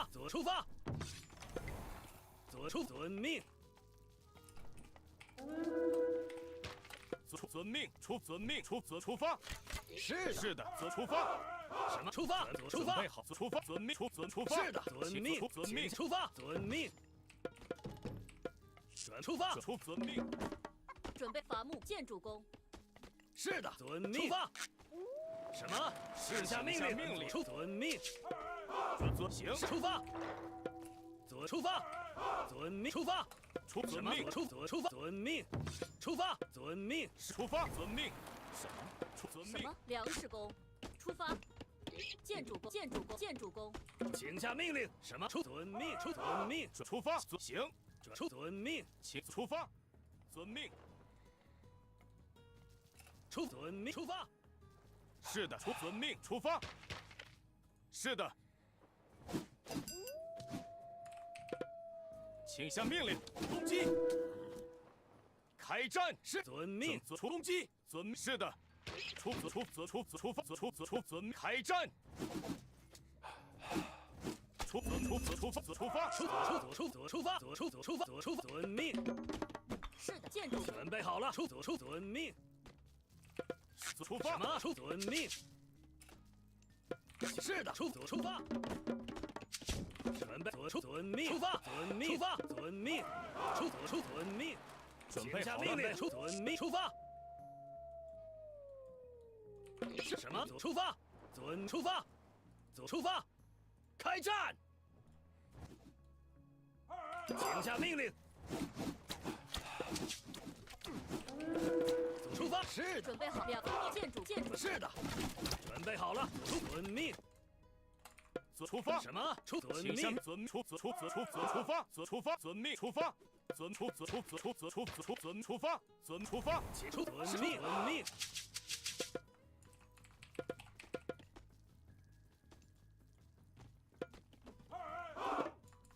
什么？出遵命。建筑。什么？是的。出发。遵命。请下命令。是的。好的，准备好了。请下命令。什么？准备好，出发。出发，遵命。攻是的。开战。攻击。请下命令。出遵命。建筑工。是是的，遵命。是的，攻击，请下命。是的，出遵命，出遵命。是什么？请下命令。出遵命。好了，出遵命。开战！出发！遵命。是的，出发！出遵命。攻击，请出发。遵命。行。是的，是的，准备就是开战。前进。是攻击。出发！遵命。是的，攻击是开战。攻击开战。准备就绪。是。攻击。出遵命。什么？请下命令。是的，出建筑。遵命。准备好了，出发！攻击。什么？出遵建筑工。是的，是的，是的，矿工。准备好了。是遵命，攻前进。遵命，出发，公开战。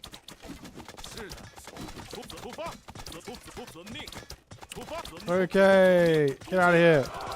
遵命，遵命，什么？出发，遵命，请下。是的，准备好了，出发。建筑工。遵命，出遵命，猎人。准备好了。出发，遵命。是的，准备好了。请出发。是遵命。什么？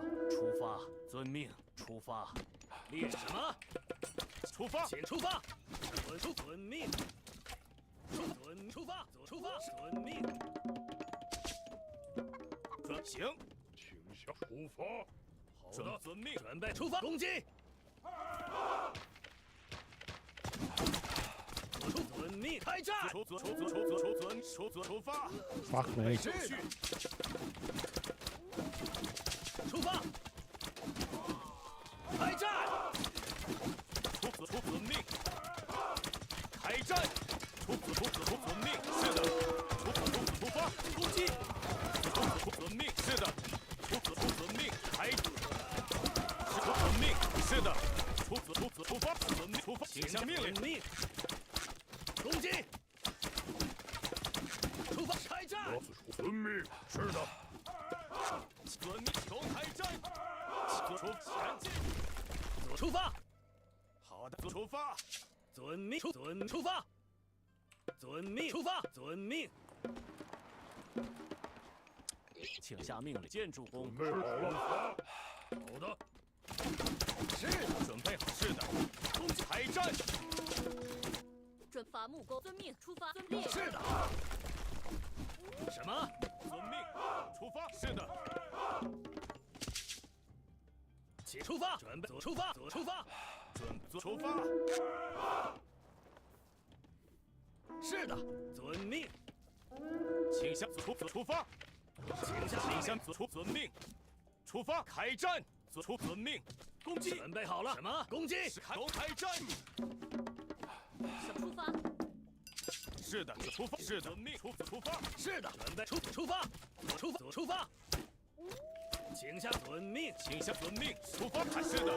好的，出发。遵命。请下命令。遵命。出发。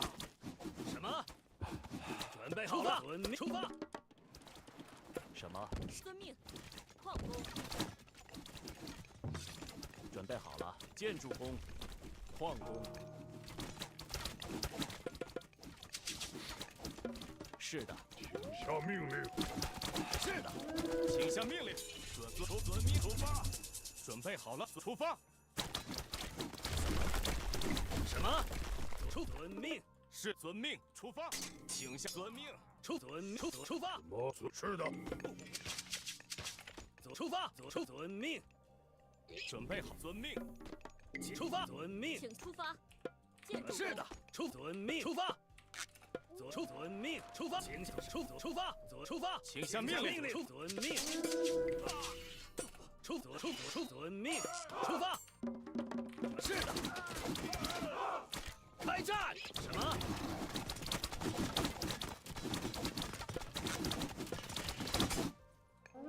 请下命令。出发。前进。出发。准备好了。出发。Need. 遵命。攻击。什么？遵命。遵命。什么？建筑工。建筑工。准备出发。遵命。请下命令。准备出发。遵命。是的。遵命，出发，遵命，遵命，开战攻击。准备好了，出发。是的，遵命，出发。什么？是的，请下出发，出发，出发。准备出发。什么？出发。建筑工，请下命令。建筑准备好了，遵命。遵命。是的，出发，遵命，出发，遵命，出发，遵命，遵命，出发，遵命。准备好，请下命令。建筑工，什么？伐木工。是的，出发，遵命。是的，出发，遵命，出发。是的，遵命。建筑工，遵命。准备好了，出发。出发，遵命。请下命令。遵命。出发。准备好了，遵命，攻击。是的，是的。什么？是的，准备好，出发，遵命。什么？好的。是的，是的，遵命。好的。出发，遵命。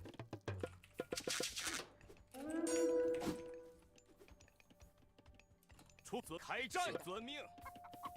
什么？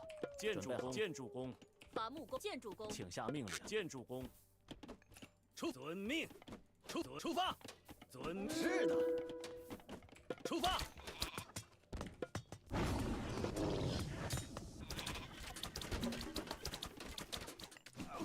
请下命令。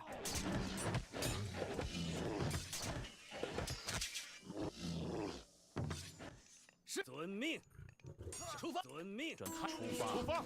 什么？遵命，出发。矿工。是的。建筑工。Okay, get this one. 请下命令。是的，什么？遵命，出发，开战。什么？攻击。是准备就遵命。出发，遵命，开战。遵命，出发，遵命，是开战。好的，准备好了。什么？建筑矿工。请下命令。Nom nom nom nom nom. 遵命，出发，遵命，出发，遵命，请下命令。准备好了，遵命，伐木工。准备好了。请下什么？攻击！出发！是的。准备好了，请下命令。开战！出发，前进。遵命，出发。是的，遵命，出发。遵命。遵命，出发。请下命令。出发。遵命，出发。遵命，出发。出发。遵命，矿工。遵命，出发。出发。遵命。准备好了。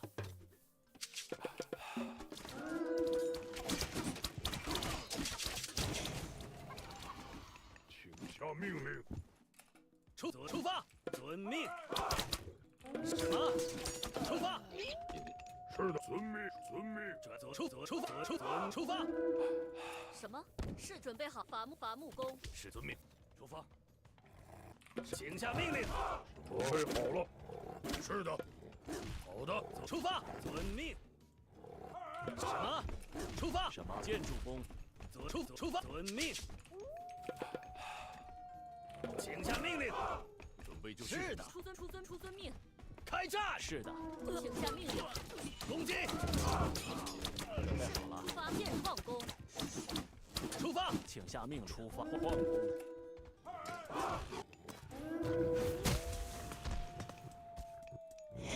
准备好了，出发。什么？遵命，矿工。准备好，建筑。准备好了，遵命，开战。是的。好的，遵命，开战。是的。是的。好好的，请下命令，出发，开战，攻击，是开战，攻击，是遵命。是的。什么？遵命。建筑工。什么？是的。请下命出发。什么？飞出去，出发。遵命，出发，开战。遵命。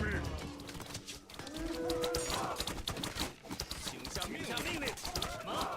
遵命，出发，攻击。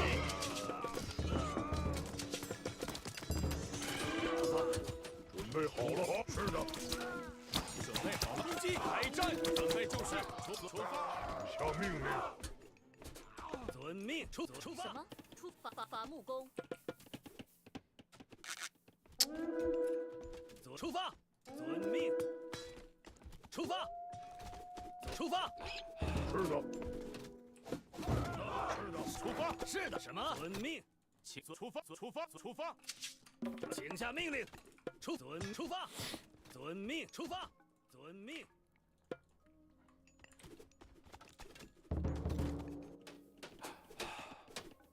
遵命，遵命，出发。遵命。准备好了，出发。什么？遵命。请下准备好了，建筑工。是的。请遵命。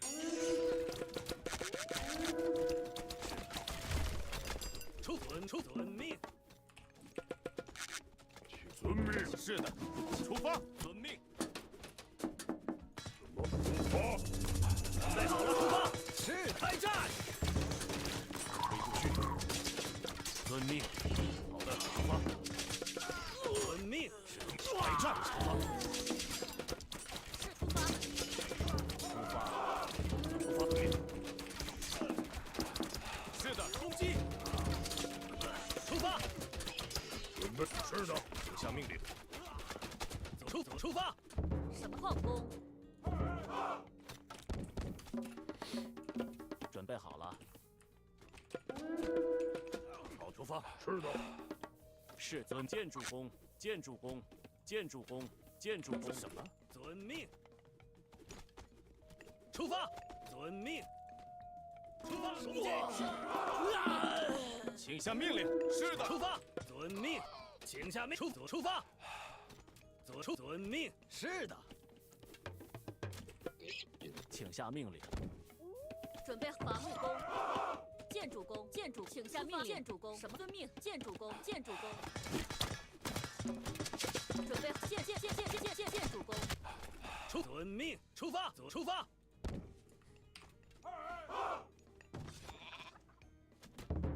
是的，遵命。遵命。出发，遵命。什么？开战！请下攻击。是，出发，出发。是的，请下命令，出发。遵命。是的，出发。请下，出发。开战！出发，出发，攻击。出发。准备好了，请下命，开战！是出发。什么？出发。是的。遵命。遵命出发。请下命，攻击。是的，出发。遵命。出发，开战！是，出发。出发，攻击。好，出发。是的，开战！什么？攻击！是的。出发。出发。请下命令。遵命。是出发。攻击。遵命。是的，出发。什么？出发。准备好了，开战！是的，什么？请下出发伐什么木工。？农伐木工。遵命。准备好了。矿工、建筑工。是的，出发。遵命。是的，出发。遵命。请下。是的，好的。出发。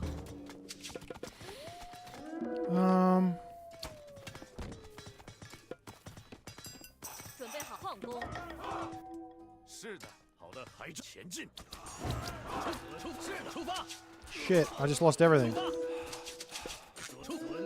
That is not ideal. 追就朝着海中前进。出发，遵命。开战！出发！请下命令。开始攻击！命令遵命。得好。请下命令。是的。开场。是的，遵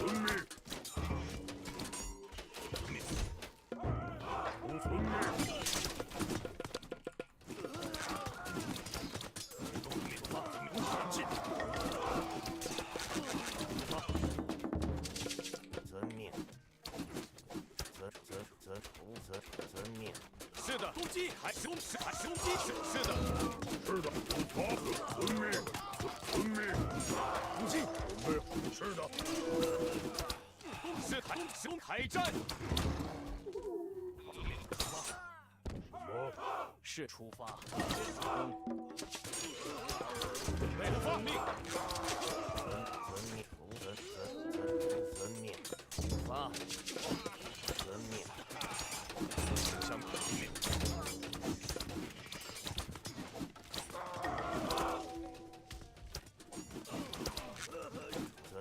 遵命。出发。遵命。来攻击！攻击！是的，开始攻击！出发！请下命令。是的，开攻击！是的。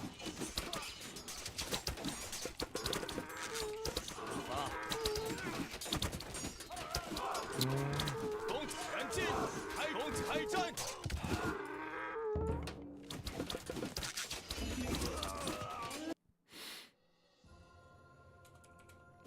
GG!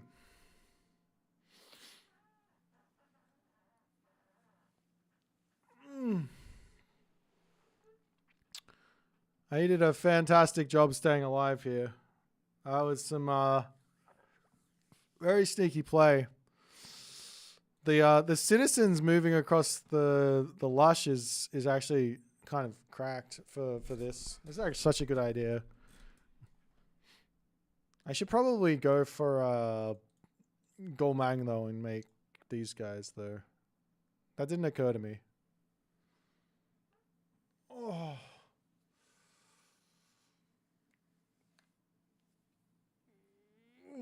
Nice try, Tunison. That was close. That was very close. I think I almost died. I almost lost.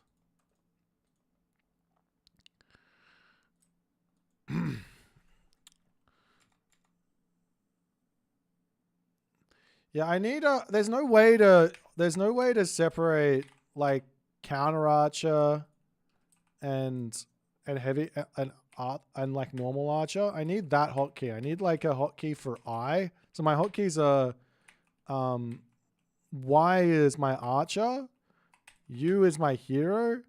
I need like a hotkey for I for counter archer so I can split. Because at the moment I'm going select all archer and then I'm selecting Wuzu and then I'm clicking.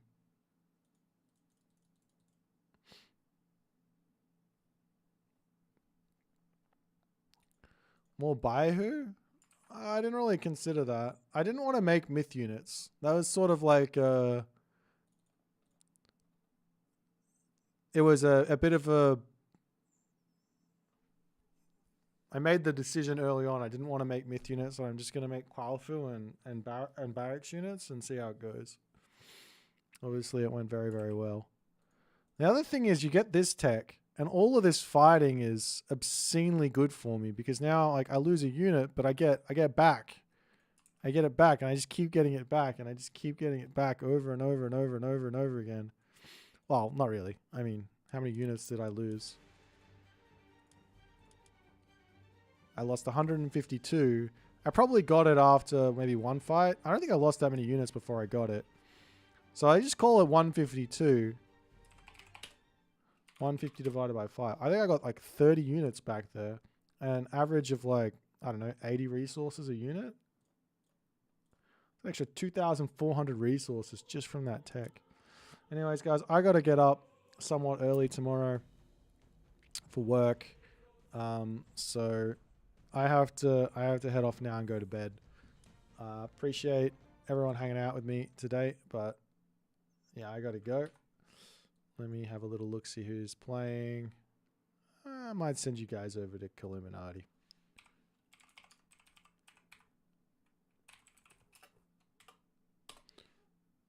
Have a fantastic one. Oh, well, Gerbot is live. Maybe we'll raid Gerbot another day. I'll give Illuminati the raid today. I'll see you guys another time. All right, bye for now. Bye-bye.